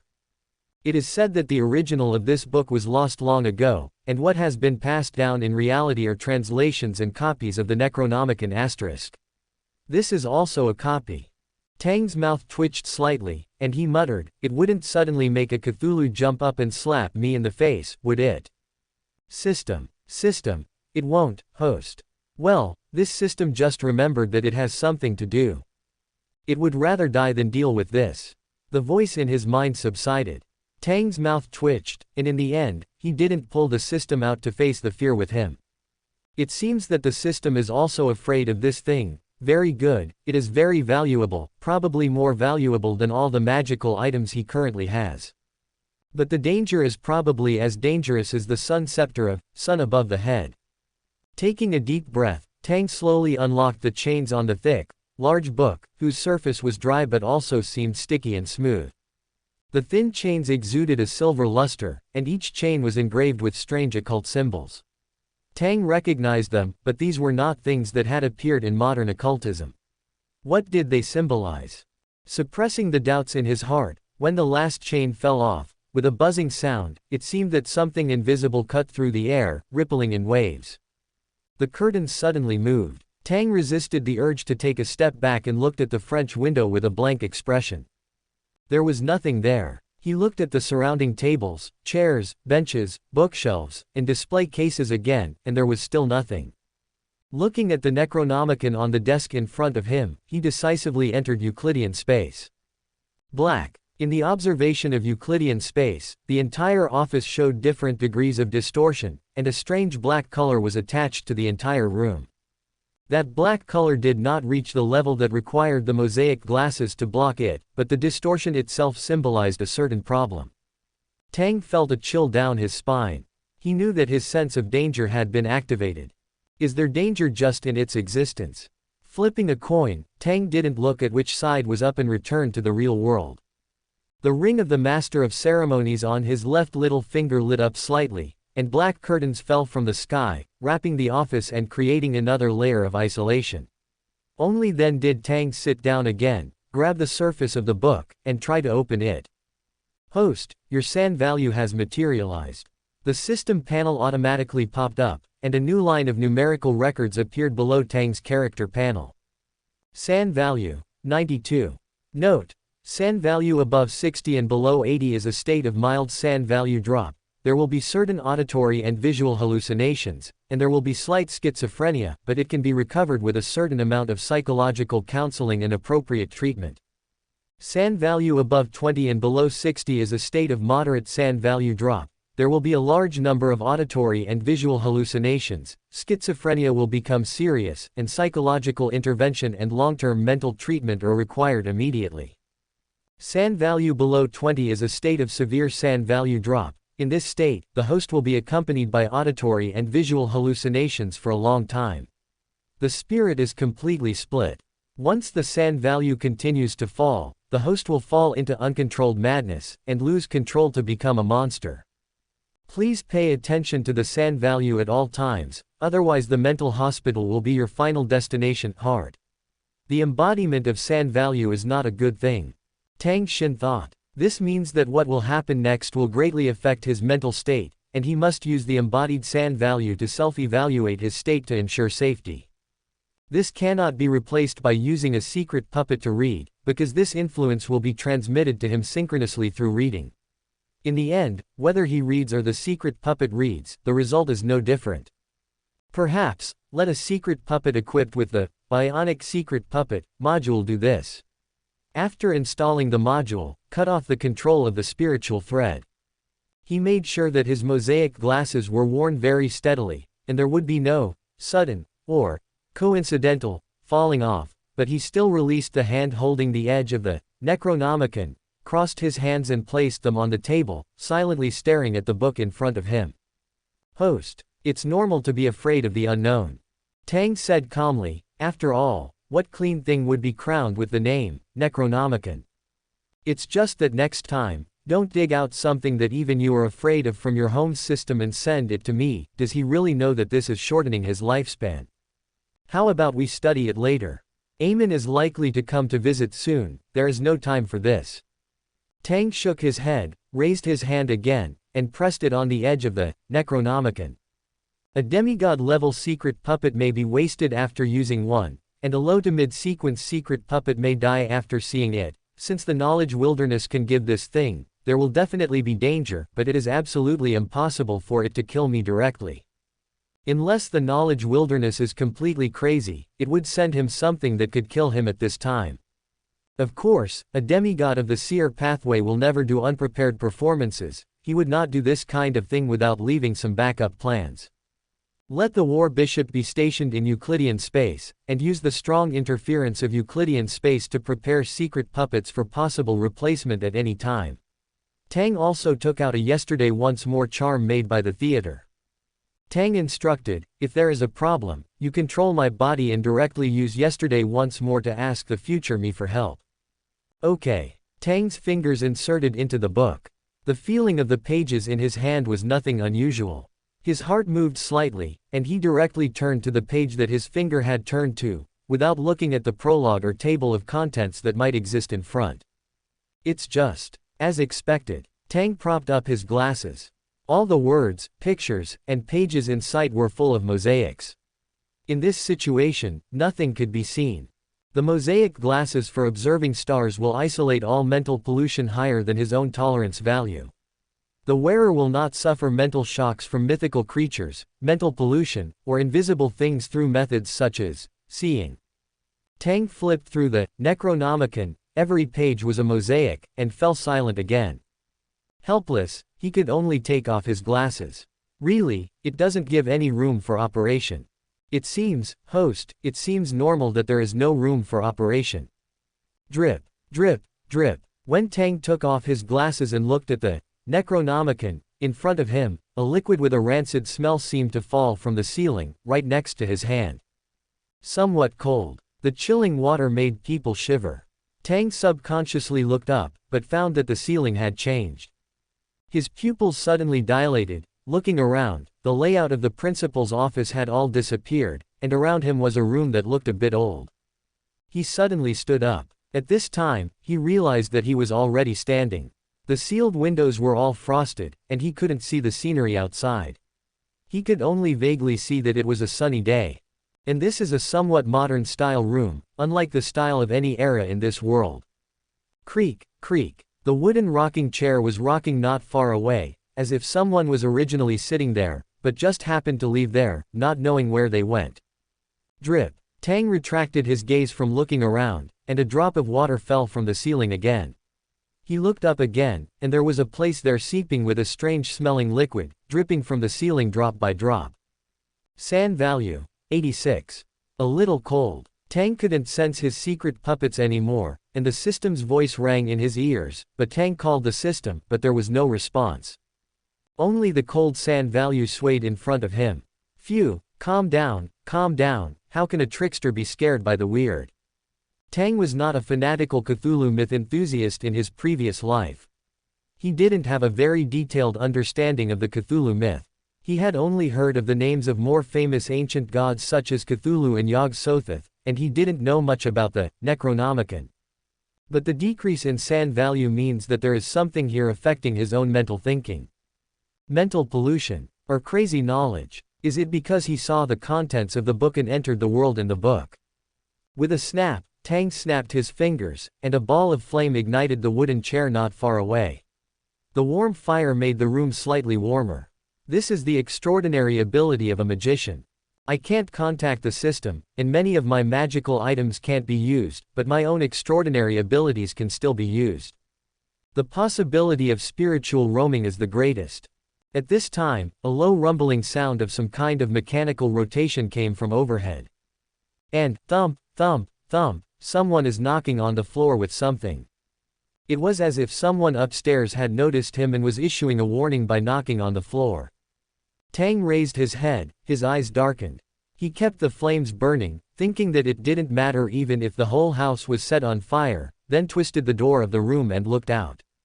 What caught his eye was a somewhat old house built of red-brown sandstone and decorated with marble and some wood. It was not new, but it was very cold. Very cold. Sand value, 82. Another 2 points dropped.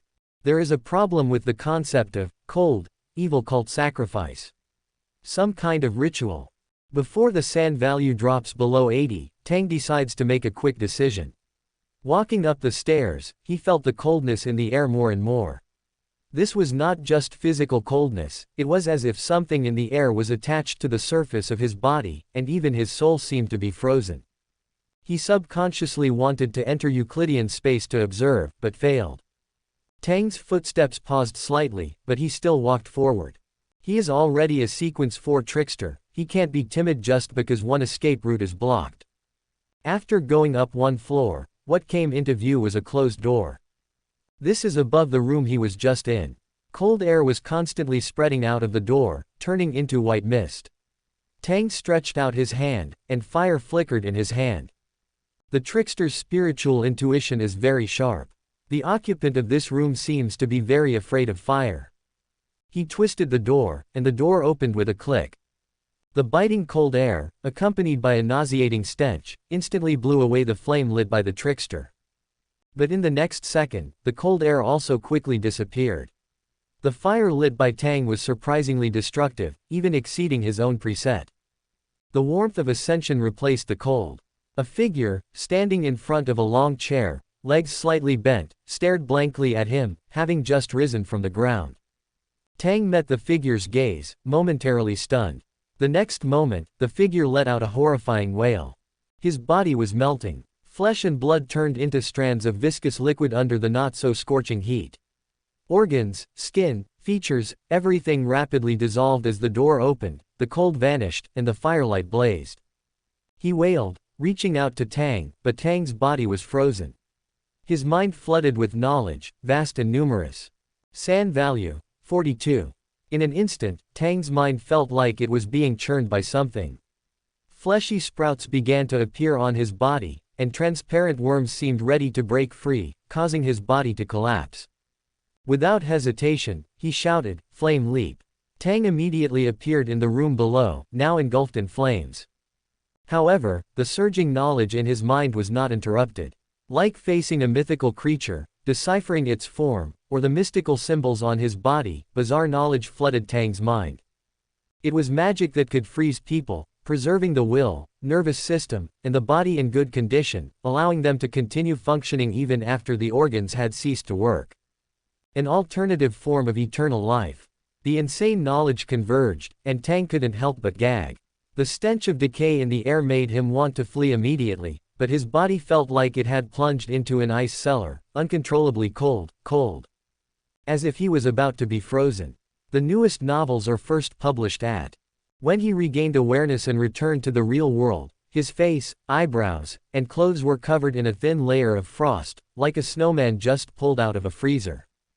The stench of decaying corpses seemed to cling to his nostrils. Tang wanted to gag again, but under the clown's control, he contorted his face and ultimately suppressed it, not vomiting on the ground. Magic to keep dead people alive. He subconsciously banished the insane knowledge in his head to the deepest recesses of his memory. The information he deciphered made Tang lean back in his high-backed chair, the system's chirping sounding distant. Shut up for now. Okay, host, you used a total of 15 minutes. Please treat your mental state as soon as possible. The auditory and visual hallucinations in his mind gradually lessened, and the cold sensation also subsided. His SAN value stabilized at 39. SAN value above 20 and below 60 indicates a moderate SAN value drop, which can cause a large number of auditory and visual hallucinations, and schizophrenia will become severe. Psychological intervention and long-term mental treatment are required immediately. Tang immediately summoned Gilbert, a Sequence 6 hypnotist, for psychological intervention and treatment. The SAN value began to rise, slowly, but it finally stabilized his condition. Tang rubbed his temples, feeling somewhat tired. I'll give you the Sun Scepter. Using the manipulator's extraordinary abilities, can you cure me immediately? Gilbert, are you making things difficult for me? The hypnotist's face fell. The loss of control of extraordinary individuals is a very complex issue, involving many aspects, including the mental and physical. Even if I am now a Sequence 4 extraordinary, I can't say that I can immediately return another extraordinary individual to a completely normal state. Are you saying that Sequence 3 can? Gilbert. Is that how you do reading comprehension? He coughed twice. In short, don't look at that book recently. Your mental state has only just recovered. Repeated loss of control will lead you to ruin. This is my sincere advice. Don't court death. Tang rubbed his forehead again and nodded. Gilbert retreated, and the Necronomicon had already been stuffed into the deepest part of the system's warehouse. Tang looked at the system interface, where a new module had appeared at some point. Mythic skill. He didn't know where to start complaining. Tang leaned back in his high-backed chair. Although his SAN value had stabilized, his mental state was worse than before he slept. Fortunately, the auditory and visual hallucinations were easy to resolve, and the schizophrenia had been resolved in advance by sleeping before. Now, with the timely intervention of the audience pathway, even though his SAN value was low, it didn't cause too much of an impact. Otherwise, his SAN value would probably have fallen below the 20 mark and entered the realm of madness. This thing is really too dangerous. Tang muttered to himself. Host, should we give up? How can I be the only one to appreciate something like this? Single quote ? Tang looked at the newly opened, Mythic Skill, interface, which contained only one skill. Chill. You ask me why I'm afraid of cold air, why I tremble more than others when entering a cold room, why I seem to show disgust and repulsion when the night's chill quietly seeps into the warm autumn air. Because after the organs stop working, the will, nervous system, and a well-preserved body can continue to function under certain circumstances. Consuming 10 SAN value, provided your body is intact, you will maintain the integrity of your spirit body in cold areas. Even if your bodily functions stop, you will not truly die. Of course, once it gets too hot, your body will melt like an ice cream. A useless, chicken rib mythic skill. He thought. With this skill, it would be better to find 2 new secret puppets. Tang closed his eyes and turned off the system interface. However, good things can't be appreciated by me alone. System, can you memorize the Necronomicon? I should, I probably can't. Go try. Host. QAQ. Go try, I have a great use for it. Okay. Tang closed his eyes and remained silent. Soon after, he heard the system's voice. Memorized it, then what? As expected, the system came from the knowledge wilderness. Even if it was afraid of the insane knowledge in the Necronomicon, the system would not be harmed because they were born from the same source. Tang stood up, his figure flickered and disappeared from the spot. When he reappeared, he was in a closed room. The room had no sunlight, a single bed, a bathroom, and very few things, but it was clean. The middle-aged man sitting on the bed opened his eyes wide and stared blankly at Tang, who appeared here. Before he could move, the spirit body thread had already controlled him in place. This was one of the people who had been forcibly fed the potion, forced to sequence 7. Tang manipulated the other party's spirit body thread, but did not take the final step to transform this sequence 7 into his secret puppet. Chill from the Necronomicon. Tang then directed a new, low-sequence marionette to come over and had the system install the subsystem on it, before walking out of the room. As the door closed tightly, curtains fell from the sky, blocking the system's clumsy attempts to manipulate the new marionette to recite the relevant content of the Book of the Dead to the sequence 7. Wasting a bionic marionette module isn't a big deal. Now I can split off spirit worms. As long as I have time, I can install this module on all my marionettes. After all, when dealing with Amon, I have to consider the possibility of the marionettes being captured. The number of marionettes shouldn't be too high. The system can only split off 10 subsystems. If feedback can be obtained by directly reciting the contents of the Book of the Dead, instead of looking at the transcript, then I'll have all the marionettes participating in this battle equipped with one. Once Amon replaces them, the system can give them a Cthulhu-style alarm. The subsystem inherited most of the system's functions, and the system itself could transmit things to the subsystem using these as carriers. Giving Amon a Cthulhu-style big slap would be best to smack that kleptomaniac to death. The timing for the system to upgrade to version 1.2 is just right. Before long, a cold, piercing sensation seemed to run through the curtains, and the distorted, screaming sound of the theater core seemed to echo in Tang's ears. What did the trickmaster and the dead thing on him do again? The curtains were pulled away, and wisps of white mist drifted from the gap under the door. The water molecules in the air condensed, and the temperature dropped sharply. It was a cold that seemed to freeze even spirits. Tang put on the mosaic glasses for observing stars to make sure there was no mental impact. Then, he took out a piece of paper from his pocket, shook it, making it extremely sharp, and pried open the door that had already frozen into an ice lump. The room was full of frost, but surprisingly, neither his marionette nor the sequence 7 had died.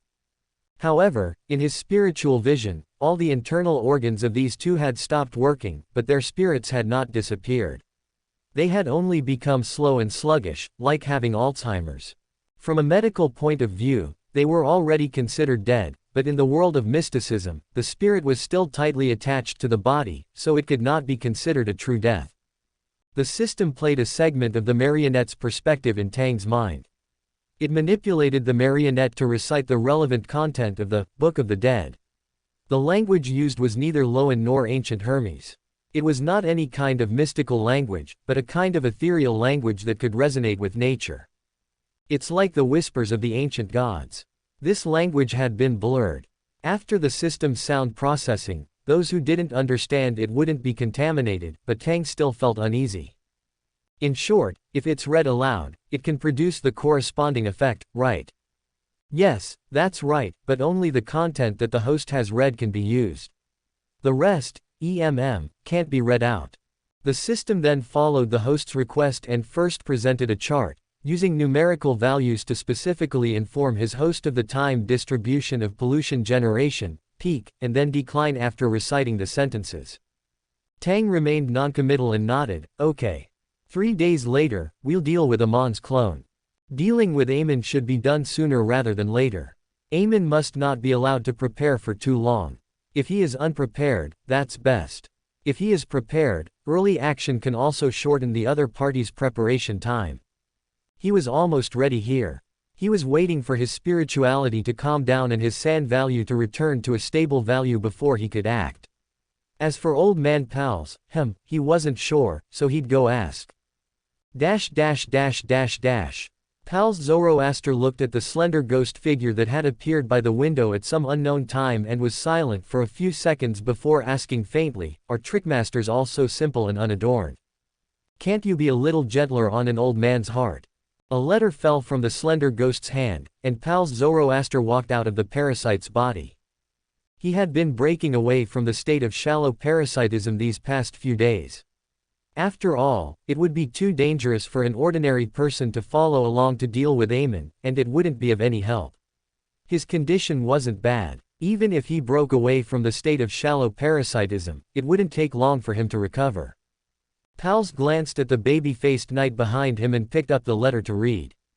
The slender ghost figure outside the window saw that the task was completed, and its body suddenly turned into a piece of paper, which was torn apart by invisible force in front of Pals.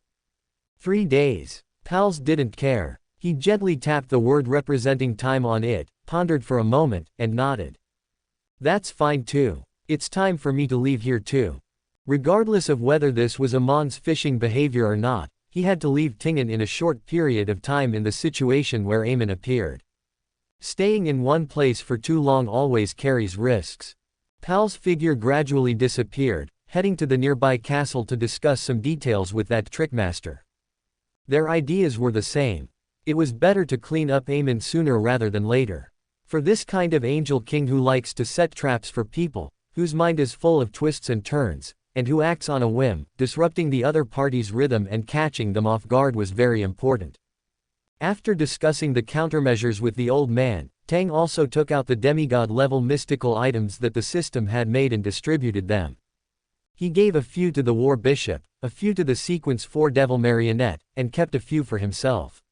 He only planned to bring 2 marionettes on the surface this time. After all, demigod-level marionettes were still useful. Low and mid-sequence marionettes would really only be cut like vegetables if they went there. As for secretly, Tang stuffed a few more marionettes into the Euclidean space and stuffed some spirit worms inside as insurance. Euclidean space probably wouldn't be discovered by Amon, just like Klein giving Amon a string of lightning storms across a layer of gray fog. Even if he discovered it, it would be difficult to get up there. And if he failed, it would be better to lose a demigod-level marionette than to have his own fate replaced. After the system confirmed that putting the never-ending theater into the warehouse wouldn't cause harm to the people inside the theater or affect the events inside the theater, Tang also put the theater away, similarly in a posture of running away with his home at any time if he failed. Host, isn't this a bit of an overreaction? Who knows what Amon will do? It's better to use a cannon to kill a mosquito than to be wiped out in one fell swoop. Although Euclidean space, spiritual intuition, and divination and prophecy all proved that there was indeed only Amon's clone here and that Amon's main body was still far away, and they hadn't even discovered the old man, all the preparations Tang made were aimed at Amon's main body. Be careful of Amon. The future him must have already experienced this history. There was no reason for him not to follow the advice given by the future, even if it was a bit of an overreaction. Concealing the yesterday once more charm in a readily accessible pocket, Tang entered Euclidean space.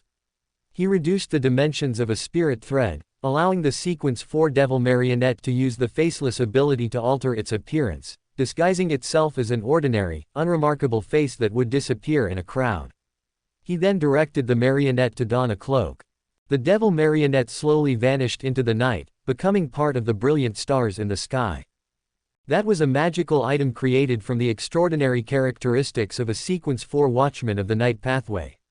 When solidifying the magical item's effects, Tang chose extraordinary power related to concealment, pushing this power to the pinnacle of the sequence 4 level. The system's artisan provided a very high bonus for solidifying only a single type of extraordinary ability. The extraordinary power that the magical item unleashed could be comparable to a demigod who had fully digested their potion. The marionette took out a book from its pocket. I came, I saw, I recorded. The pages turned, and the surrounding reds became redder, the yellows gradually yellowed, transforming into countless colorful, richly layered blocks of color. The extraordinary ability of travel carried the marionette towards Tingen. Tingen at night was very quiet. Vagrants had disappeared to who knows where, and there were few people on the streets. It was pitch black, with only the mansions of the nobles illuminated by the firelight of patrolling guards and servants.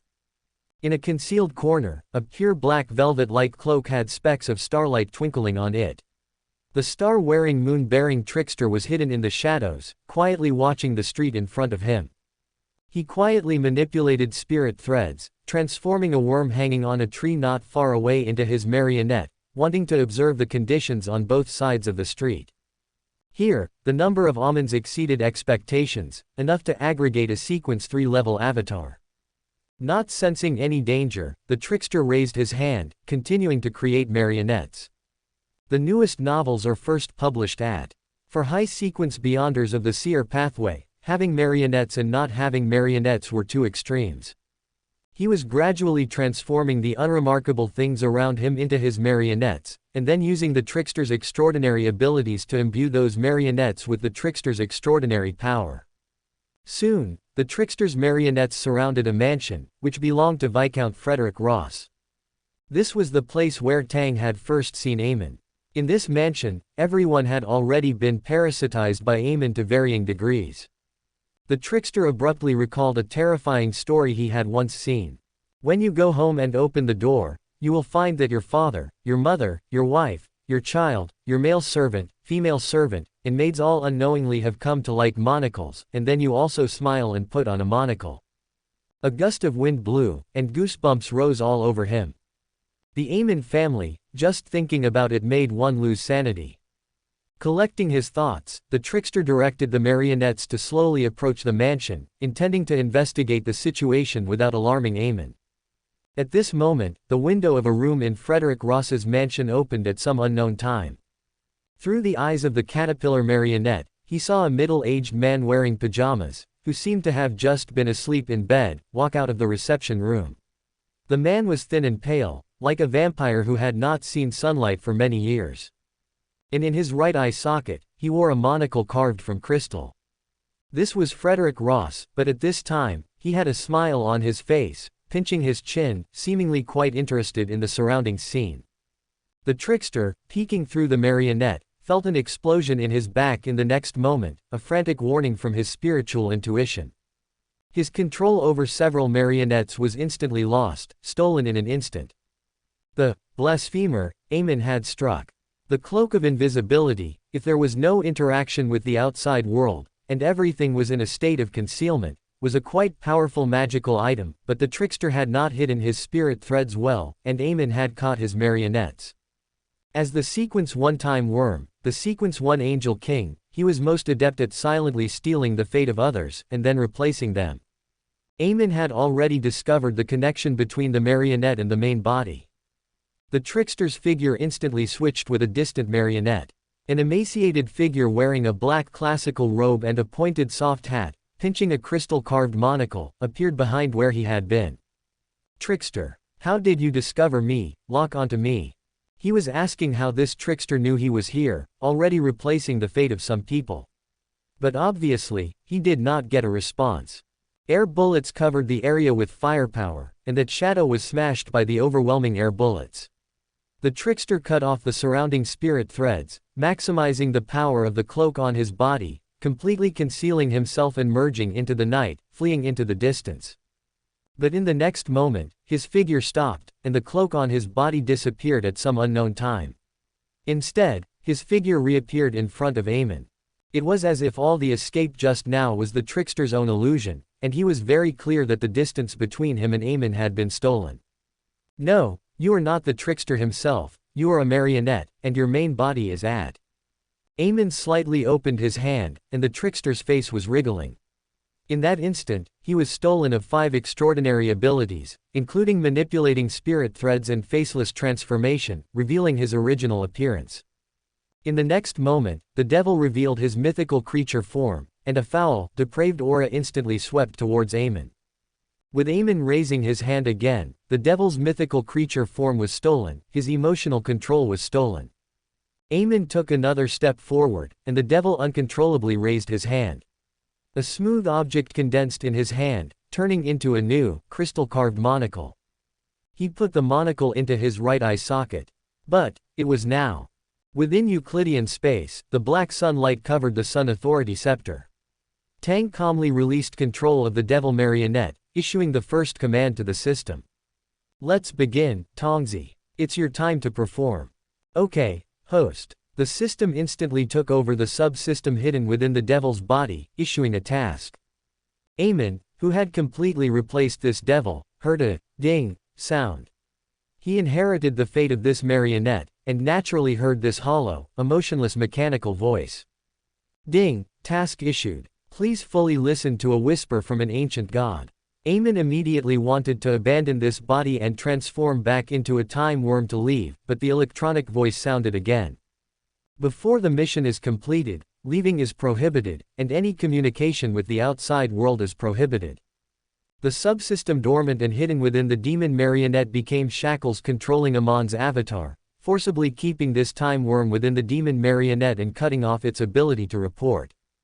Having inherited the fate of the marionette, it is natural to inherit other things from the marionette.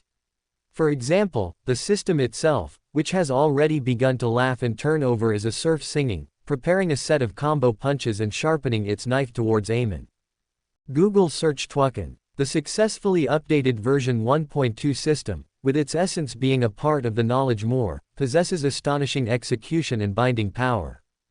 As long as the open double-angle bracket Book of the Dead close double-angle bracket is not targeting it, what does it have to fear? Let's get hyped. Everyone, get hyped. Amon, why aren't you laughing? Were you born without a sense of humor? The text disassembled from the chapters of the open double-angle bracket Book of the Dead close double-angle bracket was recited by a mechanical electronic voice at an extremely fast speed, the voice rising and falling in cadence, those incomprehensible language words instantly transforming into rolling, insane knowledge, instantly submerging the demon marionette's spiritual body, polluting the other party's mental state. Between every time worm, and between every time worm and the main body, there exists a connection with mystical significance. Tang picked up the sun scepter, and black sunlight burst forth. He began to reduce the dimensionality of his attack, using the special nature of Euclidean space. The target locked by the black sunlight was all of Amon's avatars within Tingen. My sequence is only 4. If I were to fight head-on, without the help of Old Man Pales and the theater core, I would have no way to deal with so many of Amon's avatars.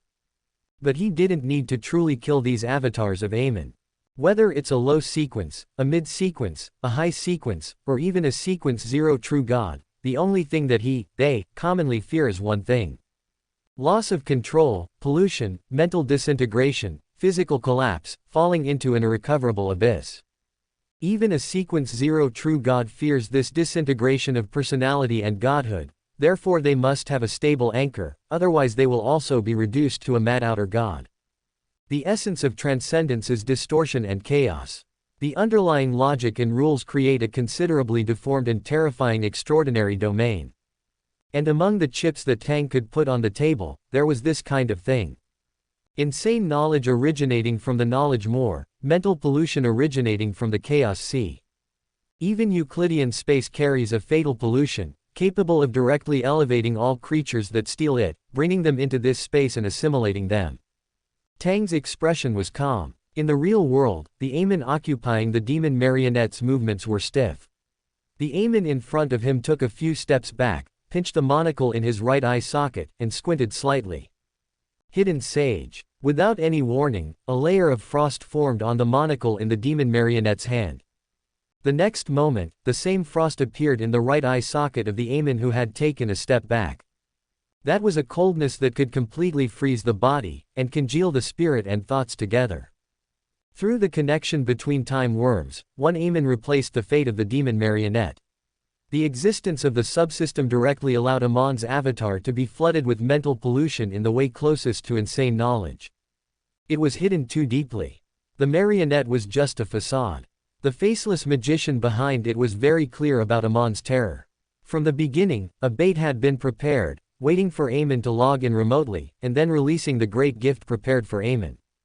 Subsequently, as countless of Amon's monocles suffered from frost erosion, black sunlight scattered, bombarding all of Amon's avatars throughout Tingen in one go, on a range, at incomprehensible, abnormal angles. Praise the sun! Praise the sun! Ever since the sun scepter was contaminated by the spirits that the blood worship sect had been trying to sacrifice recently during the battle with the outer gods, and Ada, Siren, Potion, the shouts from the sun scepter contained the voices of many spirits. The frantic cries of tens of thousands of spirits formed a tide of pollution.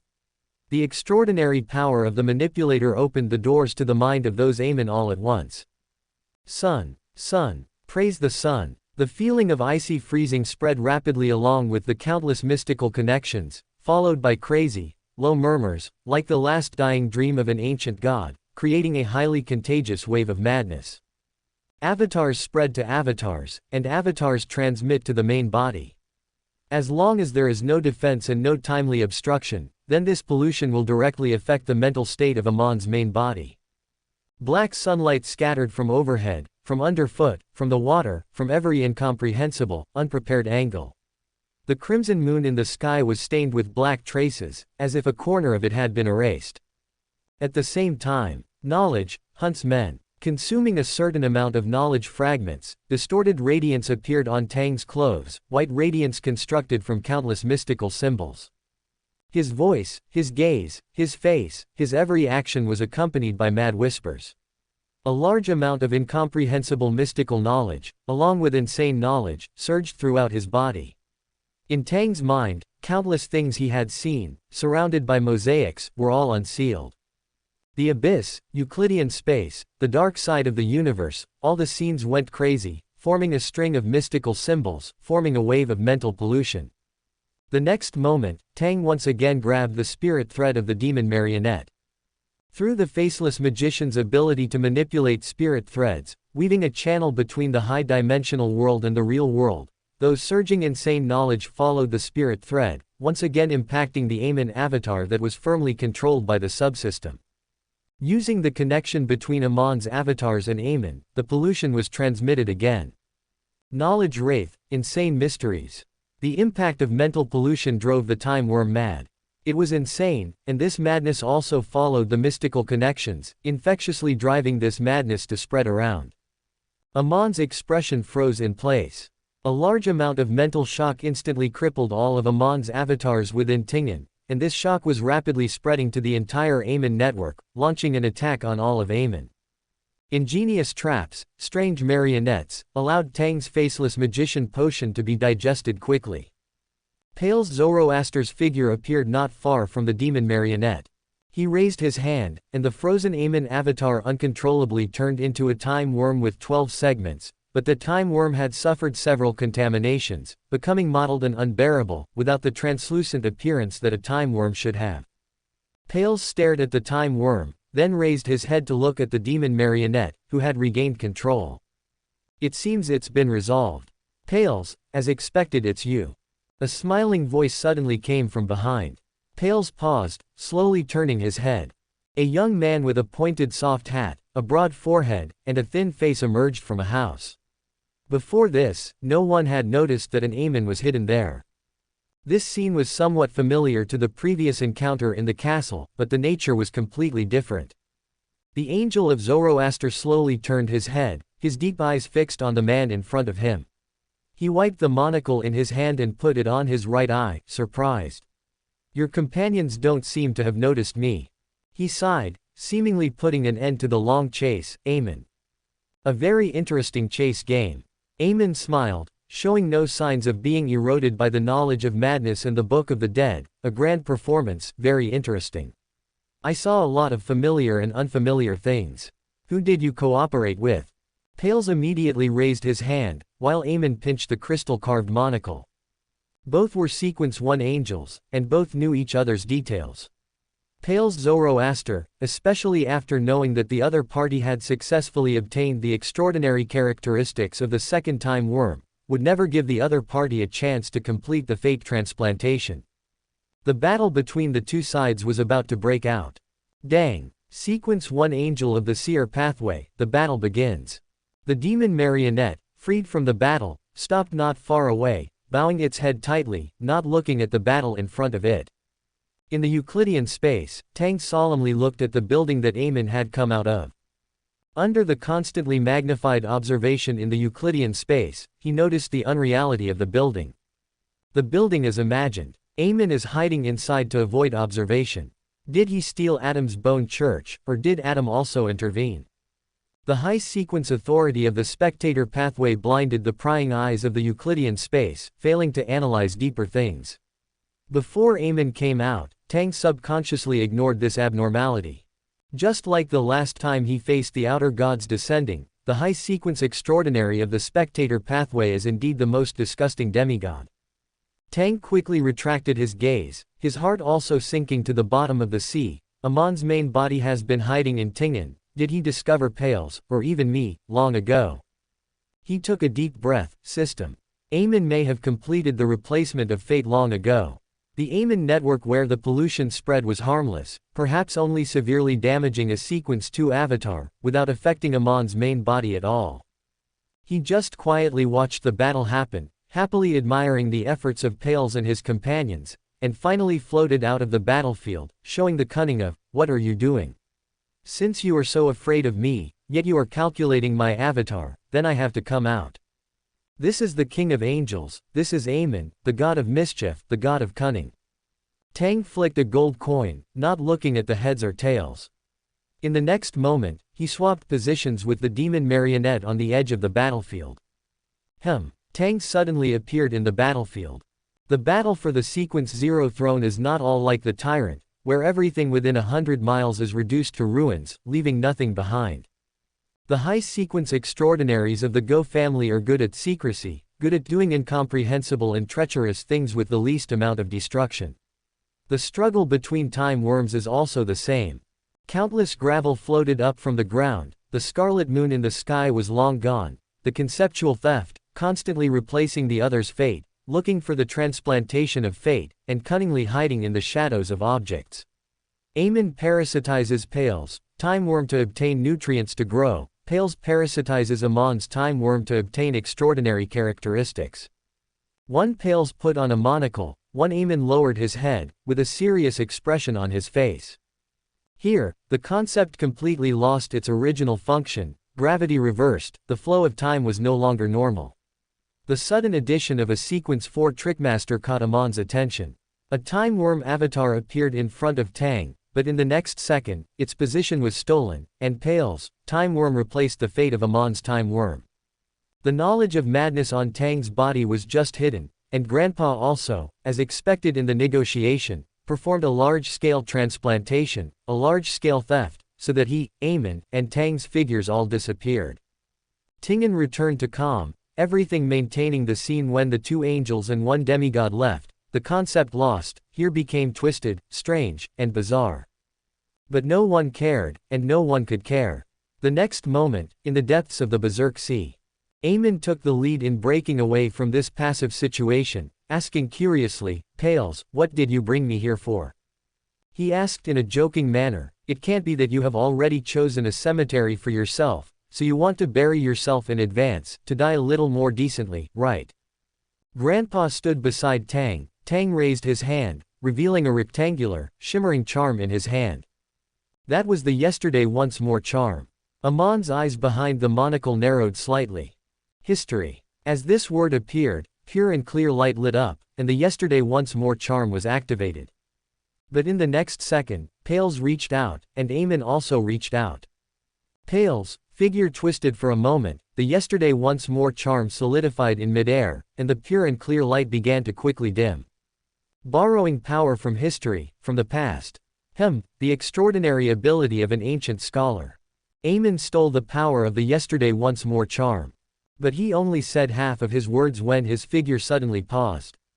He saw a historical mist, saw a huge, cold, strange, silent mausoleum. Countless spirit threads floated on the huge feathered snake, and below the feathered snake was a illusory and layered river, flowing silently and slowly. In that high altitude, sat a person. The other party's eyes met Amon's. Amon's expression was somewhat stagnant, and in the next second, illusory rivers under the feathered snake suddenly stretched out one hand after another, grabbing Amon's hand, grabbing his foot, grabbing his monocle. These hands stretched out from the illusory river were exactly the same. They grabbed Amon, they wanted to drag Amon into the illusory river. The real world. Tang stretched out his hand, and a gold coin appeared in his hand. That was a gold coin wrapped in gray mist. The fool who does not belong to this era. His eyes became deep and silent, and the ancient language slowly sounded. You are the mysterious ruler above the gray mist, a fool who does not belong to this era. With a ting, the gold coin flew upwards. You are the mysterious ruler above the gray fog. The young man lowered his head, seemingly completely unaware of the time worm's attention beside him. His voice was low and calm, and the flying gold coin had already begun to change. As the gold coin rose, two identical, illusory afterimages of the coin inexplicably appeared in its trajectory. The concept of time blurred, with the past, present, and future intertwined, deepening Pale's solemn expression. You are the king of yellow and black who controls good fortune. Dense, gray-white mist erupted from the gold coin and its two afterimages. A powerful, bizarre, and twisted force suddenly descended. The gold coin and its afterimages were jointly sacrificed. And that endless gray fog was a great existence above the spirit world, residing in an ancient castle, casting its gaze down from above. Fooling time, distorting space, preventing fate from being continuously entangled. Pales turned to the side, staring at this changed youth, so different from before. The time worm possessed the authority of time, and what this gray-white mist meant to a high-level being was self-evident. The gray fog spread extremely quickly, but Pales was isolated outside. The gray fog completely enveloped Tang and Amon, and the powerful interference and sealing properties severed all interaction between the inside and outside, whether it was space, time, or fate, in an instant. 5 minutes. Fooling time, space, and fate, the time limit for making this area completely independent of the constraints of the real world was 5 minutes. Standing in front of Tang, Amon's figure became pale. He seemed to have died, drowned in the illusory, layered river of the future, but Tang was looking at Amon's back. You actually have some connection to the Saphira castle. Behind Amon, another Amon slowly walked out of the shadows. Clearly, he had his own avatar replace his fate of borrowing the yesterday reappearance charm, but instead being drowned in the river of eternal darkness, thus successfully escaping. Interesting, the mystery prior's potion shouldn't have been found so quickly. Do you have cooperation with the knight? Extraordinary characteristics obtained from Antigonus. Amon remained in his previous posture. Tang simply tilted his head, without any response, only smiled and said, "You should die." He said nothing more, extended a somewhat pale finger, and snapped it. A dim, yellow light suddenly lit up. It was the silence of death, the sunset of dusk, the decay of all things, the common withering of all things. Conceptual withering, temporal withering, all things would head towards an inescapable eternity under the twilight. This was an extraordinary power that could affect a wide area, originating from the twilight giant of the warrior pathway sequence 0, originating from the war god Baderhall. Amon took a step back, the smile at the corner of his mouth did not change at all. He simply pinched the monocle in his right eye socket, and a cold, emotionless look appeared in his eyes, but his voice remained unchanged. Forget it, once I parasitize you, I will know what exactly happened. The dim light twisted for a moment, the dim light disappeared briefly and quickly, it was about to have its time of existence stolen from history. And Tang had an item in his hand. The astrolabe for observing stars. Completely different from the previously rather barren and monotonous astrolabe, countless stars dotted the astrolabe's dial, each star shining brightly like a first-magnitude star. They were interconnected, with countless transparent thin lines connecting these stars together, jointly guarding the huge crystal sphere in the center. The shadows of the stars appeared in the sky at the same moment the astrolabe appeared. Under the twilight, the stars manifested, and among the starry sky, one star became even more dazzling and brilliant. A notebook appeared beside Tang. That was the surveying book for observing stars. The surveying book should not have any text on it. Tang had not yet conducted research after obtaining this item, but now, this surveying book was densely filled with countless squirming symbols and occult symbols. The surveying book automatically flipped open, stopping on a page towards the back. XX year XX month XX day. Observer, Tang Eggers Ramde. Observation object, Klein Moretti. This is a seer pathway sequence 1, an existence that serves the mysterious. Tang snapped his fingers, and before the twilight had completely dissipated, an illusory figure wearing a black trench coat and a silk top hat, whose face could not be seen clearly, appeared beside him, from illusion to reality. The illusory figure rapidly formed and stabilized as it broke away from the gaps in history. He raised his head, seemingly looking around, then his gaze locked onto Amon not far away. At the moment the historical projection took shape, Amon acted again. And the illusory figure wearing a silk top hat pressed the brim of the hat on his head with one hand, and grasped forward with the other hand. Ammon's spirit threads were grabbed. The time worm turned into a huge, ancient, mottled clock shadow. It was divided into 12 sections, each gray-white or blue-black, mixed together, but distinct from each other. As the clock chimed, the flow of time in the entire space suddenly accelerated. His manipulation of the spirit threads was stolen. With the accelerated time, Amon used this to approach the pulled-out historical projection, further preparing to replace the other party, so that the mystery prior's extraordinary ability would instead pull out his own historical projection. But the desolate twilight had not completely dissipated, and the receding twilight caused the spirit threads to quickly wither and decay. Time, along with Amon, uncontrollably fell into stagnation, and the twilight's illumination stretched his shadow extremely long. Ammon's figure was restrained again. The illusory figure wearing a black top hat grafted the twilight onto Amon, allowing him to directly face that incomparably desolate twilight. Tang watched all of this with indifference. He snapped his fingers again, and a larger sphere appeared in the sky. It was a surface pitted with potholes, like traces left by countless impacts. It was a star that had died. It was a star hanging high in the sky, replacing the position of the sun. Black sun. With the sound of another snap of fingers, the surface of the dead, pitted star suddenly lit up, as if it had been re-injected with vitality, instantly enlarging it countless times.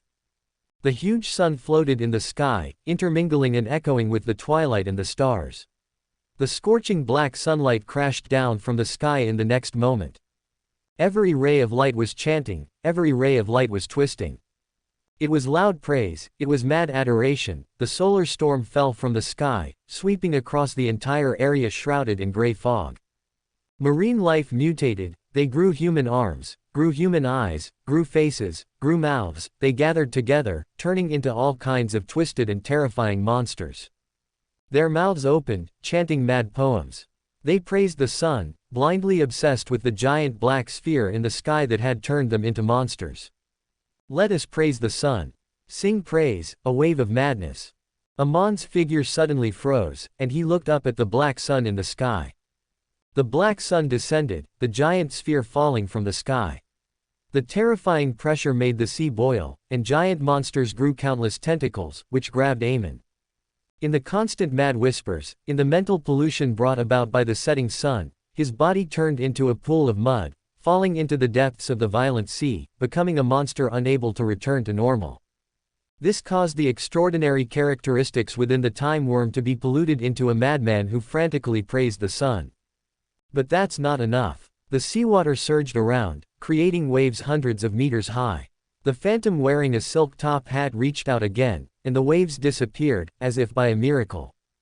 And Tang snapped his fingers again. 5 minutes was very short. He had to kill the Sequence 1 Angel of the King in 5 minutes. Even if 2 Sequence 1s joined forces, it would be very difficult, almost impossible, to kill an Angel of the King of the same level who possessed 2 Sequence 1 potions and a uniqueness. So, 2 were not enough, then 3, 4, 5. The black sun fell into the sea, and the mental pollution completely erupted. The boundless gray fog rippled, enveloping the phantom wearing a silk top hat, but Tang bathed in the black sun, without any resistance. In the singing of mad praise, the star-observing chart book flipped a page, continuing to turn downward. Another star in the sky swelled up, emitting a scorching light under the gray fog. At the same time, the figure wearing a silk top hat pulled towards the void beside him. The latest novels are first published here. XX year XX month XX day. Observer, Tang Eggs Ramses. Observation target, Owen Ramses. This is a Sequence 1 of the Death Pathway, the Emperor of the Death Domain. The tall figure rapidly took shape from the gaps in history. The twilight of the sky became dim, and the stars were hidden, but apart from a star that seemed to be embraced by countless worms, another star emitted an even more brilliant light. That was a star without any vitality, yet seeming to possess countless living beings. The cold wind, accompanied by the equally cold black sun, swept around. The mad whispers constantly spreading outward from the black sun became even more scorching. The voices of praise from countless spirits who had been polluted by the black sun and become part of the sun's pollution became even louder. They welcomed the Emperor of Death, the final carnival belonging to the dead. The underworld descended, and all the souls of the living beings polluted and killed appeared from the underworld, from the spirit world, constantly gathering into even more terrifying spiritual bodies. And the concept of death became an unshakable curse within the gray fog. The tall figure stood in front of Tang, surrounded by a deathly silence, where even sound and light died at this moment. And one time worm after another struggled to emerge from the void. They died, and even the extraordinary characteristics within them fell into silence, unable to return to the main body. This was another sequence one present. The tall figure took a step forward, and the armor on his body emitted a low collision sound. The figure wearing a silk top hat reached out again, grafting space-time. The space around Amon twisted, and a giant broadsword slashed out from it.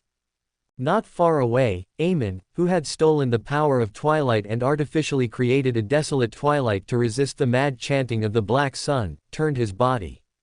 The space around him twisted, and a giant broadsword slashed out from it, preparing to bisect Amon's body. But Amon advanced instead of retreating. When the broadsword landed on his body, the figure wearing a silk top hat replaced his fate of being bisected, replacing his fate of suffering the erosion of the surrounding desolate twilight.